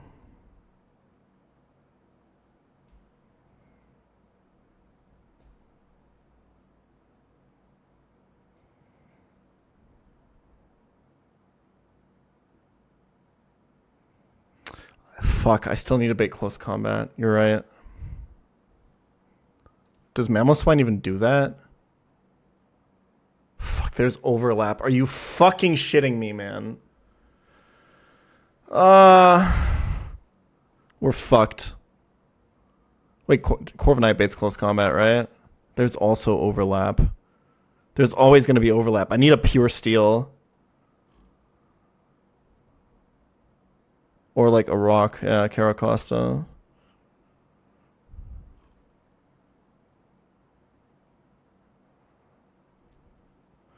Okay. Maybe we have to use Corviknight for Shaman.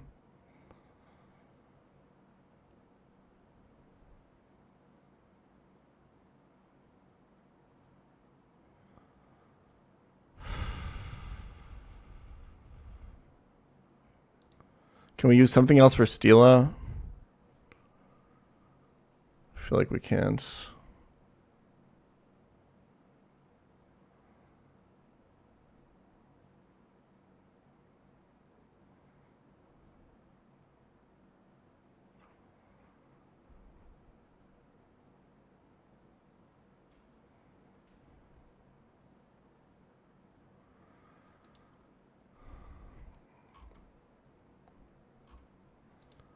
I'm never getting this into Unburden. Well, I guess like if I can somehow switch into a Seed Flare, but it doesn't matter.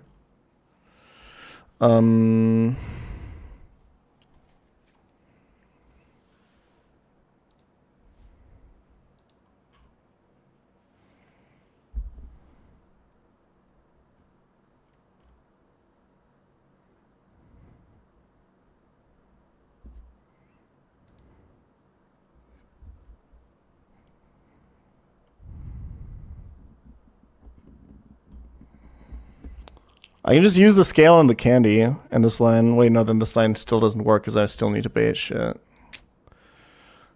Fuck.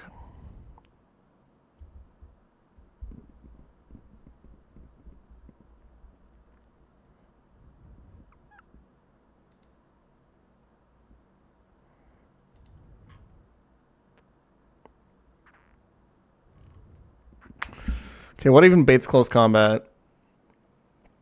Steelix does.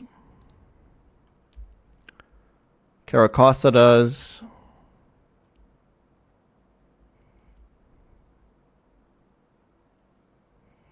Bro, real shit. Real shit.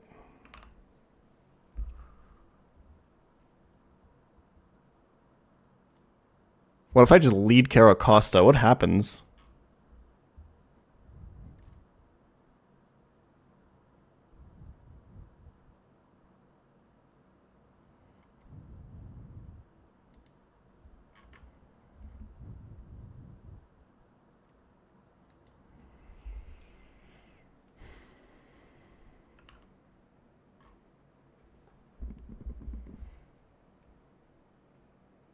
You're at like 50.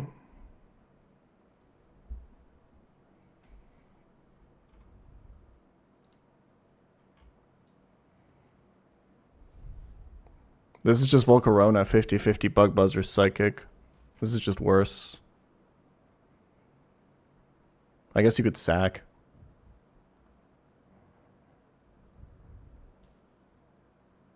Nah, this is just worse.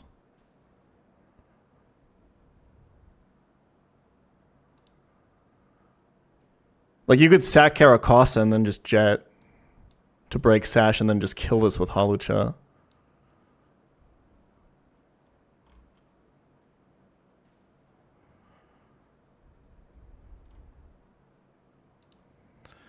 If you don't get crit by Raptor, you can kind of guarantee, sort of sometimes guarantee Bug Buzz.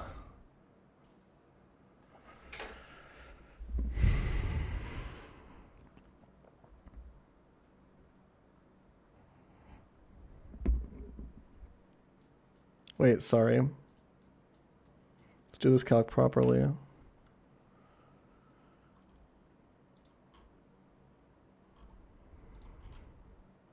If Raptor max roll crits you, what HP do you go to? You take 60, you go to 40. Yeah, if Raptor crits you, you just sack Caracosta, and if he doesn't, you're always baiting Bug Buzz, and then you do the Hawlucha line.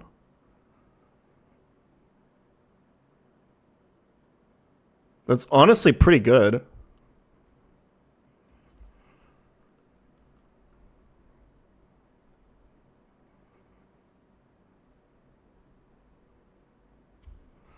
What if Mineral Raptor? Do you go maybe 68?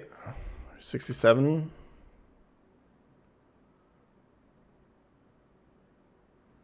Then you don't kill at -1, but you can just Aqua Jet.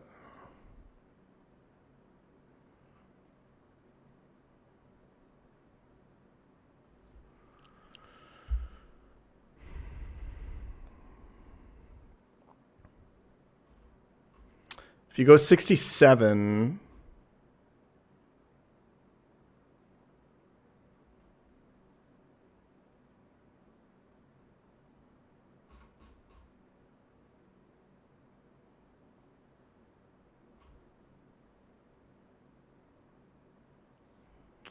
I mean, I only lose Caracosta if he crits, right? I think. Yeah.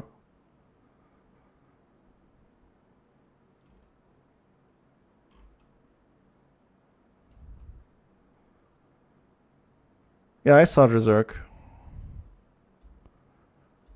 I don't know if I need chat calcing along with me. It's already enough backseating.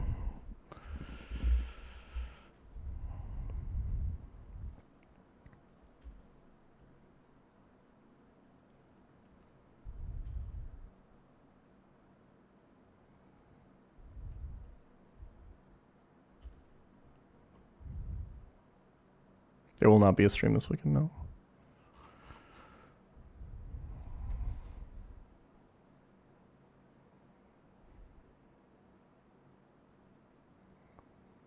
Yeah, I know you wouldn't be annoying about a Dex a bit. If everyone in chat can just calc with me, I think shit just gets a little bit too weird.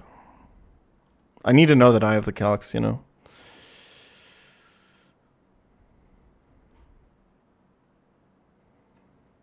I think this line is pretty good.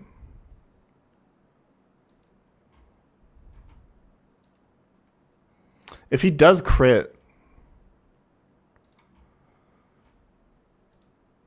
I think I always have to Aqua Jet, right? And just take the death. And then revenge with Holucha.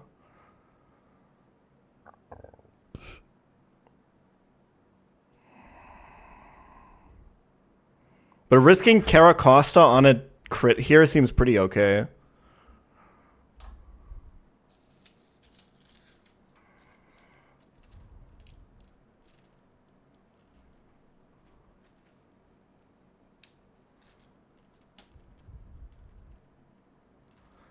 And to be fair, I still don't know what to do against Shaman. The only line I've found against Shaman so far is Scale and Candy Mamo.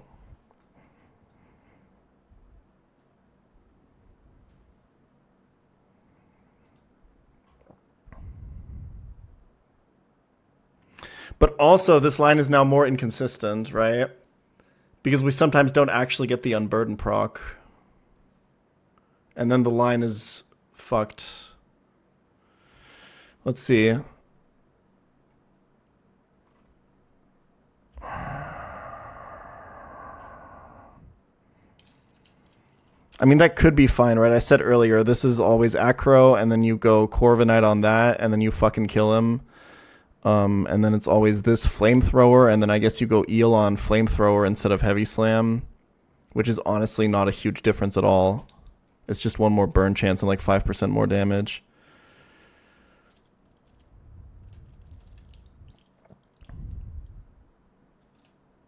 And then it's Shaman on Eel, and then you probably need to sack Eel. Wait, isn't this just better? You can even guarantee Seed Flare here if you really want to.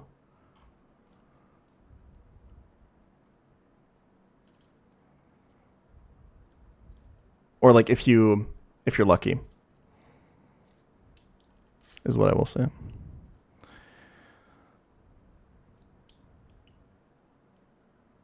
Wait, I'm sorry. Why do I think Corviknight baits Celesteela here?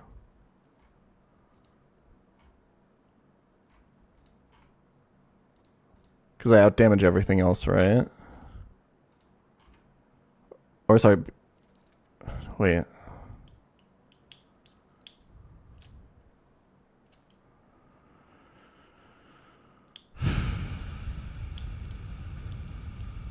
Oh, fuck. Okay. Is the non-unburden line maybe just always better? Let's go down the path of just no item Holucha.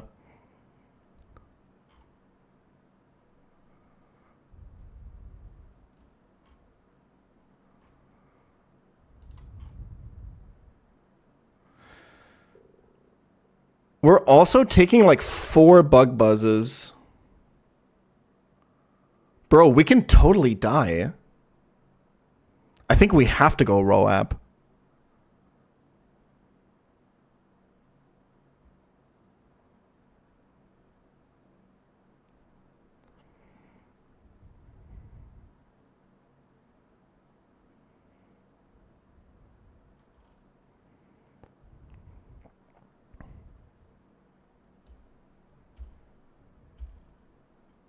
Die to what? Well, if I switch in Holucha on a bug buzz and get dropped, I have to encore and then acrobatics twice. Well, I guess I'm faster on the. Okay, so I guess I'm taking 3 bug buzzes. It's kind of fine, but then the problem is that I'm it's probably fine. It's probably okay.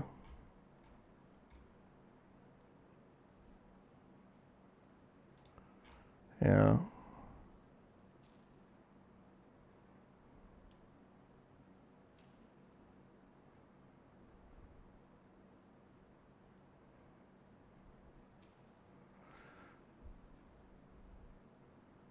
Yeah, maybe you keep it out of swarm.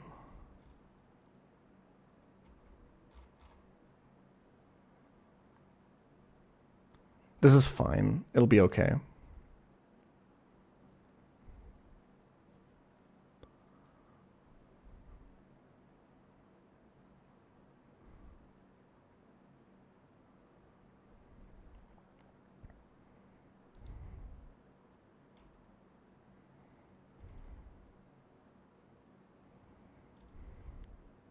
Wait, what is the okay, the non-unburdened line? pChal Lucha.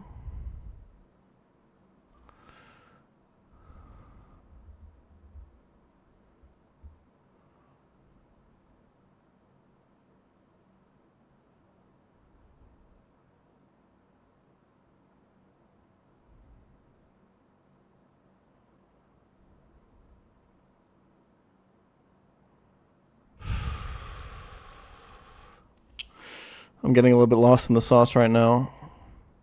I need to take a quick break. I'll be right back.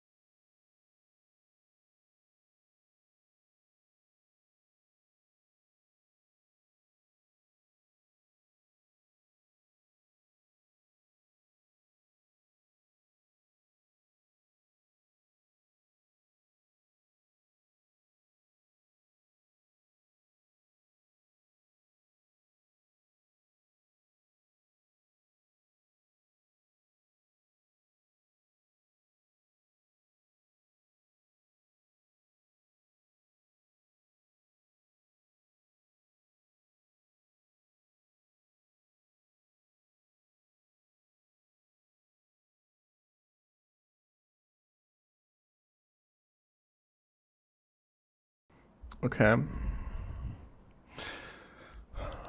So I think this Karakosson is good. I think we don't want Unburden. I think we just don't want the Unburden line. I think it's more consistent this way because we don't get it anyway in case the Karakossa crit happens. Then we have to steer and stuff.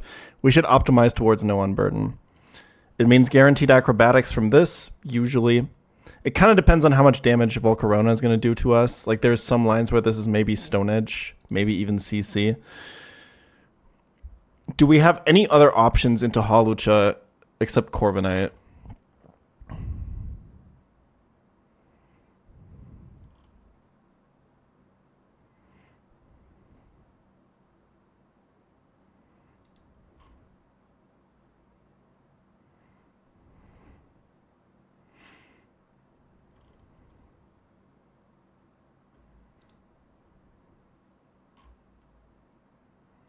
I don't think it's ever possible.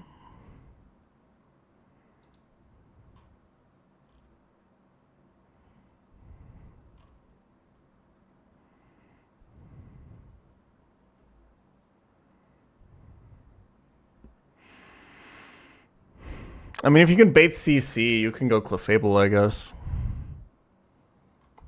After using the Flying Gem, but nah, it's way too risky. It's not good. Not good at all.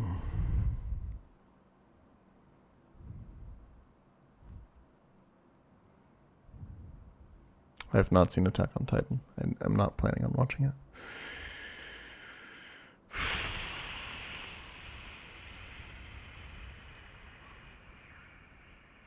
Yeah, I don't really see any other options except using exactly Corviknight.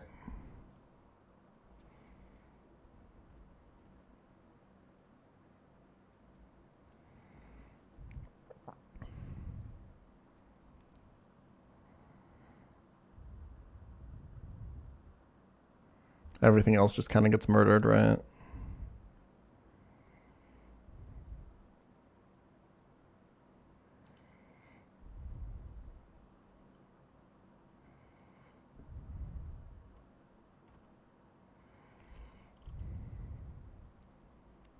Magnezone just gets close combated.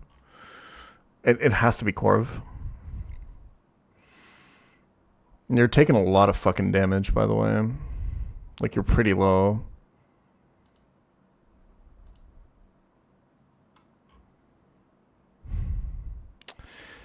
This sucks, actually.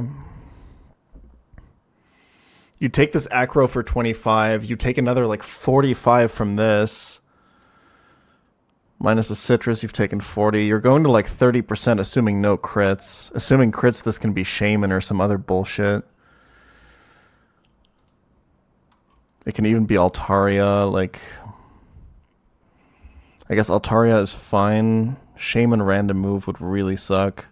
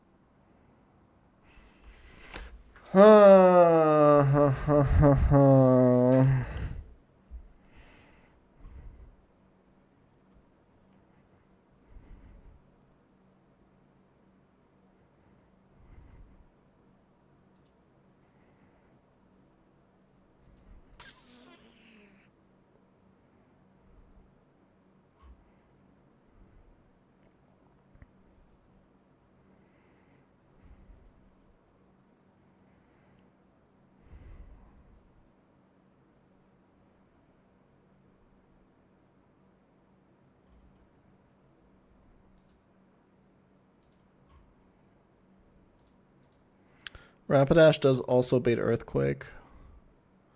I don't think it really does anything else, though.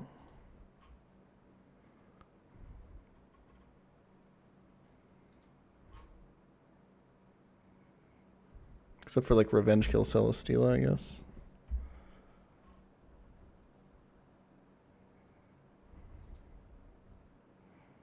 I have nothing else into Hawlucha. Pretty sure.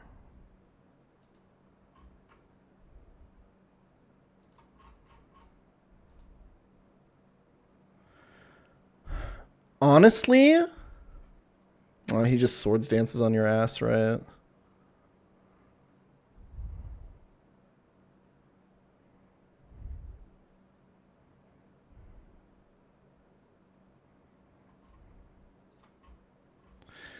If you can use up the acro and come in on close combat, Musharna does just kill it.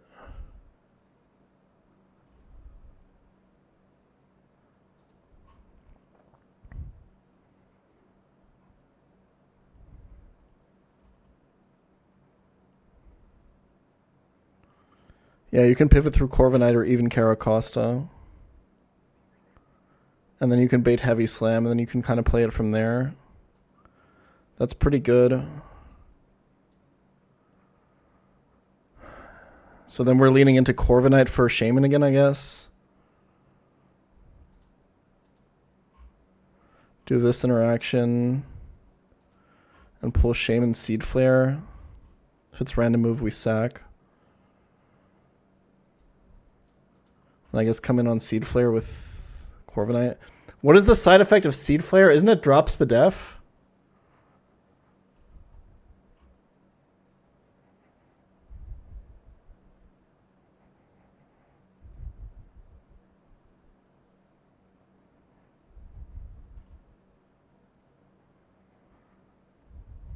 Corviknight doesn't win this.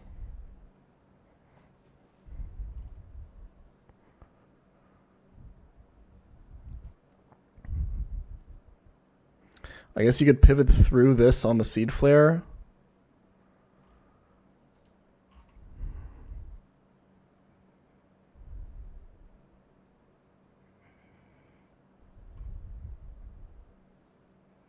It's like 60% to flinch, right?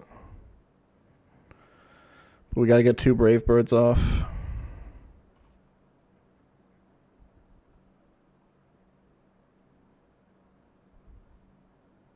I did balk.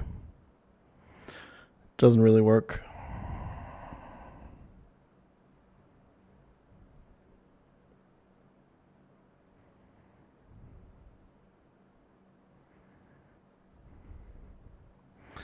Is this worth not using a scale and a candy on Mamo?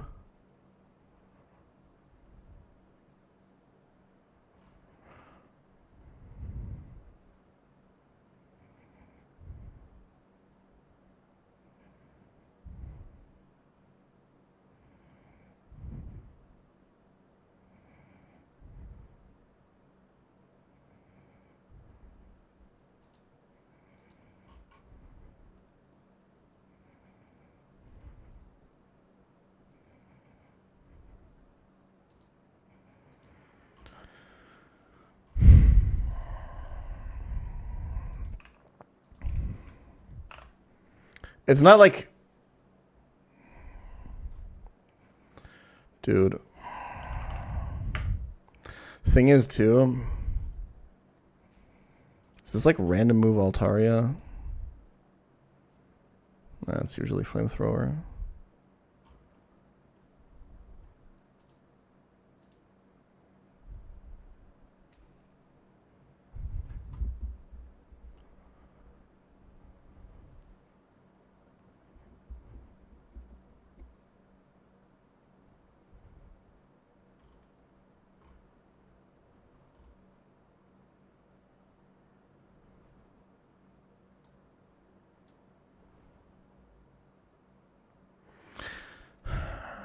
The problem with this line, though,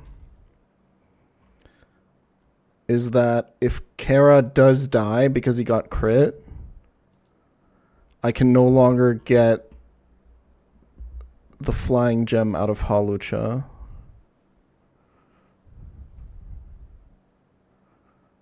And then my line for beating Hawlucha is fucked.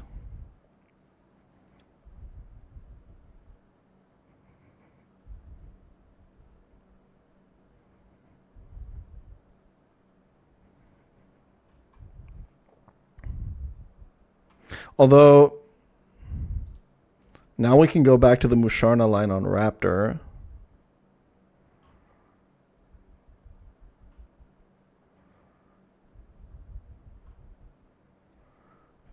But then Musharna is going to be damaged. No, none of this makes sense.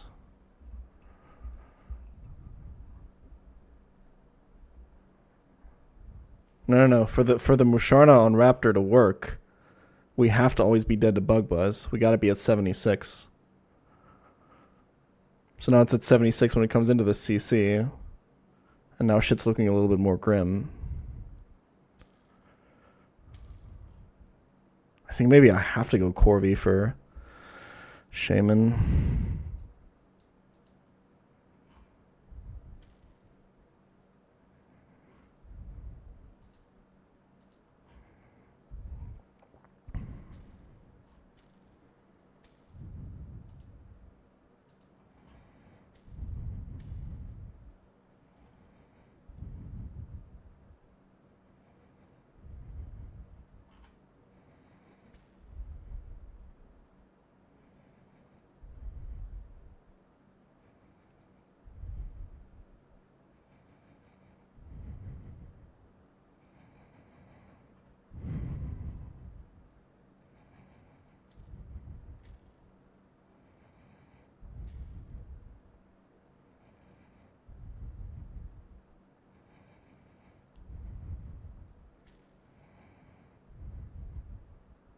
I think this line means I don't have to go Adam and Lucha, right? I think this is Altaria last, I'm pretty sure.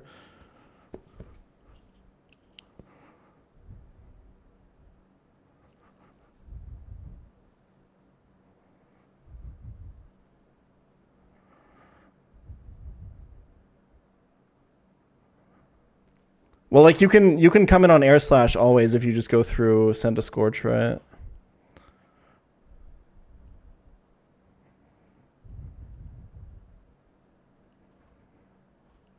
And then Santa Scorch can still always come in on Altaria, bait Earthquake, and then you go Halucha and you Encore.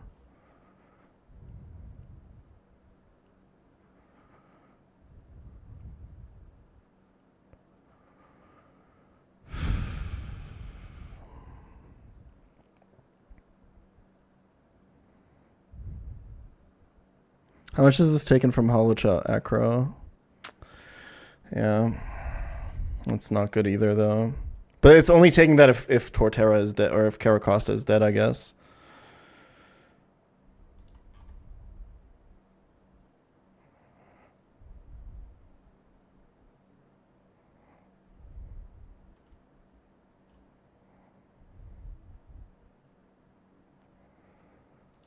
Yeah, and we have Roost.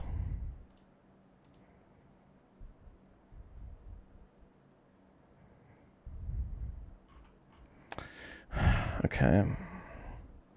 Let's go through this again. Caracosta beats Staraptor, and if it gets crit, we have to sack. If not, we're always baiting Bug Buzz.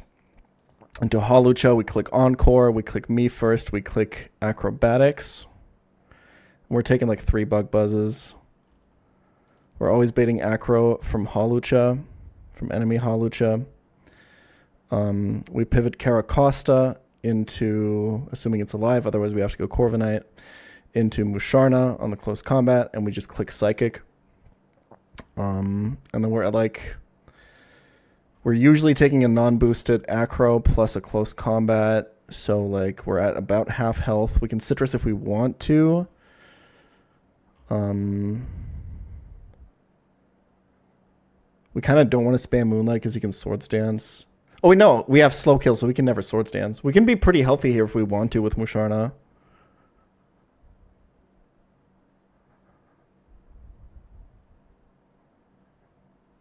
Right? We can Future Sight Moonlight.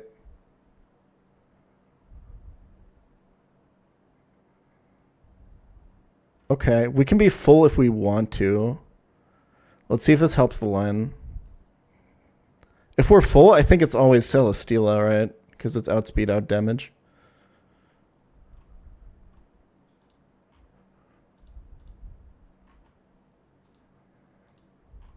So this would be Celesteela's Heavy Slam.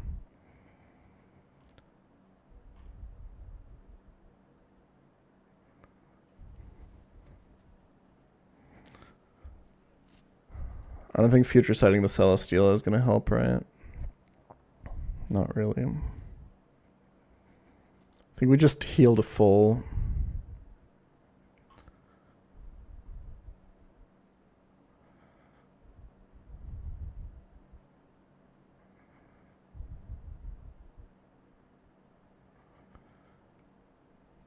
Oh, dude.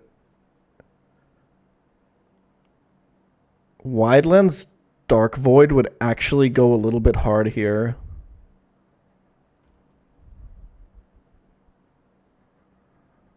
Because I kind of have a free turn against Celesteela.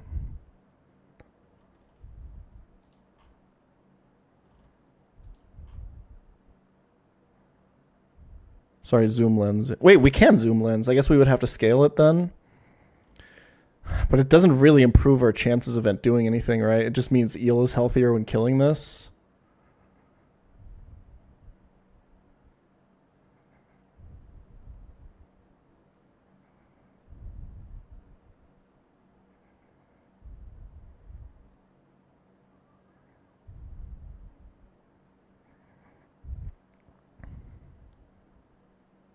Would you even remove? I think you would remove Psychic.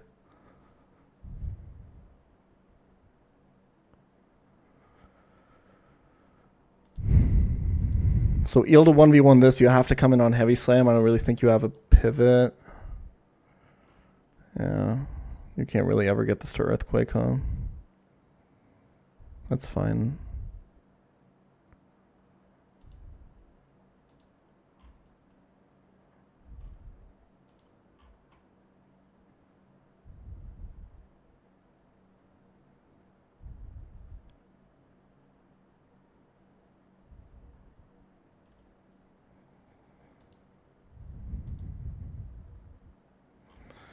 Eel and be at really low HP, so probably random move Shaman. If we can't guarantee Seed Flare from Shaman, we have to sack Electros, but that's okay. If it's Seed Flare, we go through Senti Scorch into Corviknight. And then we just gotta dodge the flinches, man. Not much else to say. Not much else to say. You have Citrus, you have Roost.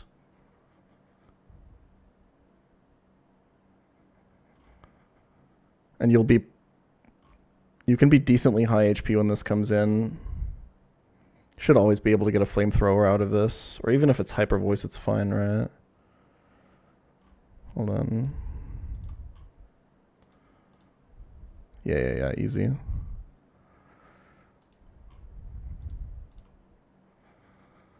And then Earthquake is highest damage. And you go Hawlucha and you Encore and you win. No need to scale Adamant Hawlucha yet.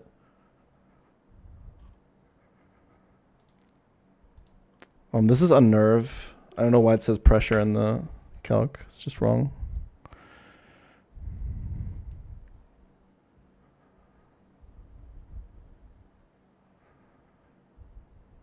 This land is pretty good. Risks Costa. Usually risks Eel. What if Eel loses to Celesteela? What's my backup?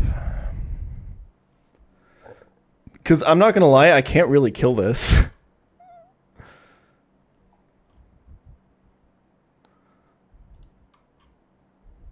I guess it's Senti, huh? Yeah, Senti is actually... Killing this with Senti is actually fine.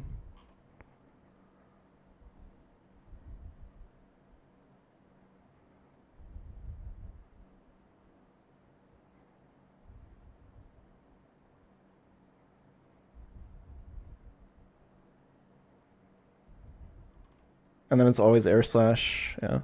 All right, we just got to dodge flinches. This invests no scales.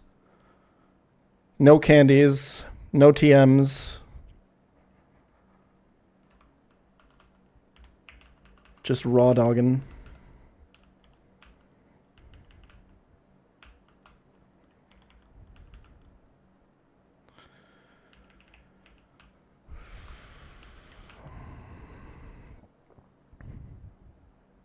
How much PP is air slash?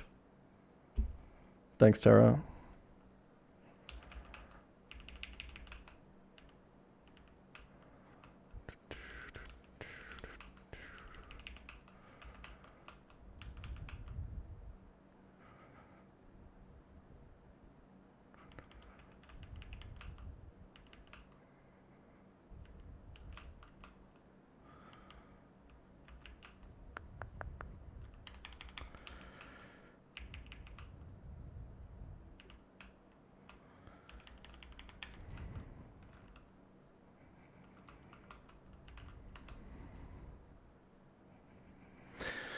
We should figure out some sort of basic algorithm for when I roost and when I brave bird with Corvi.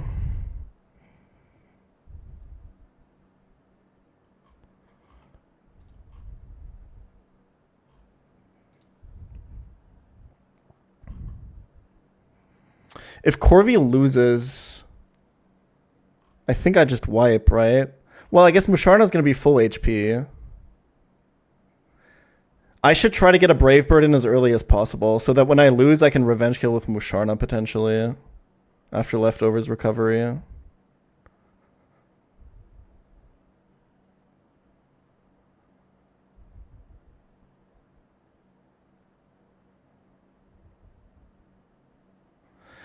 The only other Shaman answer I have is Candy plus Scale Mammo.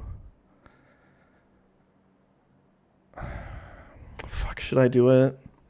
No, the problem is I can't do it. The problem is if I lose Caracosta to the Staraptor crit, I can't ever get Holuch out of close combat. I guess I would go through Eel. And then Sakiel and Celesteela and Revenge Kill with Senti. But Eel can bait... Okay, Eel can't bait Swords Dance.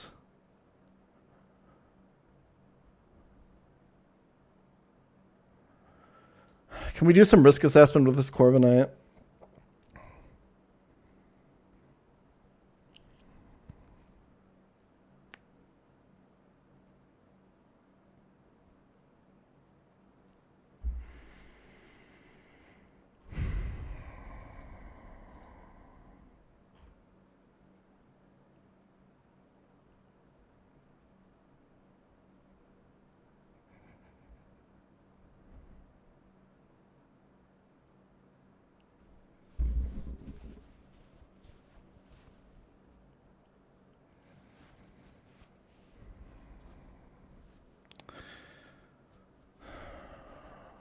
Bug Gem first impression from Farfetched?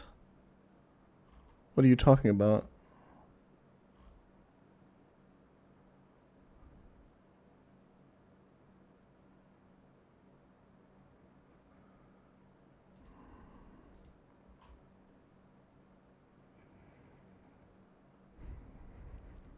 Basically with Corviknight, if we get flinched, we come in at 80-ish. If we get flinched 4 turns in a row, we lose. Right? Well, we have Citrus too. So 5 turns.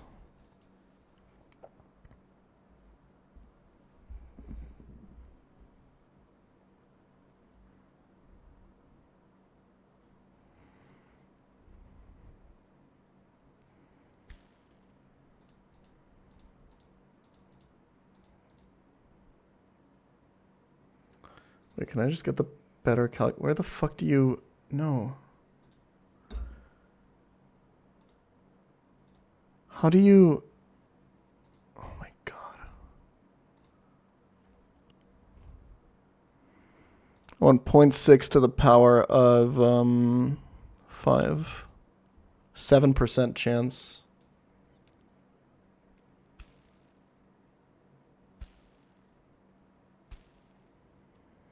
Do I just spam Brave Bird? Or is there any point at which I roost?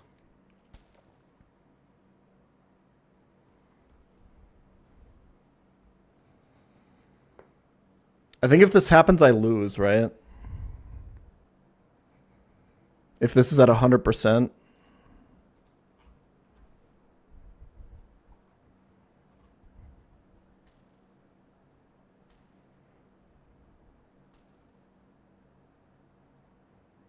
think I maybe have to go Mammo.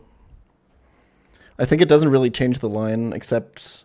Like, I can still get Hawlucha into Acrobatics. It's okay. I have backup.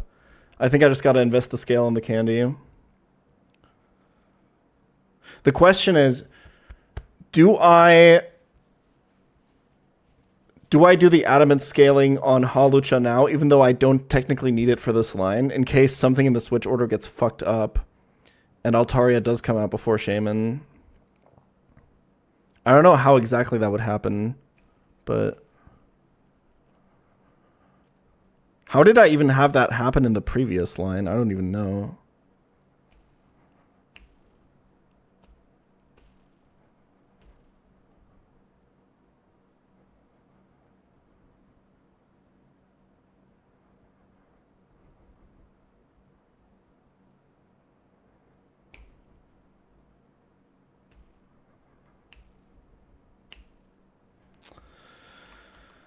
I'll do it.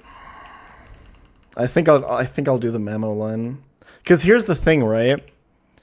Even if I dodge the max flinch, I have to attack again at some point, which means I have to get a roost off again at some point if I don't want Corviknight to die.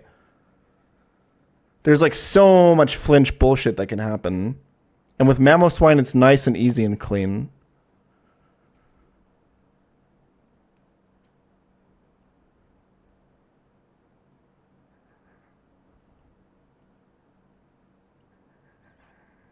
And it's still always Flamethrower into Mamoswine, right? It doesn't actually change anything.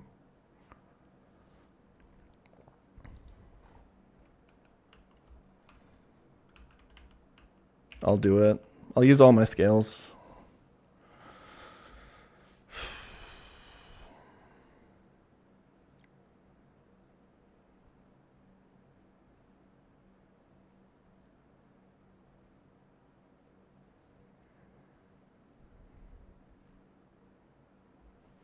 But, like, it feels really bad.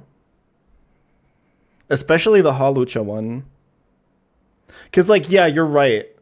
I would think about the Hawlucha thing a little bit more. Because, yes, you're right.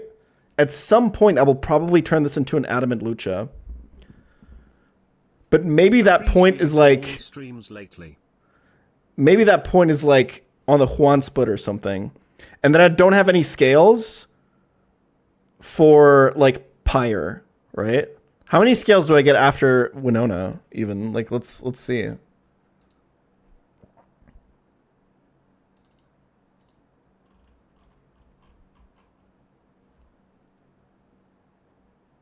You get, like, 2 scales. You get one on Route 120, one in Lily Cove.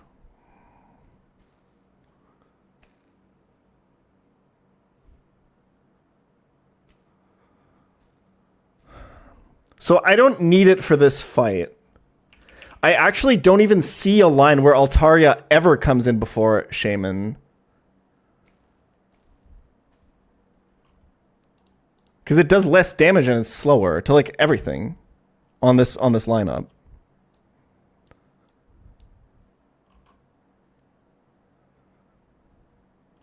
And if I don't go Unburden Lucha, it's not like I have a fast kill. Yeah, I think the only way this was happening was when I had a Unburdened Lucha. I think it's fine to leave it at Modest here for now, until I feel like I really need it.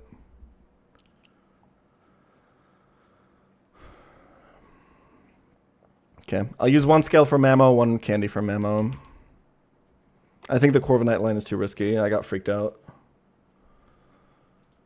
The scale on Mammo's worth, man. Like...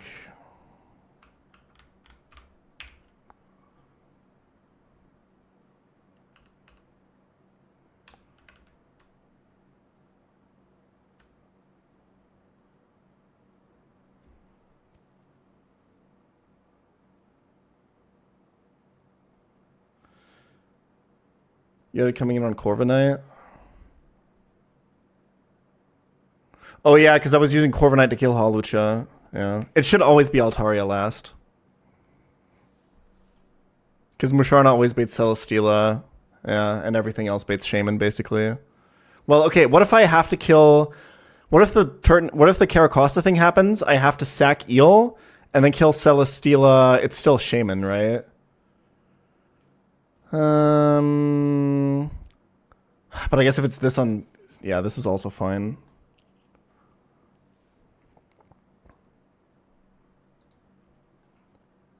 Okay.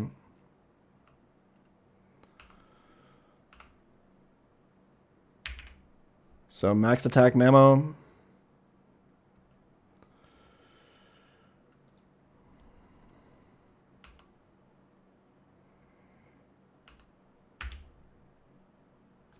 I'm going to triple check this.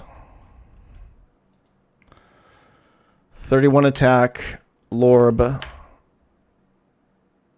level 70. Always kills. Not leveling Kara feels gritty. I have to go Kara Costa 67 for this to work. It's the only way I always get a Volcarona Bug Buzz.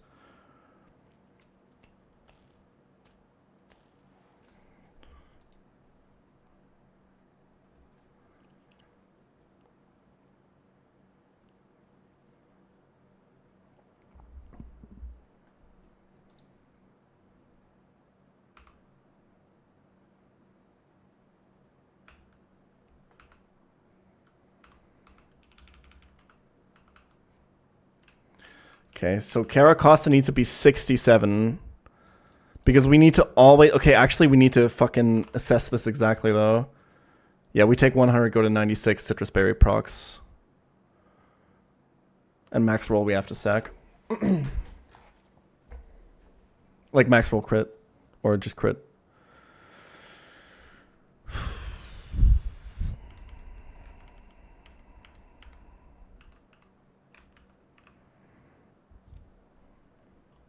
And that means that Volcarona always does 78. So if he minimum rolls, yeah.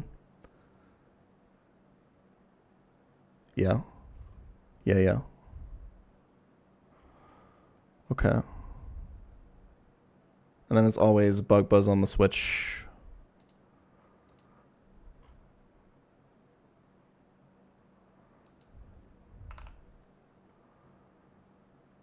Okay.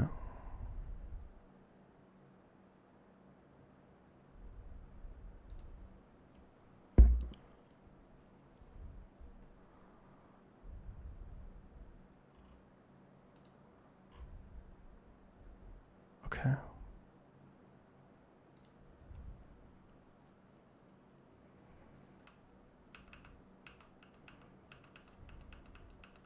$67 exactly. And now we use a rare candy on Mamo. Okay.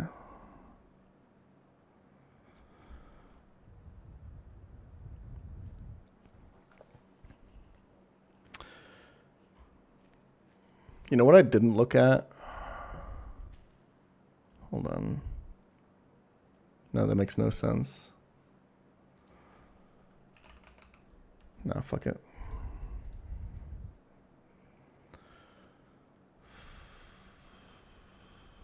Okay. All this is good. Centiscorch is only there to bait stuff. So he should be getting away with the Citrus Berry because we need him to be as healthy as possible. It just always needs to be as much HP as possible so we can always get Earthquake out of Altaria. That's its only job. If we can get Earthquake out of Altaria, it's all good.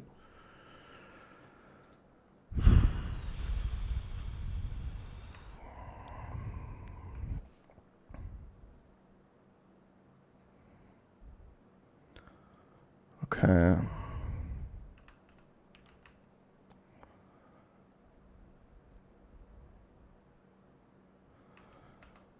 Musharna's item. Let's think about this. It doesn't need any damage boosts. Its job is to swap in Halucha's close combat, click Moonlight a couple times, click Future Sight, click Moonlight, and kill it at full. It's the only thing it needs to do.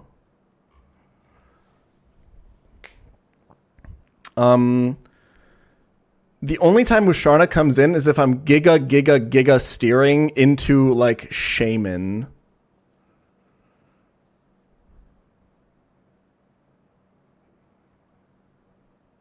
But, like...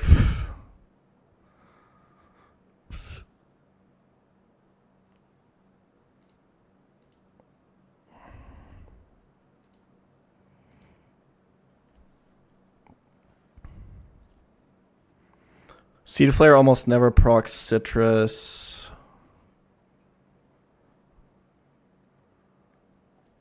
And then he can air slash.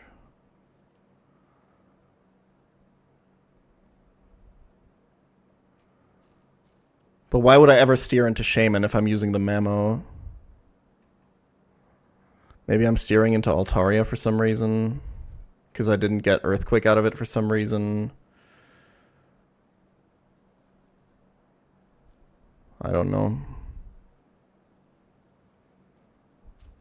Let's just go Citrus, I guess. But is Holocha usually going to proc Citrus? Because then it...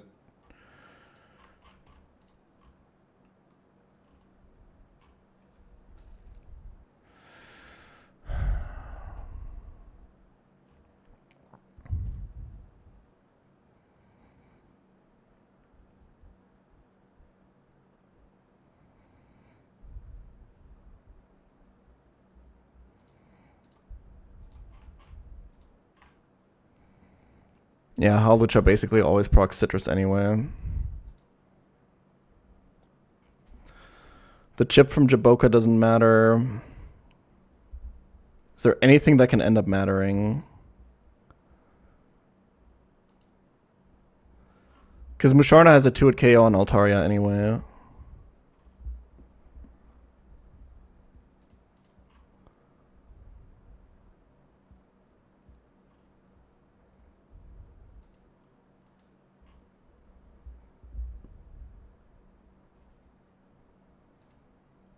Yeah, no item matters here, ever. I guess I could...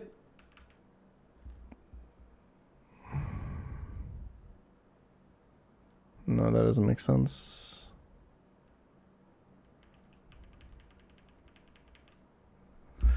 I don't know. There's not even any status condition to prep for or anything.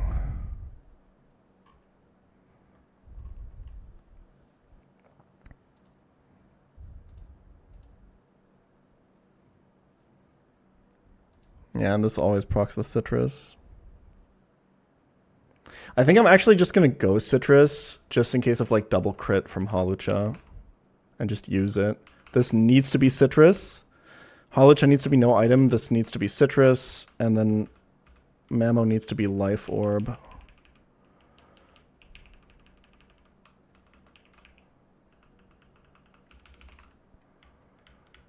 Who's got that shit on?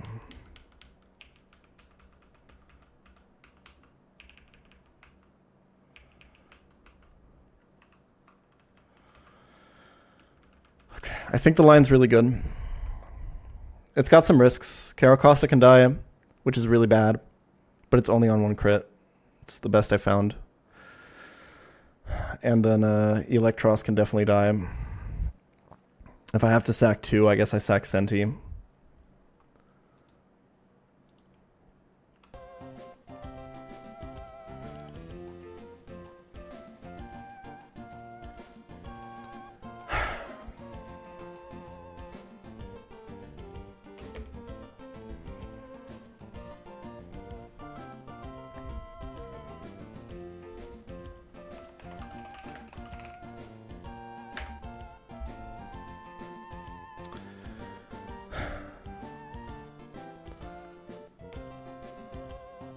But boys, listen, I gotta talk to you for a second.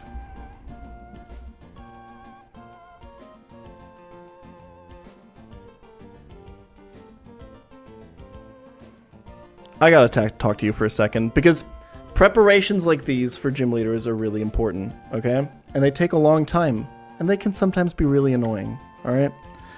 But what can help mitigate something from your life that takes a lot of preparation and is really annoying is the sponsor of today's stream, Manscaped. You see, grooming the downstairs area, there's a lot of products out there. There's a lot of techniques out there. And the nice thing about Manscaped is that the bit rate is taking a huge hit right now. My God. It's just completely out of this world bad.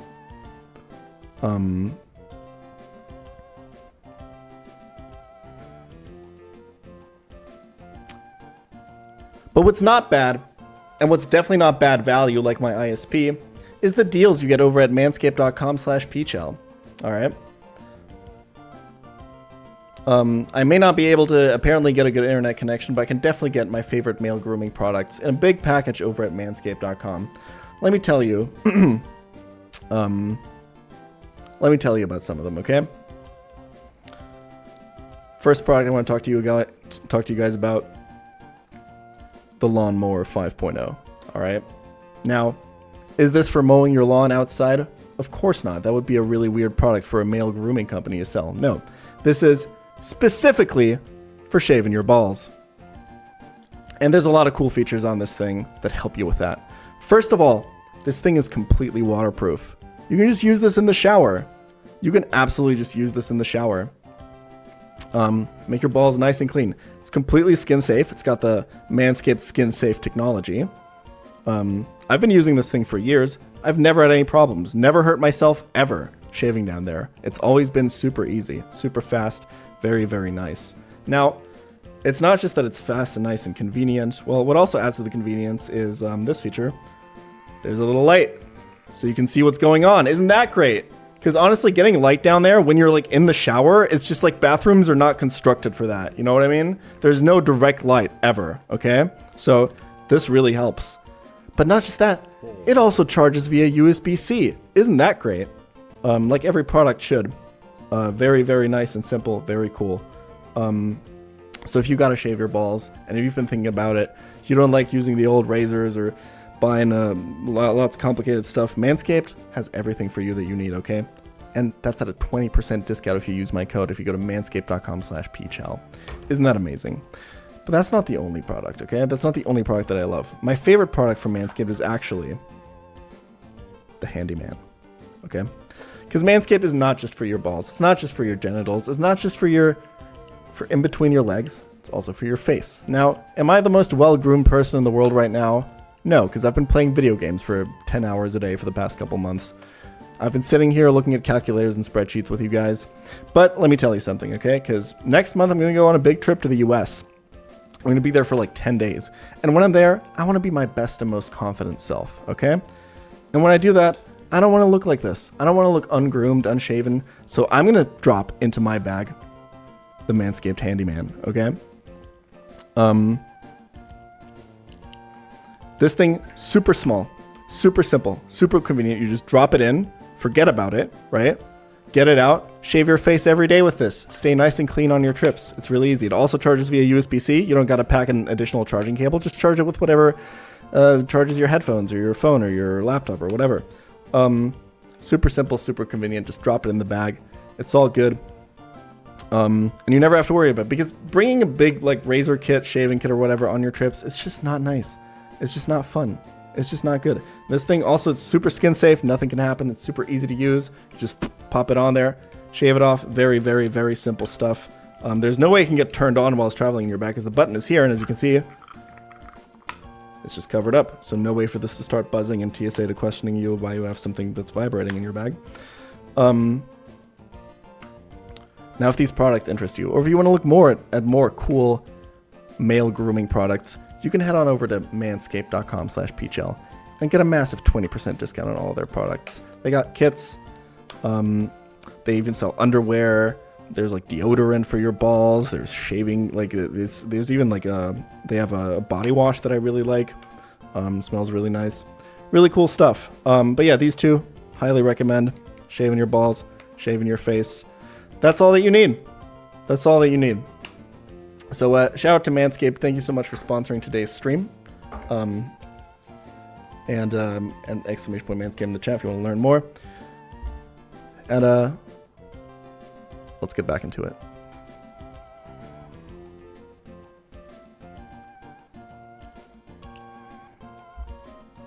They ain't gonna like that bitrate drop over in Manscaped, but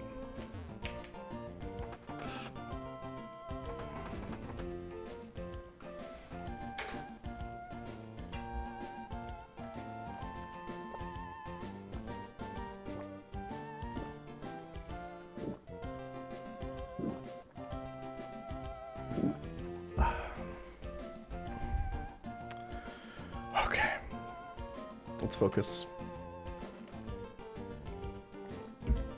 Oh wow, I checked to see if my free Twitch Prime subscription was ready and it was. Thank you, Purple Cliff. I appreciate it. I loved your prop hunt video. It was super cool. Very fucking cool idea. Okay.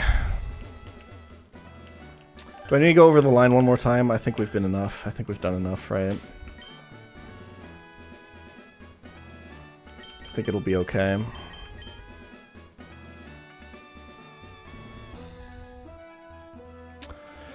I need to check something. Does me first into acro even kill this? That's actually a range. Wait, fuck, how am I gonna do this? I guess I can double acro, but then I put him in swarm.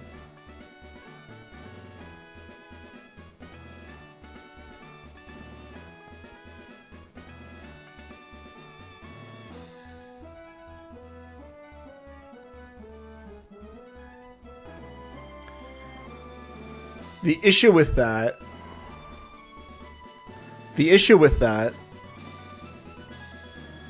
is that I can pretty realistically get low enough for Holucha to be a random move, for enemy Holucha to use random move, which is like catastrophic, I think.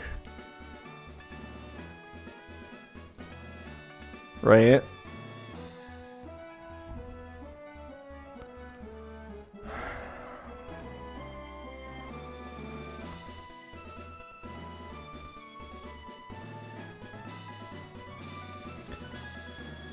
Using close combat first is the exact same shit.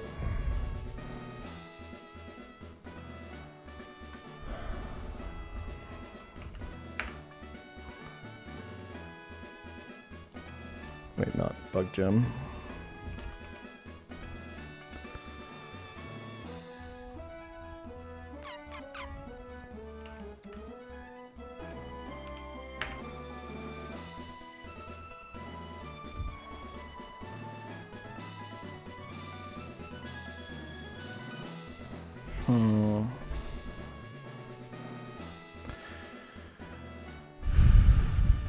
Wait, I'm looking at the wrong shit. Hold on.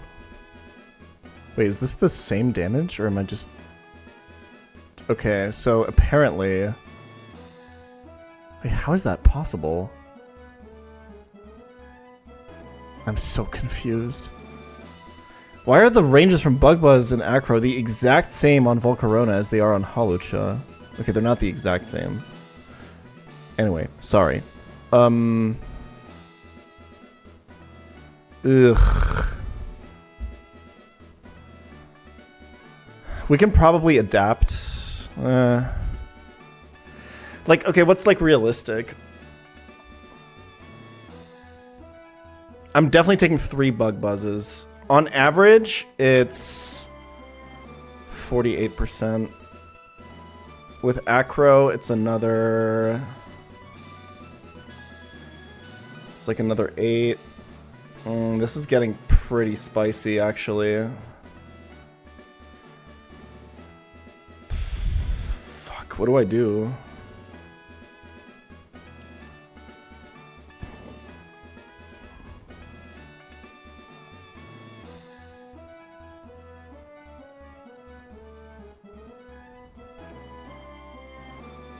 No, Roap fucks up the entire line.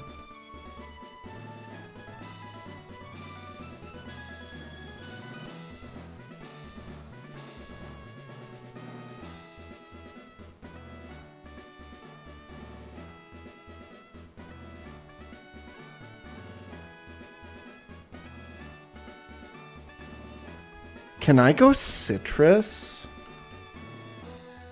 No, because then I'd activate Unburden. No. Maybe I just scale Adamant. If I scale Adamant, it's fine. Let's do it.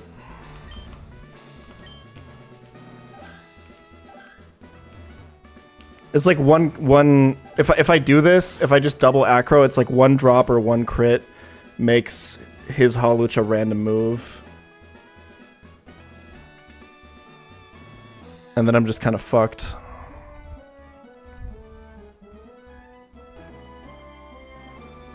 Yeah, we're gonna go Adamant.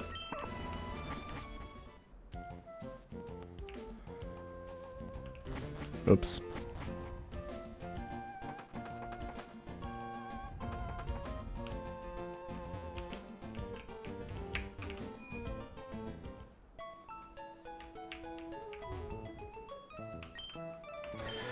Alright, change nature. Fuck it. I think this is the first time I've done this.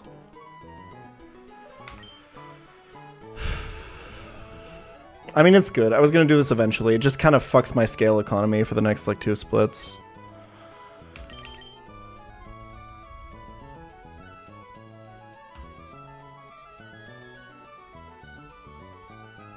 I have to do it.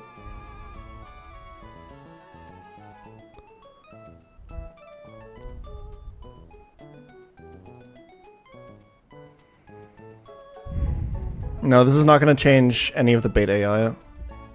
It's still always enemy Hawlucha. Because I'm still slower and he still has a kill.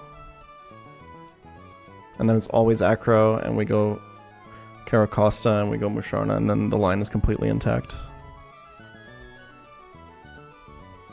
We're gonna do it.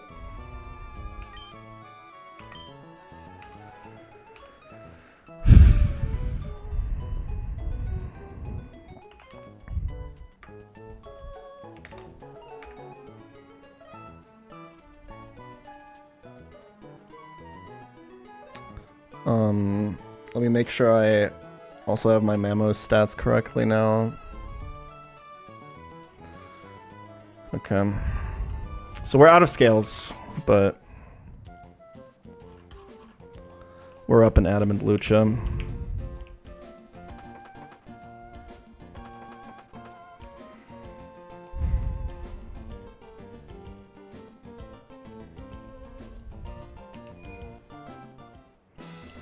Only having 2 scales for Pyre and Magma Hideout seems really fucking scary, but what am I gonna do?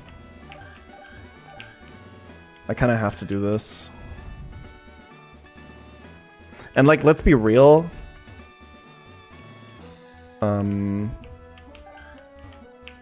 This being Adamant is probably gonna help a lot on those splits.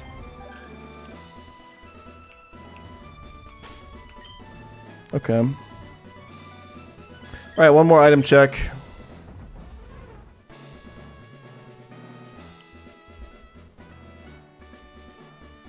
What was the range of me first into Acro? It was really terrible.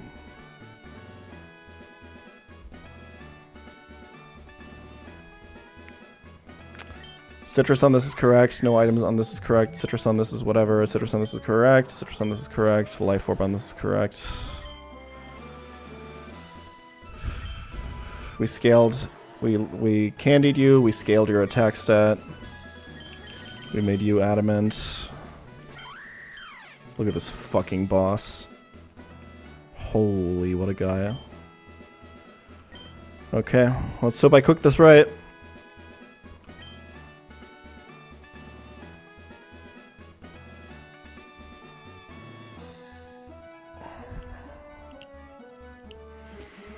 I rechecked everything after the last minute change. The line should be exactly the same. Like, I think this is fine. I'm risking Caracosta at one point. Eel's probably gonna die. But the main problem I have is that I invested so much. I invested 4 scales in a candy. It's kinda ass, but it feels like my box is just really shit. I don't know. Well, I shouldn't ever complain about my box with this Hawlucha, but yeah. Okay, we're going in. Fuck it. Time to ball.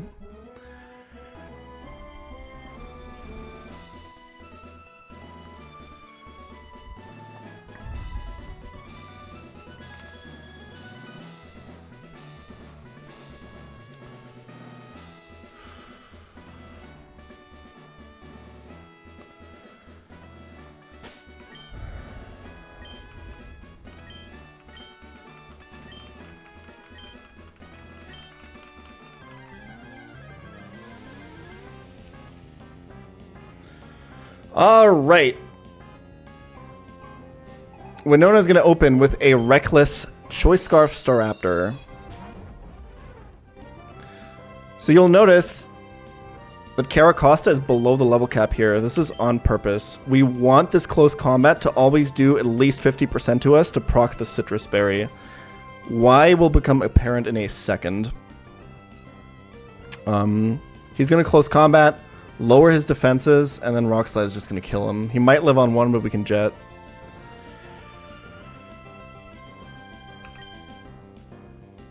Crit here means that Caracosta is unfortunately dead. Okay, good.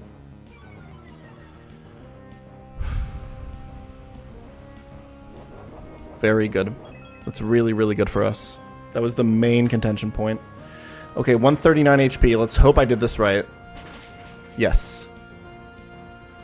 So from here, Bug Buzz from Volcarona will always kill. Psychic will never kill. So we can guarantee that he Bug Buzzes here. This is why we went 67 instead of 69.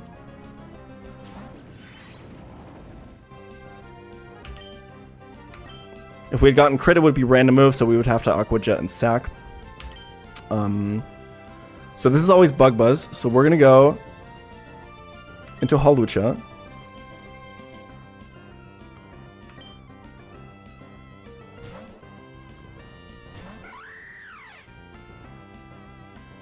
Okay. No drops. Good. Encore, because we're faster.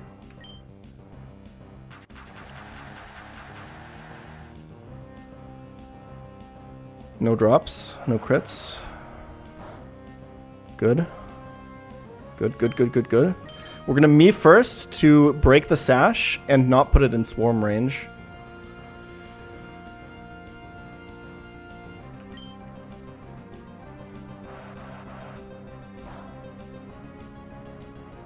We put 3 scales into this so that this acrobatics always kills.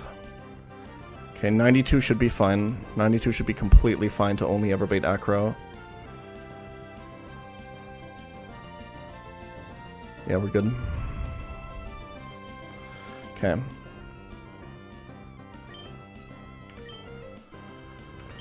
Kill this thing. Bait the enemy Hawlucha, which is faster.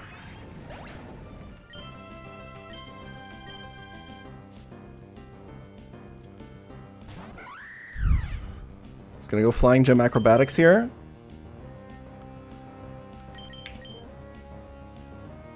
We go Caracosta to catch the acro. Just triple checking my ranges. It's all easy.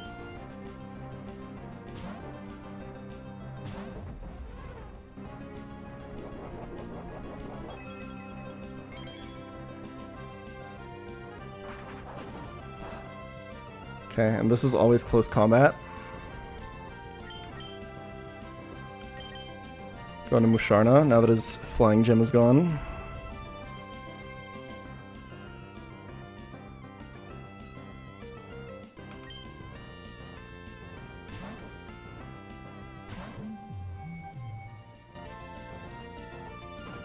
He can never Swords Dance because he sees that I have a kill on him. So we just want to keep Musharna as healthy as possible. It doesn't really matter. We just need to stay above,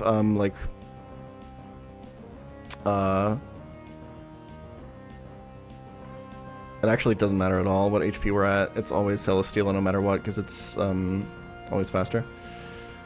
But we might as well be as healthy as possible, so we're going to do Future Sight into Moonlights. The only question is, do we need to... Let's see.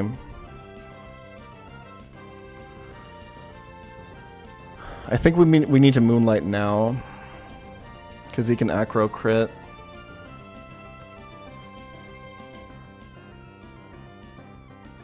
This is actually a little bit cringe.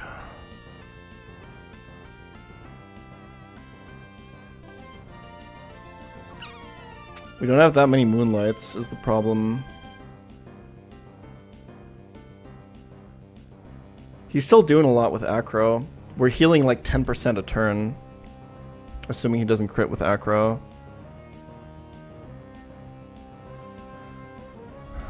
I'm kind of considering just killing. Because I don't actually really need...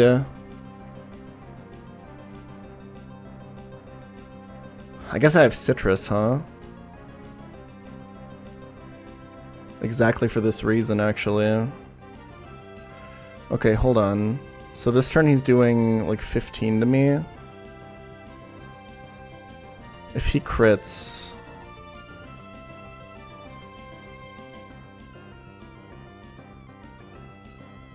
Okay, hold on. I want to do the math. I take 150. I take 90. I go to 100. I can still be in acro range. Let's Moonlight this turn.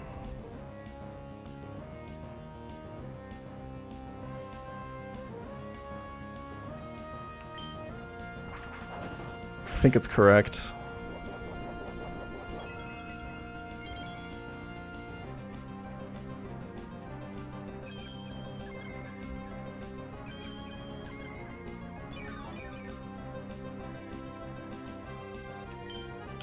Okay, and now just do the future side play and spam Moonlight so we can always stay at full HP.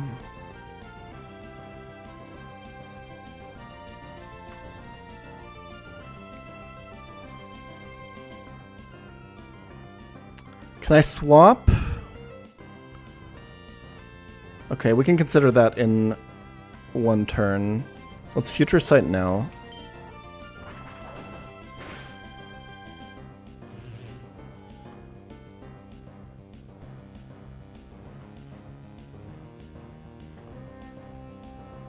Okay, we're never dead to acro crit. Let's Moonlight once. I was gonna say, if we kill this with Caracosta, we can maybe get a 50-50 heavy slam or earthquake out of Celesteela, which gives Eel better survival chances.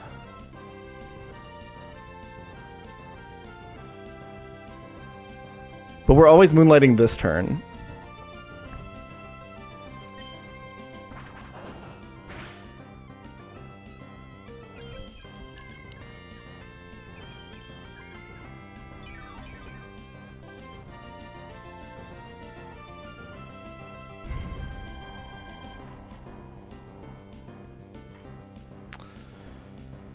We're taking 37. Taking like 60 on a crit. Even like random move from Celesteela is fine into this. Is this always acro? Yeah. If we take the regular roll, we're going down to like 50.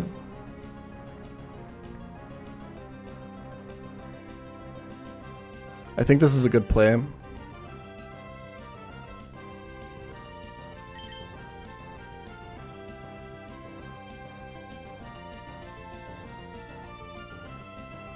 I like it. Celesteela is faster, it'll always see kill. This can be nothing but Celesteela. There's no bullshit here. It's just faster and it just sees a kill. There's nothing that can happen to the line here.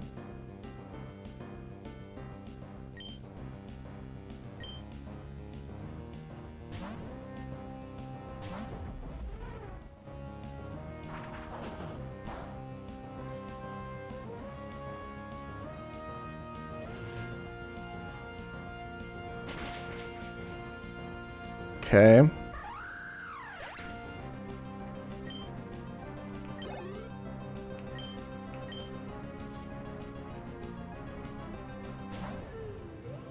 Okay, this is 50-50 heavy slam or earthquake instead of guaranteed heavy slam on the Musharna. So Eel actually has a chance to just dodge an attack here. Heavy slam or earthquake. Let's see it.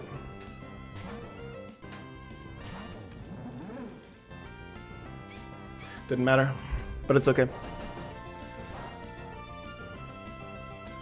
I guess I gave up some pivoting potential on Caracosta for this, which who knows if that's going to matter. We're going to Super Fang into Wild Charge. There's a pretty good chance that Eel's not going to survive this.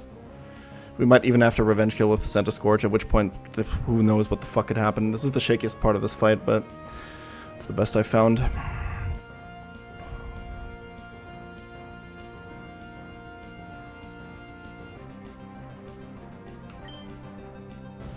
Don't burn. I don't have a Frostberry. Okay.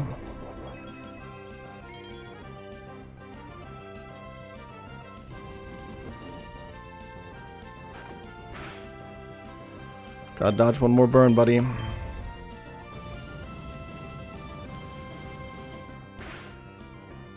Here the goat. This is definitely random move Shaman, so we have to sack. Is it? Yeah.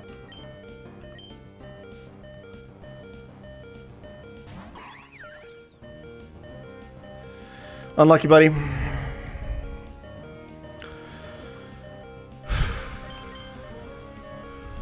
If it was Earthquake instead of Heavy Slam, Eel would have survived, I think, because then I think it'd be always...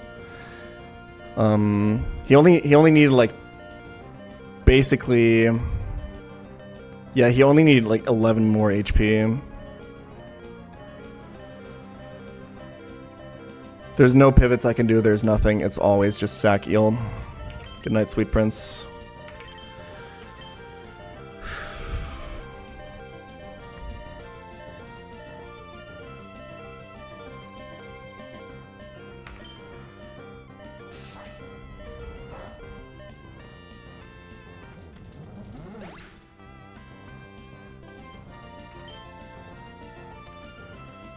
Alright.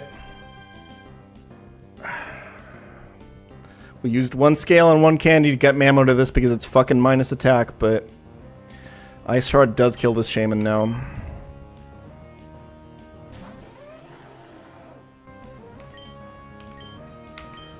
I hope.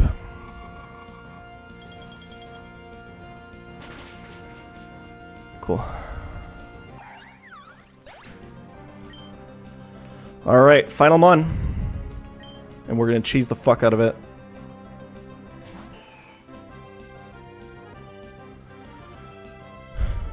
Okay, this is always Flamethrower, no matter what.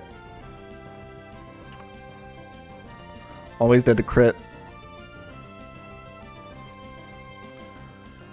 So we're gonna go into Senta Scorch. The reason Senta Scorch is here, the only reason, is it's the only Pokemon that always baits, or there's like two Pokemon, but it's one of the only two Pokemon that only baits Earthquake from Mega Altaria. And I think once that happens, I think you guys can guess how we're going to finish this fight.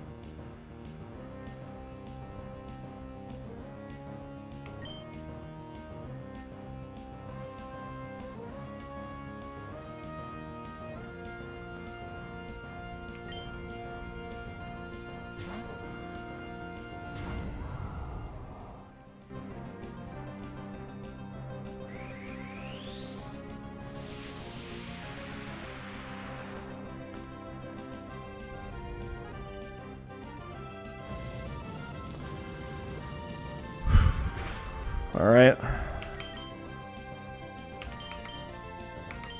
Earthquake.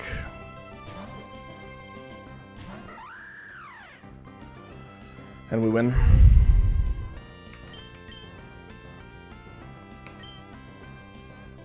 GG's. God, this Hawlucha is broken.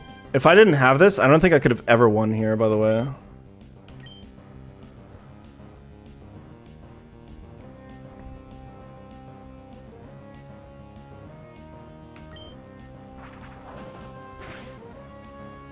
Nice crit.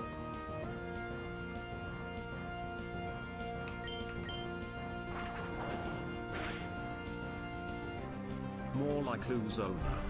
This doesn't have any priority or any bullshit like that, right?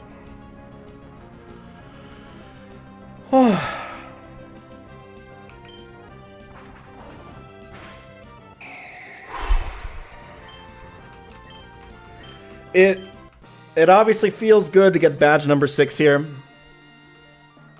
Obviously feels amazing. On attempt 2, Andy. But we're entering the hardest part of the game, and I used all of my scales. And I sacked something, and I used a candy.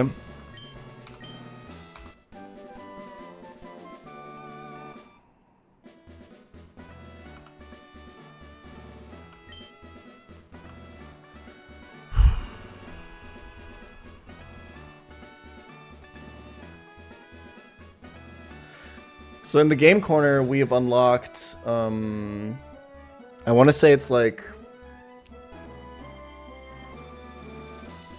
hold on.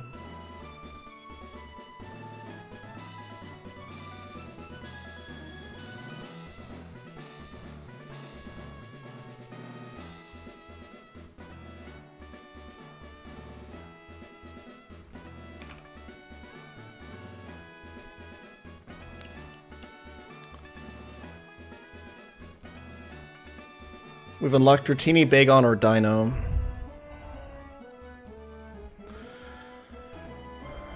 But like, come on.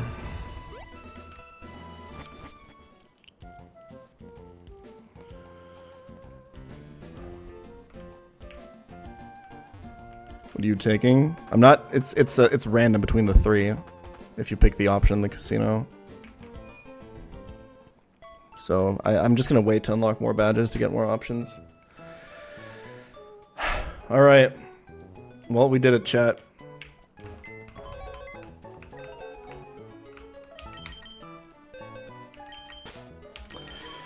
Eel, you were okay.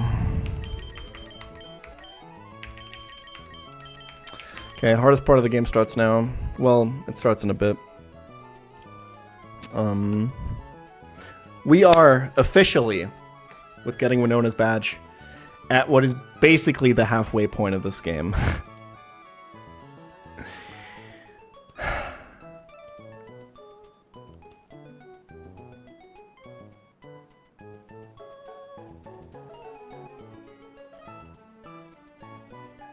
There is a lot of trainers in this game.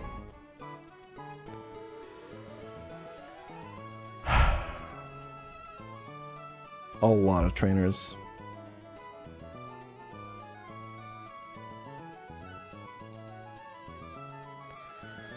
Okay.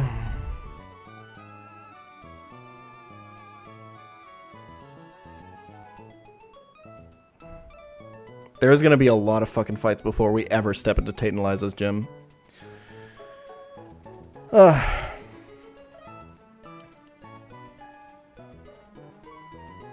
Alright.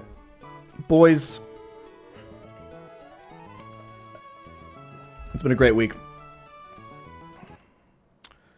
Thanks for watching. I appreciate it. I'll be back on Monday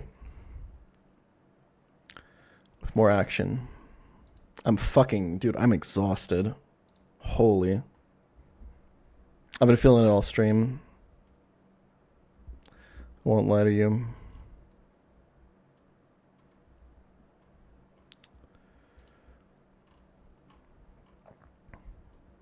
Alright, we're going to raid Bugford. You guys have a great weekend. I'll see you next week. Thanks for watching, guys.